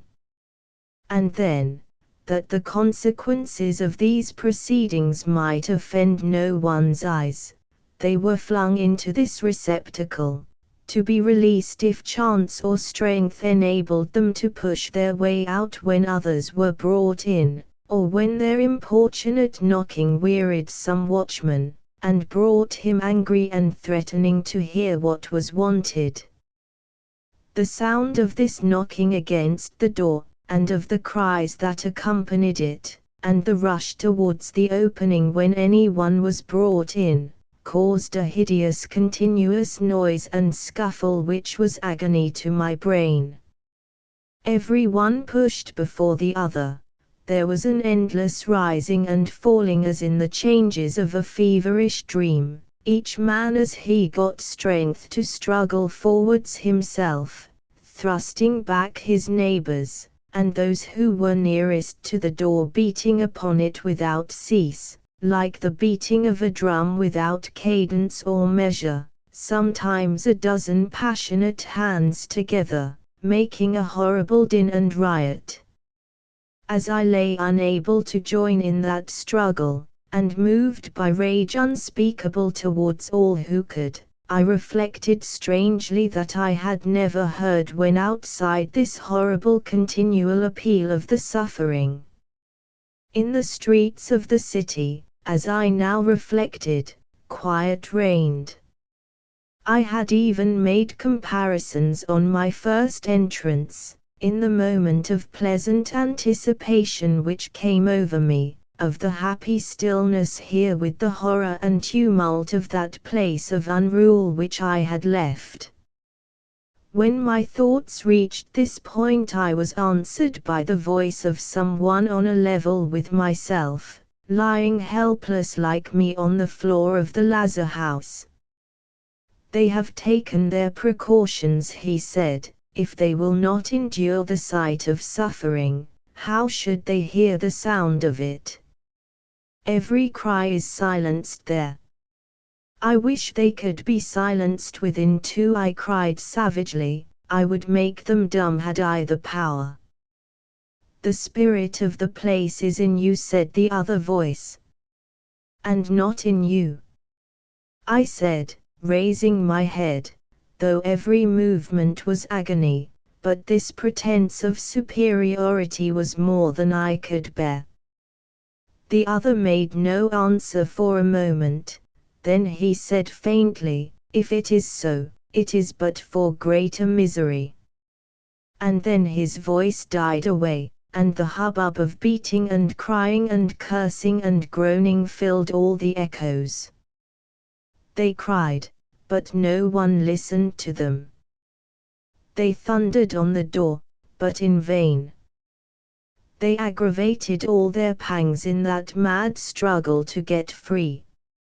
After a while my companion, whoever he was, spoke again. "They would rather," he said, "lie on the roadside to be kicked and trodden on, as we have seen, though to see that made you miserable." "Made me miserable? You mock me," I said.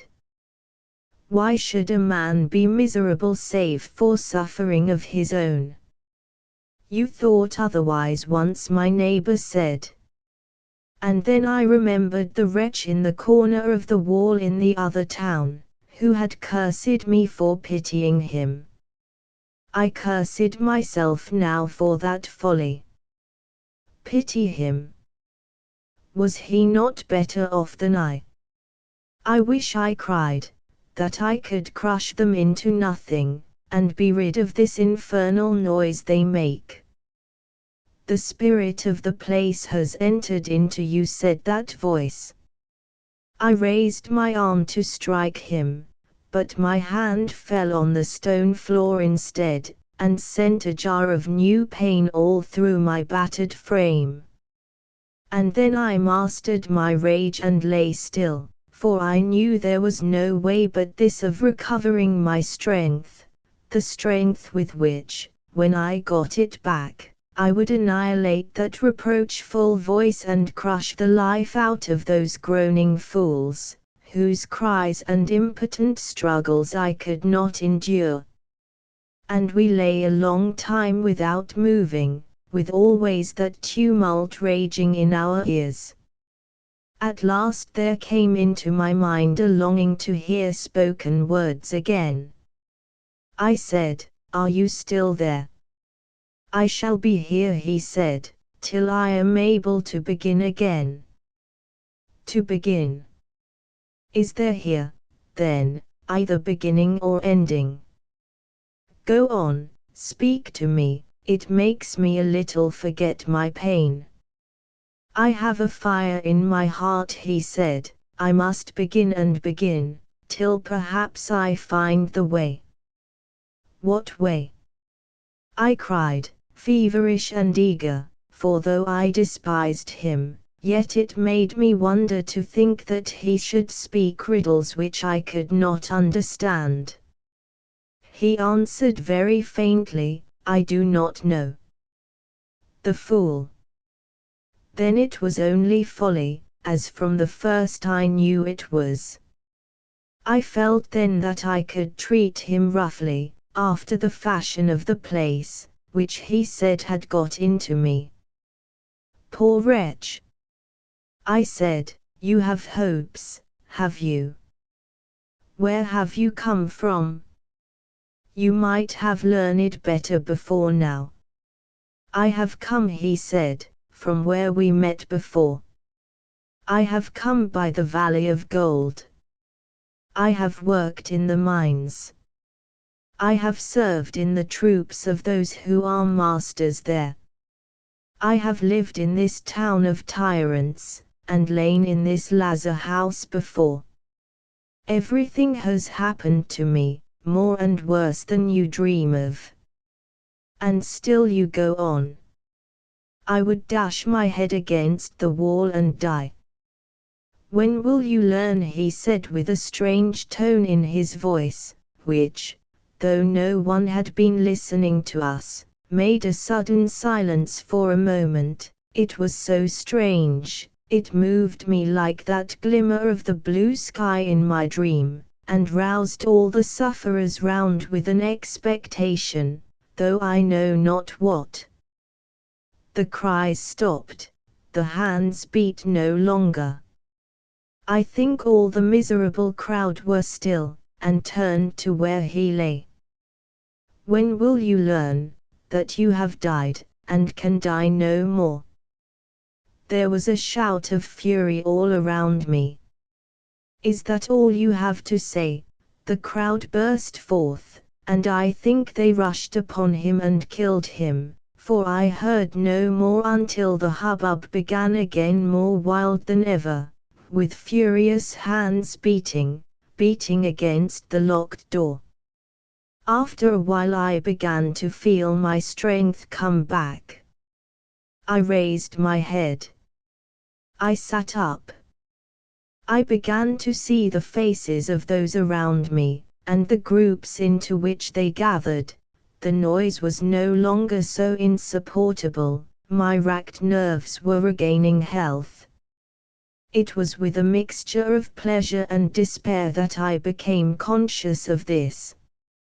I had been through many deaths, but I did not die, perhaps could not, as that man had said. I looked about for him, to see if he had contradicted his own theory. But he was not dead. He was lying close to me, covered with wounds, but he opened his eyes, and something like a smile came upon his lips. A smile. I had heard laughter, and seen ridicule and derision, but this I had not seen. I could not bear it. To seize him and shake the little remaining life out of him was my impulse, but neither did I obey that. Again he reminded me of my dream. Was it a dream, of the opening in the clouds? From that moment I tried to shelter him, and as I grew stronger and pushed my way to the door, I dragged him along with me. How long the struggle was I cannot tell, or how often I was balked, or how many darted through before me when the door was opened. But I did not let him go, and at last, for now I was as strong as before, stronger than most about me, I got out into the air and brought him with me. Into the air. It was an atmosphere so still and motionless that there was no feeling of life in it, as I have said, but the change seemed to me happiness for the moment. It was freedom. The noise of the struggle was over, the horrible sights were left behind. My spirit sprang up as if I had been born into new life. It had the same effect, I suppose, upon my companion, though he was much weaker than I, for he rose to his feet at once with almost a leap of eagerness, and turned instantaneously towards the other side of the city. "Not that way," I said, "come with me and rest." "No rest, no rest, my rest is to go on." And then he turned towards me and smiled and said, "Thanks," looking into my face. What a word to hear! I had not heard it since. A rush of strange and sweet and dreadful thoughts came into my mind. I shrank and trembled, and let go his arm, which I had been holding. But when I left that hold I seemed to fall back into depths of blank pain and longing. I put out my hand again and caught him. "I will go," I said. "Where you go?" A pair of the officials of the place passed as I spoke. They looked at me with a threatening glance, and half paused, but then passed on. It was I now who hurried my companion along. I recollected him now. He was a man who had met me in the streets of the other city when I was still ignorant, who had convulsed me with the utterance of that name which, in all this world where we were, is never named but for punishment, the name which I had named once more in the great hall in the midst of my torture, so that all who heard me were transfixed with that suffering too. He had been haggard then, but he was more haggard now. His features were sharp with continual pain, his eyes were wild with weakness and trouble, though there was a meaning in them which went to my heart. It seemed to me that in his touch there was a certain help, though he was weak and tottered, and every moment seemed full of suffering. Hope sprang up in my mind, the hope that where he was so eager to go there would be something better, a life more livable than in this place. In every new place there is new hope. I was not worn out of that human impulse. I forgot the nightmare which had crushed me before, the horrible sense that from myself there was no escape, and holding fast to his arm, I hurried on with him, not heeding where. We went aside into less frequented streets, that we might escape observation. I seemed to myself the guide, though I was the follower. A great faith in this man sprang up in my breast. I was ready to go with him wherever he went, anywhere must be better than this. Thus I pushed him on, holding by his arm, till we reached the very outmost limits of the city.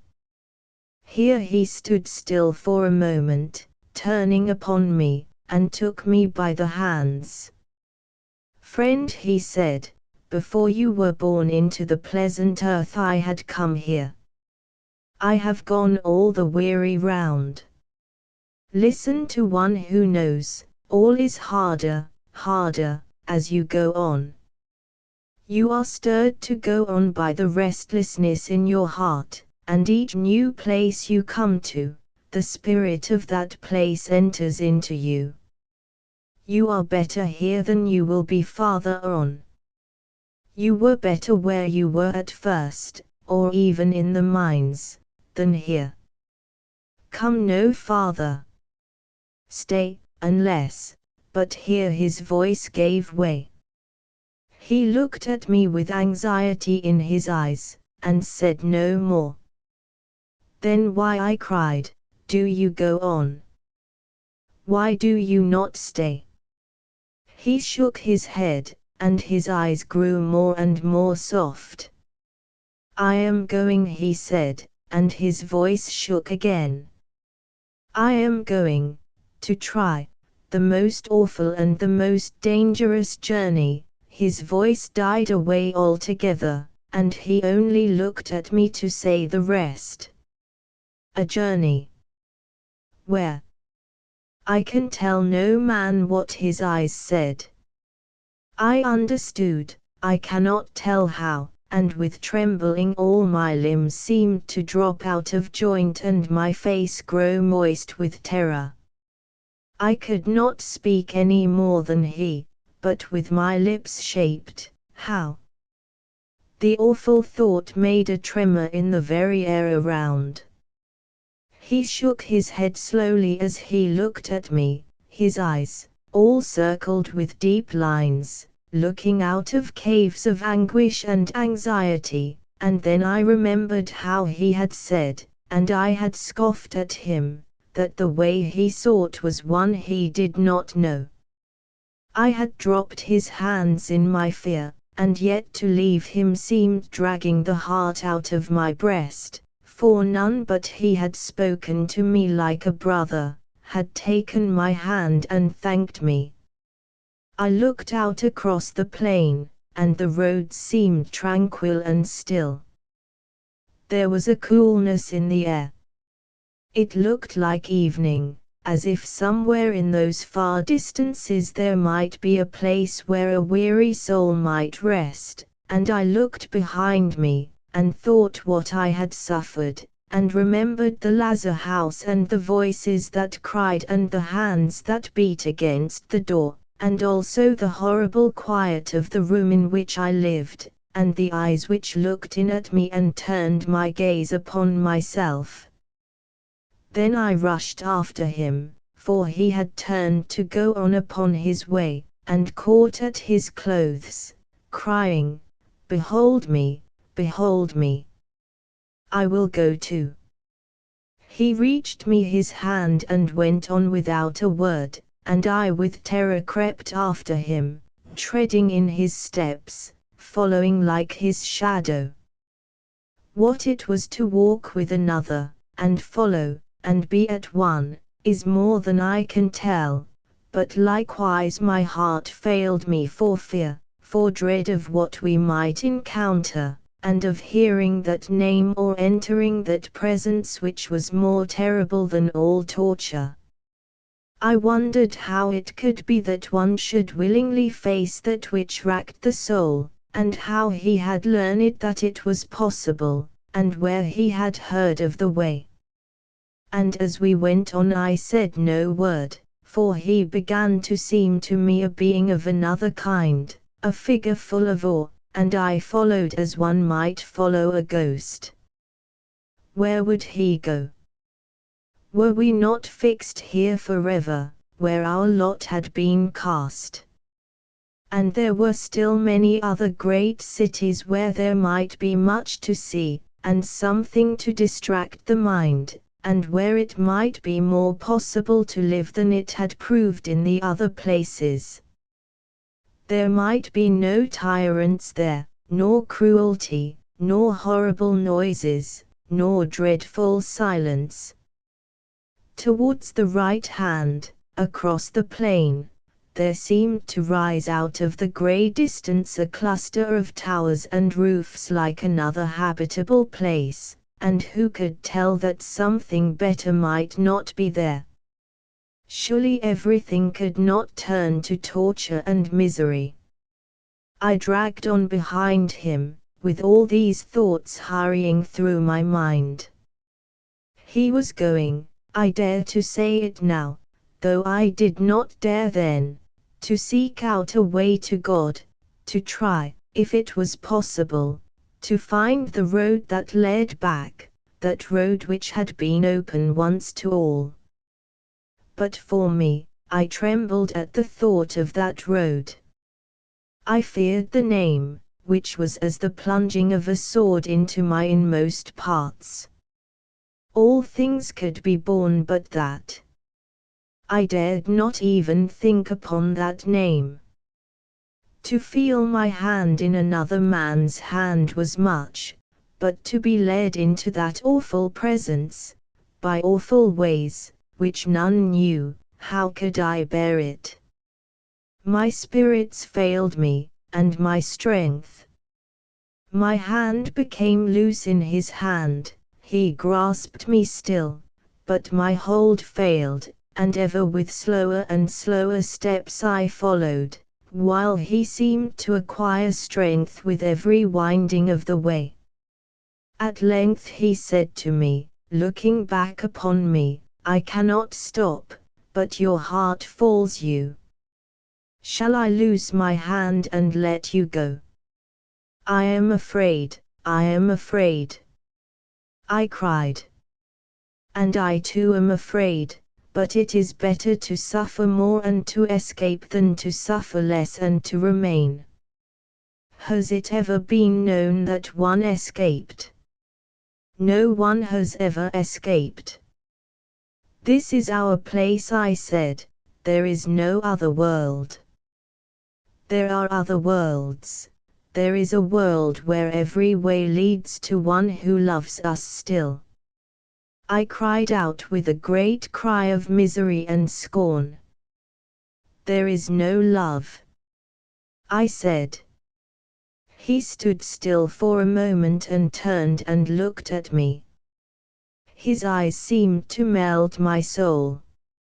A great cloud passed over them, as in the pleasant earth a cloud will sweep across the moon, and then the light came out and looked at me again, for neither did he know.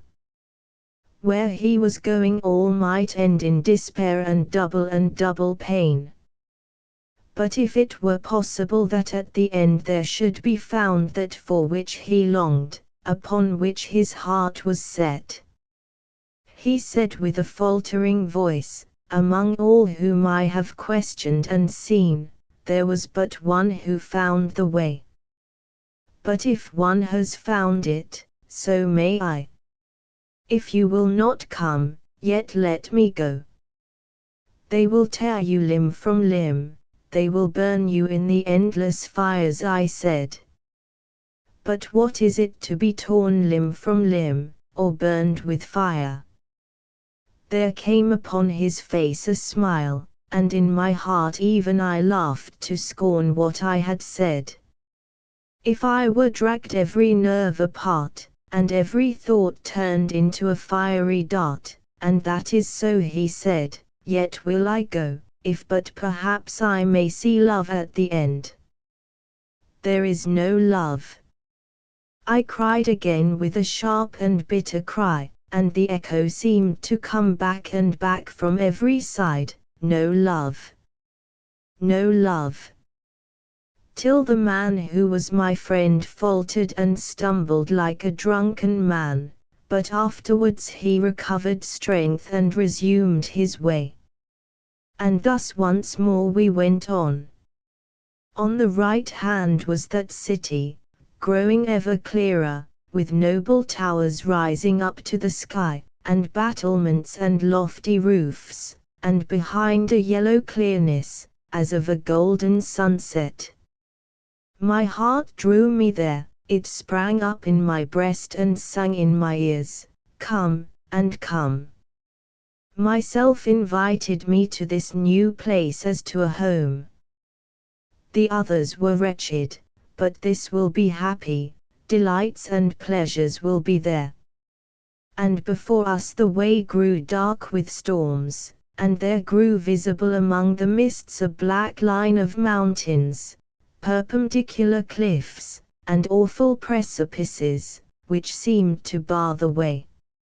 I turned from that line of gloomy heights, and gazed along the path to where the towers stood up against the sky.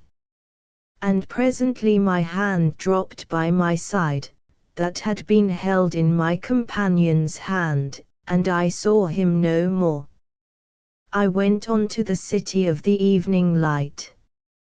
Ever and ever, as I proceeded on my way, the sense of haste and restless impatience grew upon me, so that I felt myself incapable of remaining long in a place, and my desire grew stronger to hasten on and on, but when I entered the gates of the city this longing vanished from my mind. There seemed some great festival or public holiday going on there. The streets were full of pleasure parties, and in every open place, of which there were many, were bands of dancers, and music playing, and the houses about were hung with tapestries and embroideries and garlands of flowers. A load seemed to be taken from my spirit when I saw all this, for a whole population does not rejoice in such a way without some cause. And to think that after all I had found a place in which I might live and forget the misery and pain which I had known, and all that was behind me, was delightful to my soul. It seemed to me that all the dancers were beautiful and young, their steps went gaily to the music, their faces were bright with smiles. Here and there was a master of the feast, who arranged the dances and guided the musicians, yet seemed to have a look and smile for newcomers too. One of these came forwards to meet me, and received me with a welcome, and showed me a vacant place at the table, on which were beautiful fruits piled up in baskets, and all the provisions for a meal. "You were expected, you perceive," he said.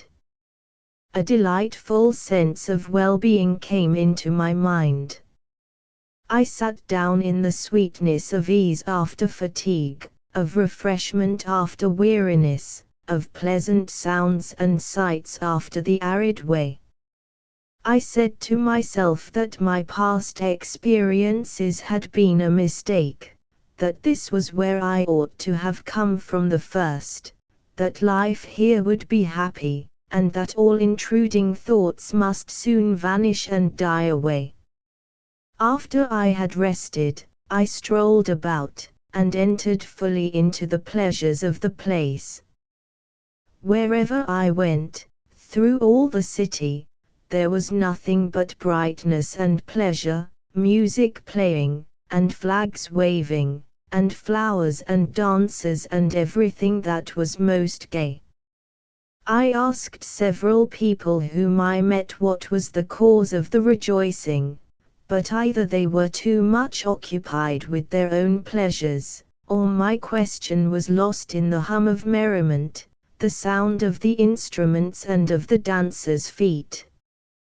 When I had seen as much as I desired of the pleasure out of doors, I was taken by some to see the interiors of houses, which were all decorated for this festival, whatever it was, lighted up with curious varieties of lighting, in tints of different colors.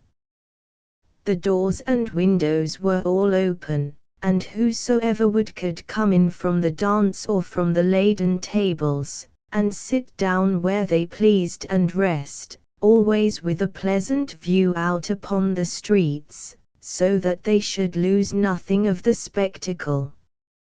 And the dresses, both of women and men, were beautiful in form and color, made in the finest fabrics, and affording delightful combinations to the eye. The pleasure which I took in all I saw and heard was enhanced by the surprise of it, and by the aspect of the places from which I had come, where there was no regard to beauty nor anything lovely or bright. Before my arrival here I had come in my thoughts to the conclusion that life had no brightness in these regions, and that whatever occupation or study there might be, pleasure had ended and was over, and everything that had been sweet in the former life. I changed that opinion with a sense of relief, which was more warm even than the pleasure of the present moment, for having made one such mistake, how could I tell that there were not more discoveries awaiting me, that life might not prove more endurable, might not rise to something grander and more powerful. The old prejudices, the old foregone conclusion of earth that this was a world of punishment, had warped my vision and my thoughts. With so many added faculties of being, incapable of fatigue as we were, incapable of death, recovering from every wound or accident as I had myself done, and with no foolish restraint as to what we should or should not do, why might not we rise in this land to strength unexampled, to the highest powers? I rejoiced that I had dropped my companion's hand, that I had not followed him in his mad quest. Sometime, I said to myself, I would make a pilgrimage to the foot of those gloomy mountains, and bring him back, all racked and tortured as he was, and show him the pleasant place which he had missed. In the meantime the music and the dance went on. But it began to surprise me a little that there was no pause, that the festival continued without intermission. I went up to one of those who seemed the masters of ceremony, directing what was going on. He was an old man, with a flowing robe of brocade, and a chain and badge which denoted his office. He stood with a smile upon his lips, beating time with his hand to the music, watching the figure of the dance. I can get no one to tell me, I said, what the occasion of all this rejoicing is. It is for your coming, he replied without hesitation, with a smile and a bow. For the moment a wonderful elation came over me. For my coming. But then I paused and shook my head. There are others coming besides me. See. They arrive every moment. It is for their coming too, he said with another smile and a still deeper bow, but you are the first as you are the chief. This was what I could not understand, but it was pleasant to hear, and I made no further objection. And how long will it go on? I said. So long as it pleases you, said the old courtier. How he smiled! His smile did not please me. He saw this, and distracted my attention. Look at this dance, he said, how beautiful are those round young limbs. Look how the dress conceals yet shows the form and beautiful movements. It was invented in your honor. All that is lovely is for you. Choose where you will, all is yours. We live only for this, all is for you. While he spoke, the dancers came nearer and nearer till they circled us round, and danced and made their pretty obeisances, and sang, all is yours, all is for you, then breaking their lines, floated away in other circles and processions and endless groups, singing and laughing till it seemed to ring from every side, everything is yours, all is for you. I accepted this flattery, I know not why, for I soon became aware that I was no more than others, and that the same words were said to every newcomer. Yet my heart was elated, and I threw myself into all that was set before me. But there was always in my mind an expectation that presently the music and the dancing would cease, and the tables be withdrawn, and a pause come. At one of the feasts I was placed by the side of a lady very fair and richly dressed, but with a look of great weariness in her eyes. She turned her beautiful face to me, not with any show of pleasure, and there was something like compassion in her look. She said, "You are very tired," as she made room for me by her side. Yes, I said, though with surprise, for I had not yet acknowledged that even to myself. There is so much to enjoy. We have need of a little rest. Of rest, said she, shaking her head, this is not the place for rest. Yet pleasure requires it, I said, as much as, I was about to say pain, but why should one speak of pain in a place given up to pleasure? She smiled faintly and shook her head again. All her movements were languid and faint, her eyelids drooped over her eyes. Yet when I turned to her, she made an effort to smile. I think you are also tired, I said. At this she roused herself a little. We must not say so, nor do I say so. Pleasure is very exacting. It demands more of you than anything else. One must be always ready, for what? To give enjoyment and to receive it. There was an effort in her voice to rise to this sentiment, but it fell back into weariness again. I hope you receive as well as give, I said. The lady turned her eyes to me with a look which I cannot forget, and life seemed once more to be roused within her, but not the life of pleasure. Her eyes were full of loathing and fatigue and disgust and despair.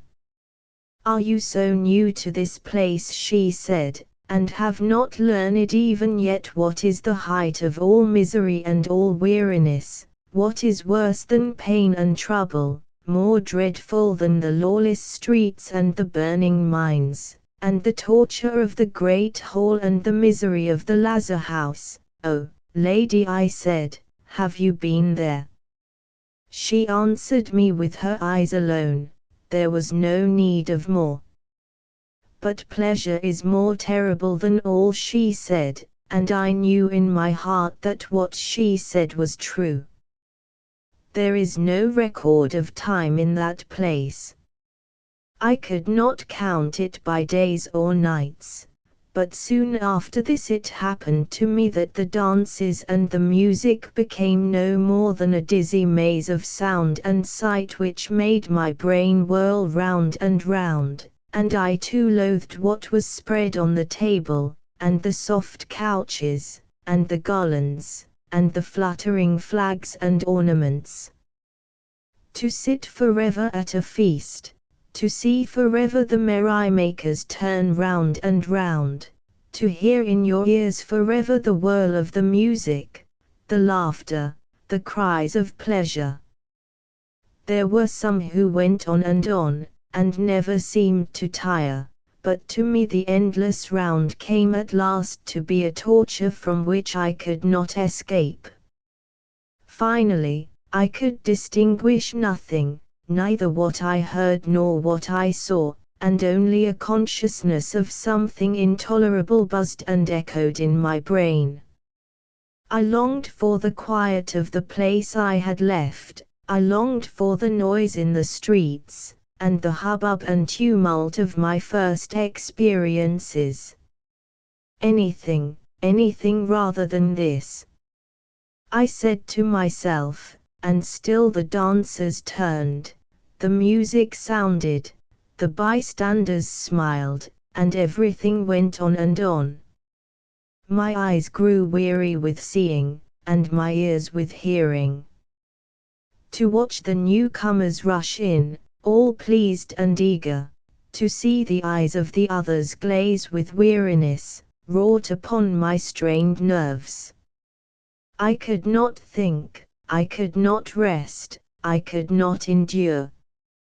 Music forever and ever, a whirl, a rush of music, always going on, and ever that maze of movement, till the eyes were feverish and the mouth parched, ever that mist of faces, now one gleaming out of the chaos, now another, some like the faces of angels, some miserable, weary, strained with smiling, with the monotony, and the endless, aimless, never-changing round. I heard myself calling to them to be still, to be still. To pause a moment. I felt myself stumble and turn round in the giddiness and horror of that movement without repose. And finally, I fell under the feet of the crowd, and felt the whirl go over and over me, and beat upon my brain, until I was pushed and thrust out of the way lest I should stop the measure. There I lay, sick, satiate, for I know not how long, loathing everything around me, ready to give all I had, but what had I to give, for one moment of silence? But always the music went on, and the dancers danced, and the people feasted, and the songs and the voices echoed up to the skies. How at last I stumbled forth I cannot tell. Desperation must have moved me, and that impatience which after every hope and disappointment comes back and back, the one sensation that never fails. I dragged myself at last by intervals, like a sick dog, outside the revels, still hearing them, which was torture to me, even when at last I got beyond the crowd. It was something to lie still upon the ground, though without power to move, and sick beyond all thought, loathing myself and all that I had been and seen. For I had not even the sense that I had been wronged to keep me up, but only a nausea and horror of movement, a giddiness and whirl of every sense. I lay like a log upon the ground. When I recovered my faculties a little, it was to find myself once more in the great vacant plain which surrounded that accursed home of pleasure, a great and desolate waste upon which I could see no track, which my heart fainted to look at, which no longer roused any hope in me, as if it might lead to another beginning, or any place in which yet at the last it might be possible to live. As I lay in that horrible giddiness and faintness, I loathed life and this continuance which brought me through one misery after another, and forbade me to die.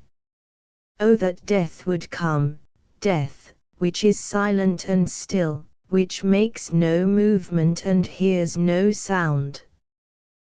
That I might end and be no more. Oh, that I could go back even to the stillness of that chamber which I had not been able to endure. Oh, that I could return. To what? To other miseries and other pain, which looked less because they were past.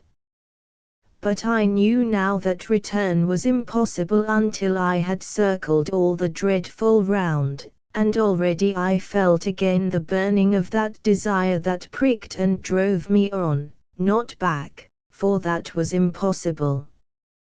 Little by little I had learned to understand, each step printed upon my brain as with red-hot irons, not back, but on, and on, to greater anguish, yes, but on, to fuller despair, to experiences more terrible, but on, and on, and on. I arose again, for this was my fate. I could not pause even for all the teachings of despair. The waste stretched far as eyes could see. It was wild and terrible, with neither vegetation nor sign of life. Here and there were heaps of ruin, which had been villages and cities, but nothing was in them save reptiles and crawling poisonous life and traps for the unwary wanderer. How often I stumbled and fell among these ashes and dust heaps of the past. Through what dread moments I lay, with cold and slimy things leaving their trace upon my flesh. The horrors which seized me, so that I beat my head against a stone, why should I tell? These were naught, they touched not the soul. They were but accidents of the way. At length, when body and soul were low and worn out with misery and weariness, I came to another place, where all was so different from the last that the sight gave me a momentary solace. It was full of furnaces and clanking machinery and endless work. The whole around was aglow with the fury of the fires, and men went and came like demons in the flames, with red-hot melting metal, pouring it into molds and beating it on anvils. In the huge workshops in the background there was a perpetual whir of machinery, of wheels turning, and pistons beating, and all the din of labor, which for a time renewed the anguish of my brain, yet also soothed it, for there was meaning in the beatings and the whirlings. And a hope rose within me that with all the forces that were here, some revolution might be possible, something that would change the features of this place and overturn the worlds. I went from workshop to workshop, and examined all that was being done, and understood, for I had known a little upon the earth, and my old knowledge came back, and to learn so much more filled me with new life. The master of all was one who never rested, nor seemed to feel weariness nor pain nor pleasure. He had everything in his hand. All who were there were his workmen or his assistants or his servants. No one shared with him in his counsels. He was more than a prince among them, he was as a god. And the things he planned and made, and at which in armies and legions his workmen toiled and labored, were like living things. They were made of steel and iron, but they moved like the brains and nerves of men. They went where he directed them, and did what he commanded, and moved at a touch. And though he talked little, when he saw how I followed all that he did, he was a little moved towards me, and spoke and explained to me the conceptions that were in his mind, one rising out of another, like the leaf out of the stem and the flower out of the bud. For nothing pleased him that he did, and necessity was upon him to go on and on. They are like living things, I said, they do your bidding, whatever you command them. They are like another and a stronger race of men. Men, he said, what are men? The most contemptible of all things that are made, creatures who will undo in a moment what it has taken millions of years, and all the skill and all the strength of generations to do. These are better than men. They cannot think or feel. They cannot stop but at my bidding, or begin unless I will. Had men been made so, we should be masters of the world. Had men been made so, you would never have been, for what could genius have done or thought, you would have been a machine like all the rest. And better so, he said, and turned away, for at that moment, watching keenly as he spoke the action of a delicate combination of movements, all made and balanced to a hair's breadth, there had come to him suddenly the idea of something which made it 100-fold more strong and terrible. For they were terrible, these things that lived yet did not live, which were his slaves and moved at his will. When he had done this, he looked at me, and a smile came upon his mouth, but his eyes smiled not, nor ever changed from the set look they wore.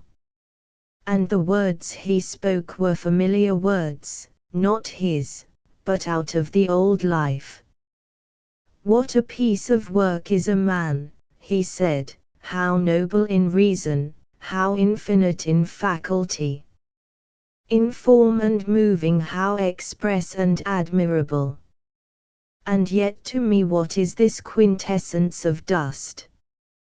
His mind had followed another strain of thought, which to me was bewildering, so that I did not know how to reply. I answered like a child, upon his last word. We are dust no more, I cried, for pride was in my heart, pride of him and his wonderful strength, and his thoughts which created strength, and all the marvels he did, those things which hindered are removed. Go on, go on. You want but another step. What is to prevent that you should not shake the universe, and overturn this doom, and break all our bonds? There is enough here to explode this grey fiction of a firmament, and to rend those precipices, and to dissolve that waste, as at the time when the primeval seas dried up, and those infernal mountains rose. He laughed, and the echoes caught the sound and gave it back as if they mocked it. There is enough to rend us all into shreds, he said, and shake, as you say, both heaven and earth, and these plains and those hills. Then why, I cried in my haste, with a dreadful hope piercing through my soul, why do you create and perfect, but never employ? When we had armies on the earth, we used them. You have more than armies, you have force beyond the thoughts of man, but all without use as yet. All, he cried, for no use. All in vain, in vain. O Master, I said, great and more great in time to come, why? He took me by the arm and drew me close. Have you strength, he said, to bear it if I tell you why? I knew what he was about to say. I felt it in the quivering of my veins, and my heart that bounded as if it would escape from my breast, but I would not quail from what he did not shrink to utter. I could speak no word, but I looked him in the face and waited, for that which was more terrible than all. He held me by the arm, as if he would hold me up when the shock of anguish came. They are in vain, he said, in vain, because God rules over all. His arm was strong, but I fell at his feet like a dead man. How miserable is that image, and how unfit to use. Death is still and cool and sweet. There is nothing in it that pierces like a sword, that burns like fire, that rends and tears like the turning wheels. O life, O pain, O terrible name of God in which is all succor and all torment. What are pangs and tortures to that, which ever increases in its awful power, and has no limit nor any alleviation, but whenever it is spoken penetrates through and through the miserable soul? O God, whom once I called my Father! O Thou who gavest me being, against whom I have fought, whom I fight to the end, shall there never be anything but anguish in the sound of Thy great name? When I returned to such command of myself as one can have who has been transfixed by that sword of fire, the Master stood by me still. He had not fallen like me, but his face was drawn with anguish and sorrow like the face of my friend who had been with me in the Lazar house, who had disappeared on the dark mountains. And as I looked at him, terror seized hold upon me, and a desire to flee and save myself, that I might not be drawn after him by the longing that was in his eyes. The Master gave me his hand to help me to rise, and it trembled, but not like mine. Sir, I cried, have not we enough to bear? Is it for hatred, is it for vengeance, that you speak that name? O friend, he said, neither for hatred nor revenge. It is like a fire in my veins, if one could find him again. You, who are as a god, who can make and destroy, you, who could shake his throne. He put up his hand.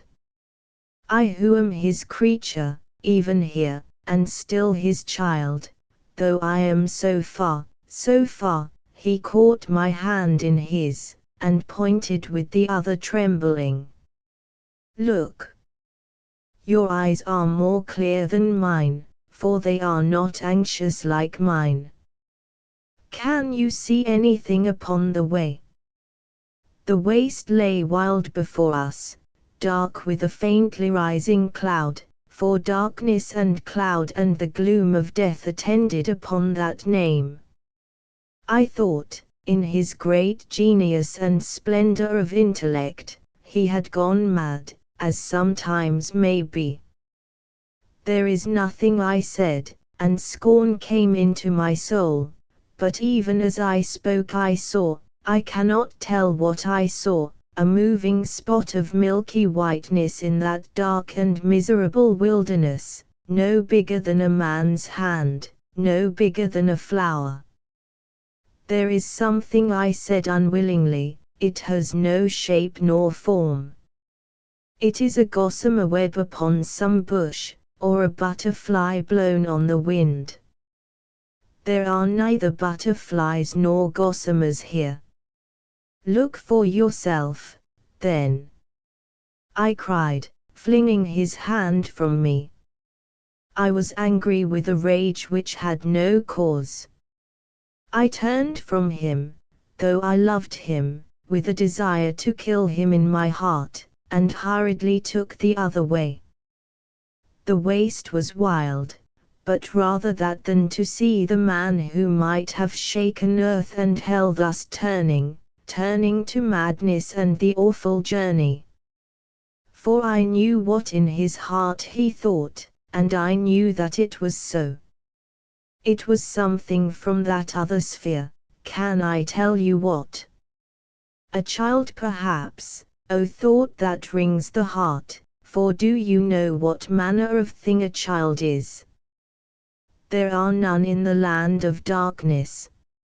I turned my back upon the place where that whiteness was. On, across the waste. On to the cities of the night. On, far away from maddening thought, from hope that is torment, and from the awful name.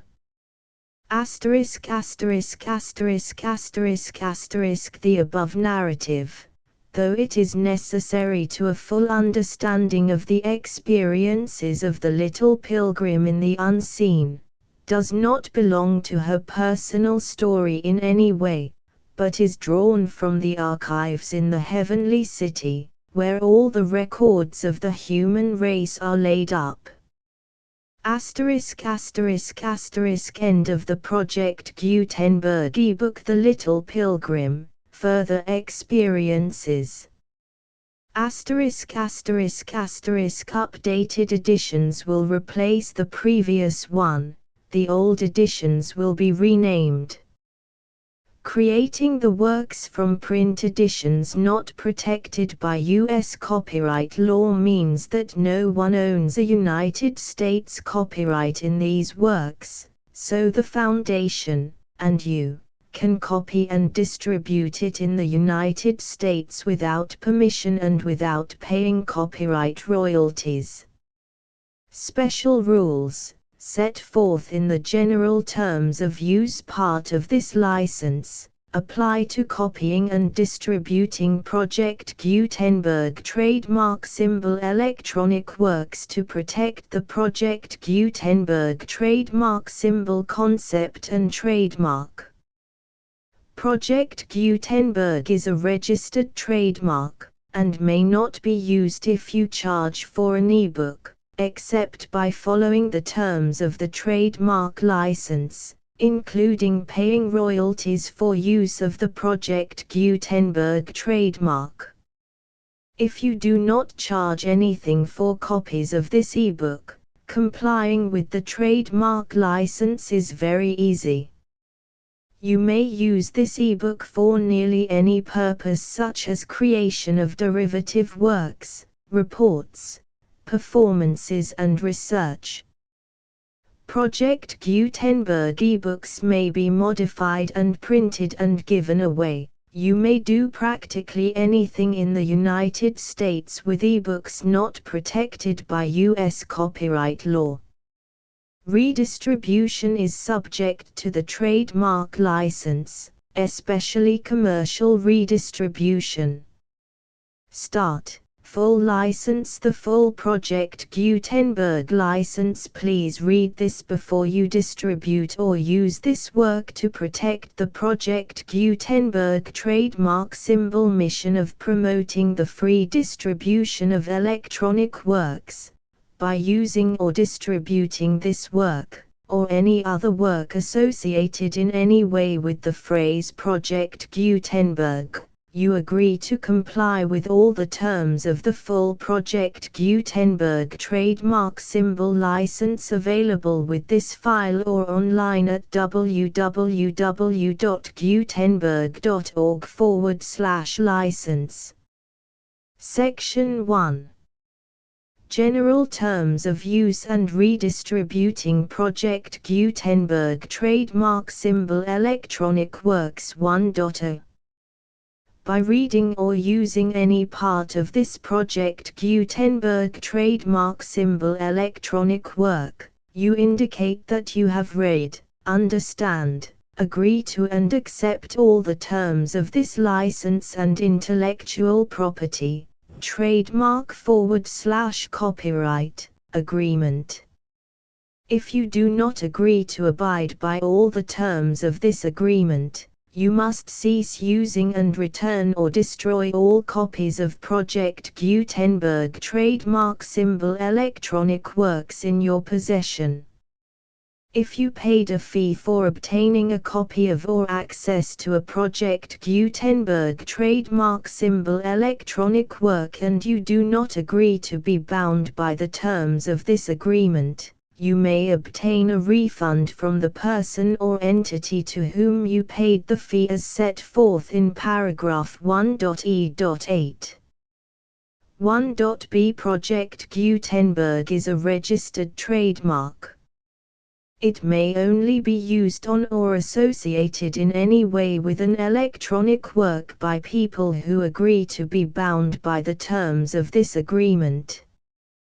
There are a few things that you can do with most Project Gutenberg trademark symbol electronic works even without complying with the full terms of this agreement. See paragraph 1.c below. There are a lot of things you can do with Project Gutenberg trademark symbol electronic works if you follow the terms of this agreement and help preserve free future access to Project Gutenberg trademark symbol electronic works. See paragraph 1.e below. 1.c. The Project Gutenberg Literary Archive Foundation, the Foundation or PGLAF, owns a compilation copyright in the collection of Project Gutenberg trademark symbol electronic works. Nearly all the individual works in the collection are in the public domain in the United States. If an individual work is unprotected by copyright law in the United States and you are located in the United States, we do not claim a right to prevent you from copying, distributing, performing, displaying or creating derivative works based on the work as long as all references to Project Gutenberg are removed. Of course, We hope that you will support the Project Gutenberg trademark symbol mission of promoting free access to electronic works by freely sharing Project Gutenberg trademark symbol works in compliance with the terms of this agreement for keeping the Project Gutenberg trademark symbol name associated with the work. You can easily comply with the terms of this agreement by keeping this work in the same format with its attached full Project Gutenberg trademark symbol license when you share it without charge with others. 1.d. The copyright laws of the place where you are located also govern what you can do with this work. Copyright laws in most countries are in a constant state of change. If you are outside the United States, check the laws of your country in addition to the terms of this agreement before downloading, copying, displaying, performing, distributing or creating derivative works based on this work or any other Project Gutenberg trademark symbol work. The Foundation makes no representations concerning the copyright status of any work in any country other than the United States. 1.e Unless you have removed all references to Project Gutenberg, 1.e.1. The following sentence, with active links to, or other immediate access to, the full Project Gutenberg trademark symbol license must appear prominently whenever any copy of a Project Gutenberg trademark symbol work, any work on which the phrase Project Gutenberg appears, or with which the phrase Project Gutenberg is associated, is accessed, displayed, performed, viewed, copied or distributed. This ebook is for the use of anyone anywhere in the United States and most other parts of the world at no cost and with almost no restrictions whatsoever. You may copy it, give it away or reuse it under the terms of the Project Gutenberg license included with this ebook or online at www.gutenberg.org. If you are not located in the United States, you will have to check the laws of the country where you are located before using this ebook. 1.e.2. If an individual Project Gutenberg trademark symbol electronic work is derived from texts not protected by U.S. copyright law, does not contain a notice indicating that it is posted with permission of the copyright holder, the work can be copied and distributed to anyone in the United States without paying any fees or charges. If you are redistributing or providing access to a work with the phrase Project Gutenberg associated with or appearing on the work, you must comply either with the requirements of paragraphs 1.e.1 through 1.e.7 or obtain permission for the use of the work and the Project Gutenberg trademark symbol trademark as set forth in paragraphs 1.e.8 or 1.e.9. 1.e.3. If an individual Project Gutenberg trademark symbol electronic work is posted with the permission of the copyright holder, your use and distribution must comply with both paragraphs 1.e.1 through 1.e.7 and any additional terms imposed by the copyright holder.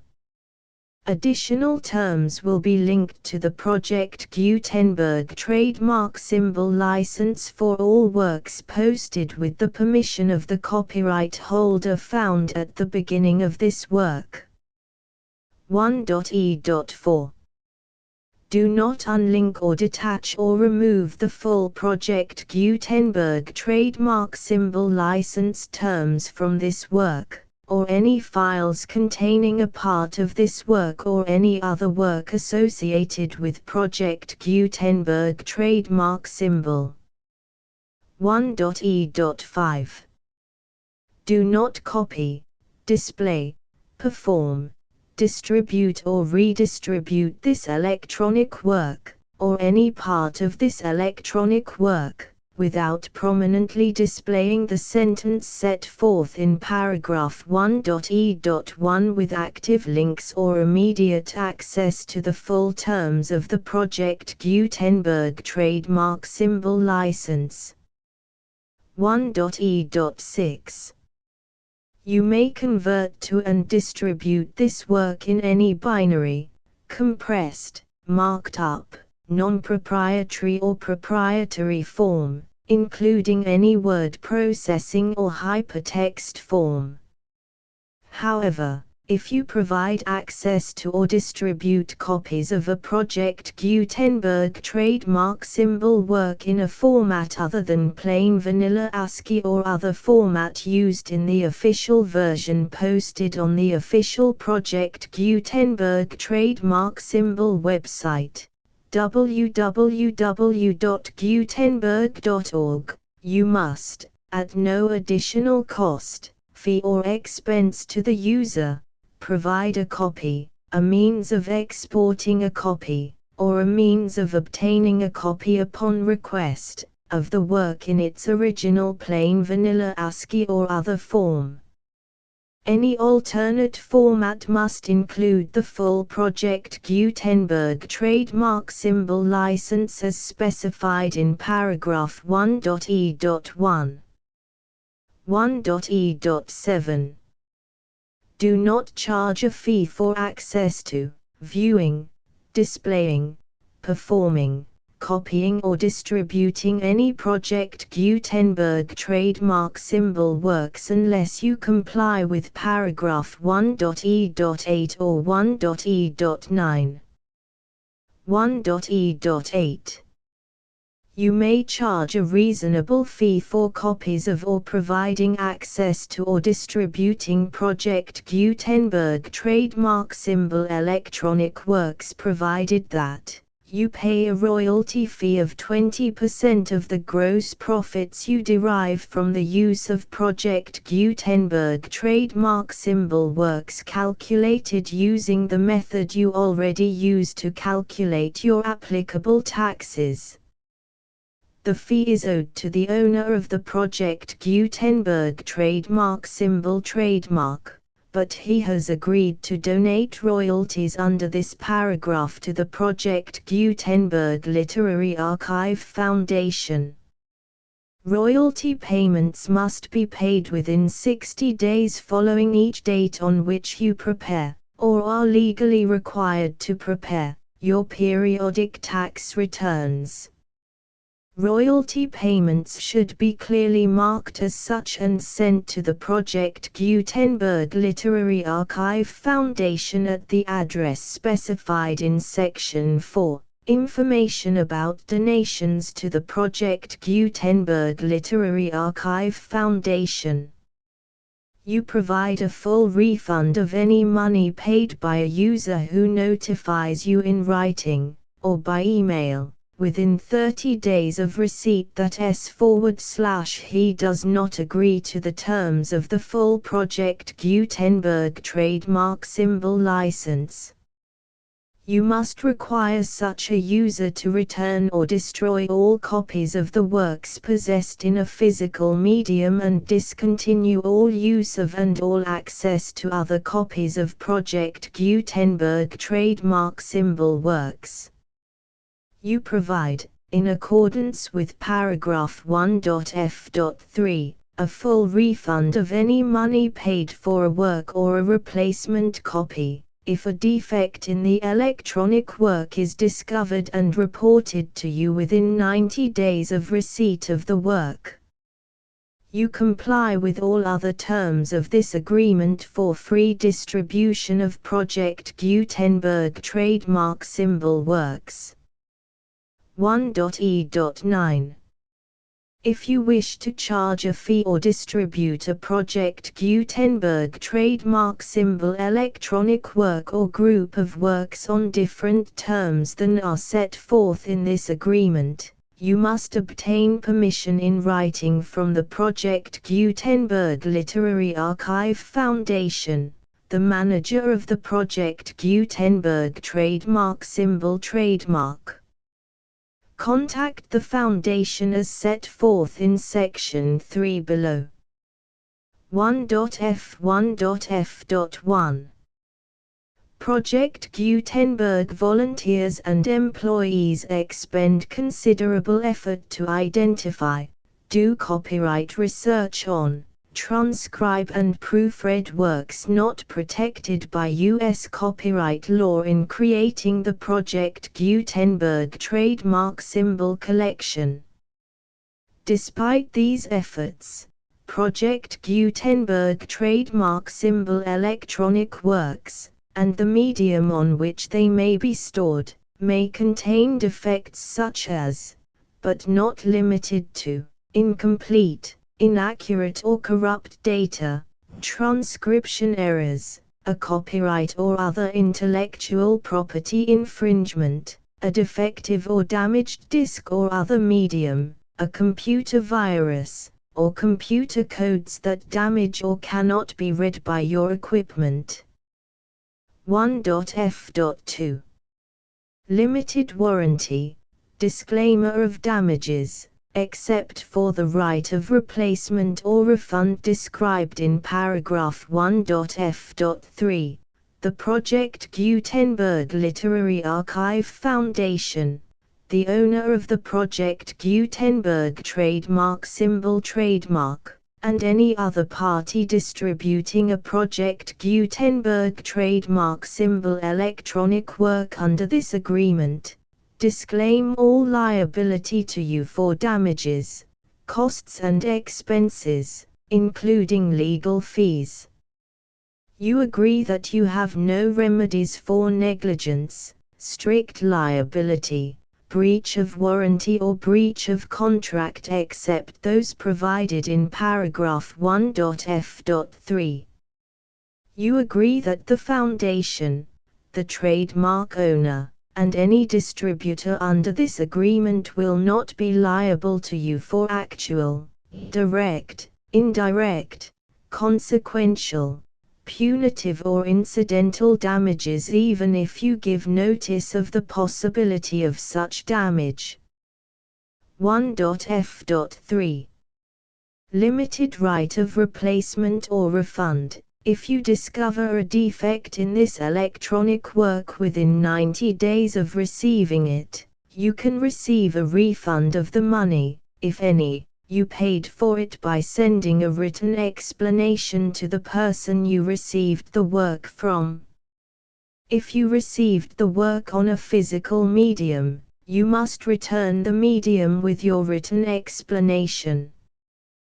The person or entity that provided you with the defective work may elect to provide a replacement copy in lieu of a refund.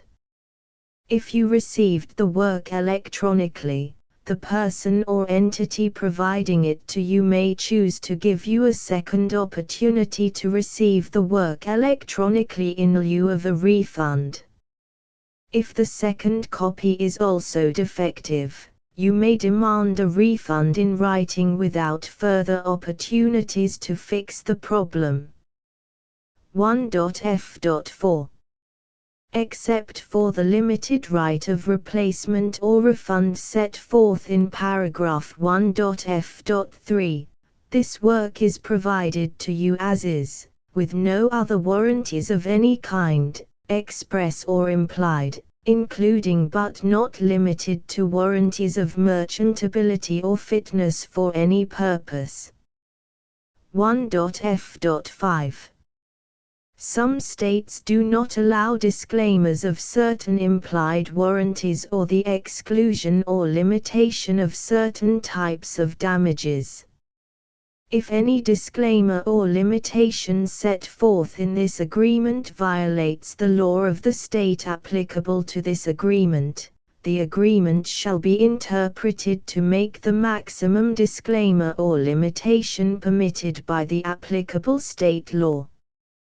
The invalidity or unenforceability of any provision of this agreement shall not void the remaining provisions. 1.f.6 Indemnity. You agree to indemnify and hold the foundation, the trademark owner, any agent or employee of the foundation, anyone providing copies of Project Gutenberg trademark symbol electronic works in accordance with this agreement, and any volunteers associated with the production, promotion and distribution of Project Gutenberg trademark symbol electronic works, harmless from all liability, costs and expenses, including legal fees, that arise directly or indirectly from any of the following which you do or cause to occur. A. Distribution of this or any Project Gutenberg trademark symbol work. B. Alteration, modification, or additions or deletions to any Project Gutenberg trademark symbol work, and C. Any defect you cause. Section 2. Information about the mission of Project Gutenberg trademark symbol. Project Gutenberg trademark symbol is synonymous with the free distribution of electronic works in formats readable by the widest variety of computers, including obsolete, old, middle-aged and new computers. It exists because of the efforts of hundreds of volunteers and donations from people in all walks of life. Volunteers and financial support to provide volunteers with the assistance they need are critical to reaching Project Gutenberg trademark symbol's goals and ensuring that the Project Gutenberg trademark symbol collection will remain freely available for generations to come. In 2001, the Project Gutenberg Literary Archive Foundation was created to provide a secure and permanent future for Project Gutenberg trademark symbol and future generations. To learn more about the Project Gutenberg Literary Archive Foundation and how your efforts and donations can help, see sections 3 and 4 and the Foundation information page at www.gutenberg.org. Section 3. Information about the Project Gutenberg Literary Archive Foundation. The Project Gutenberg Literary Archive Foundation is a non-profit 501(c)(3) educational corporation organized under the laws of the state of Mississippi and granted tax-exempt status by the Internal Revenue Service. The Foundation's IN or Federal Tax Identification Number is 64-6221541. Contributions to the Project Gutenberg Literary Archive Foundation are tax-deductible to the full extent permitted by U.S. federal laws and your state's laws. The Foundation's business office is located at 809 North 1500 West, Salt Lake City, UT 84116. 801-596-1887. Email contact links and up-to-date contact information can be found at the Foundation's website and official page at www.gutenberg.org/contact section 4.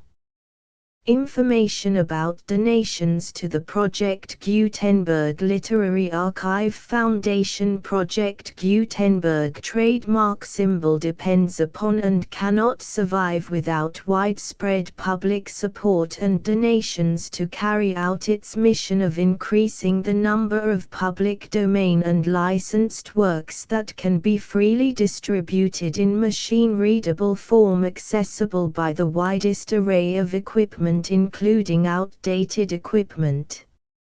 Many small donations, $1 to $5,000, are particularly important to maintaining tax-exempt status with the IRS.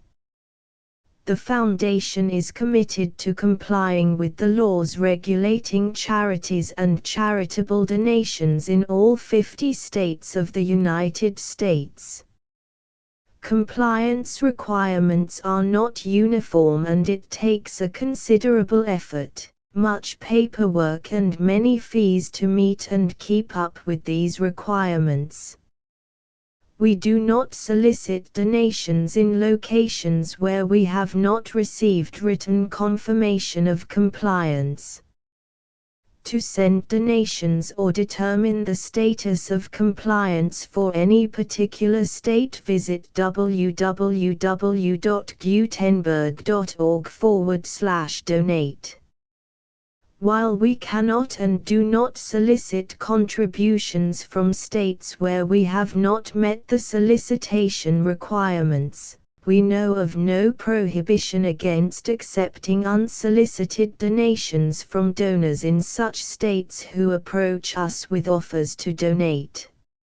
International donations are gratefully accepted, but we cannot make any statements concerning tax treatment of donations received from outside the United States. U.S. laws alone swamp our small staff. Please check the Project Gutenberg web pages for current donation methods and addresses. Donations are accepted in a number of other ways, including checks, online payments and credit card donations.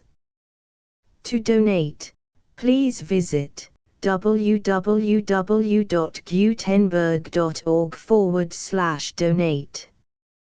Section 5.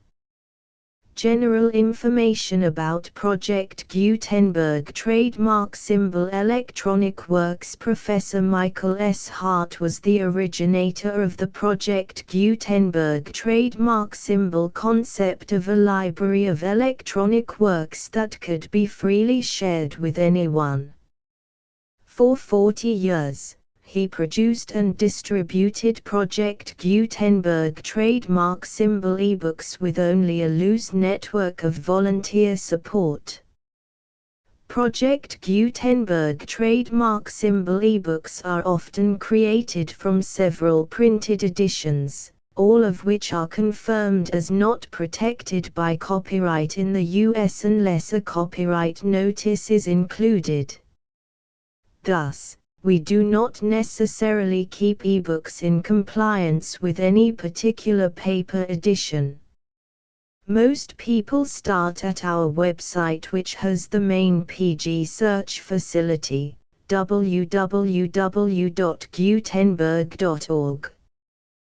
This website includes information about Project Gutenberg trademark symbol, including how to make donations to the Project Gutenberg Literary Archive Foundation, how to help produce our new ebooks, and how to subscribe to our email newsletter to hear about new ebooks. The Little Pilgrim, I2. 3. The full Project Gutenberg license.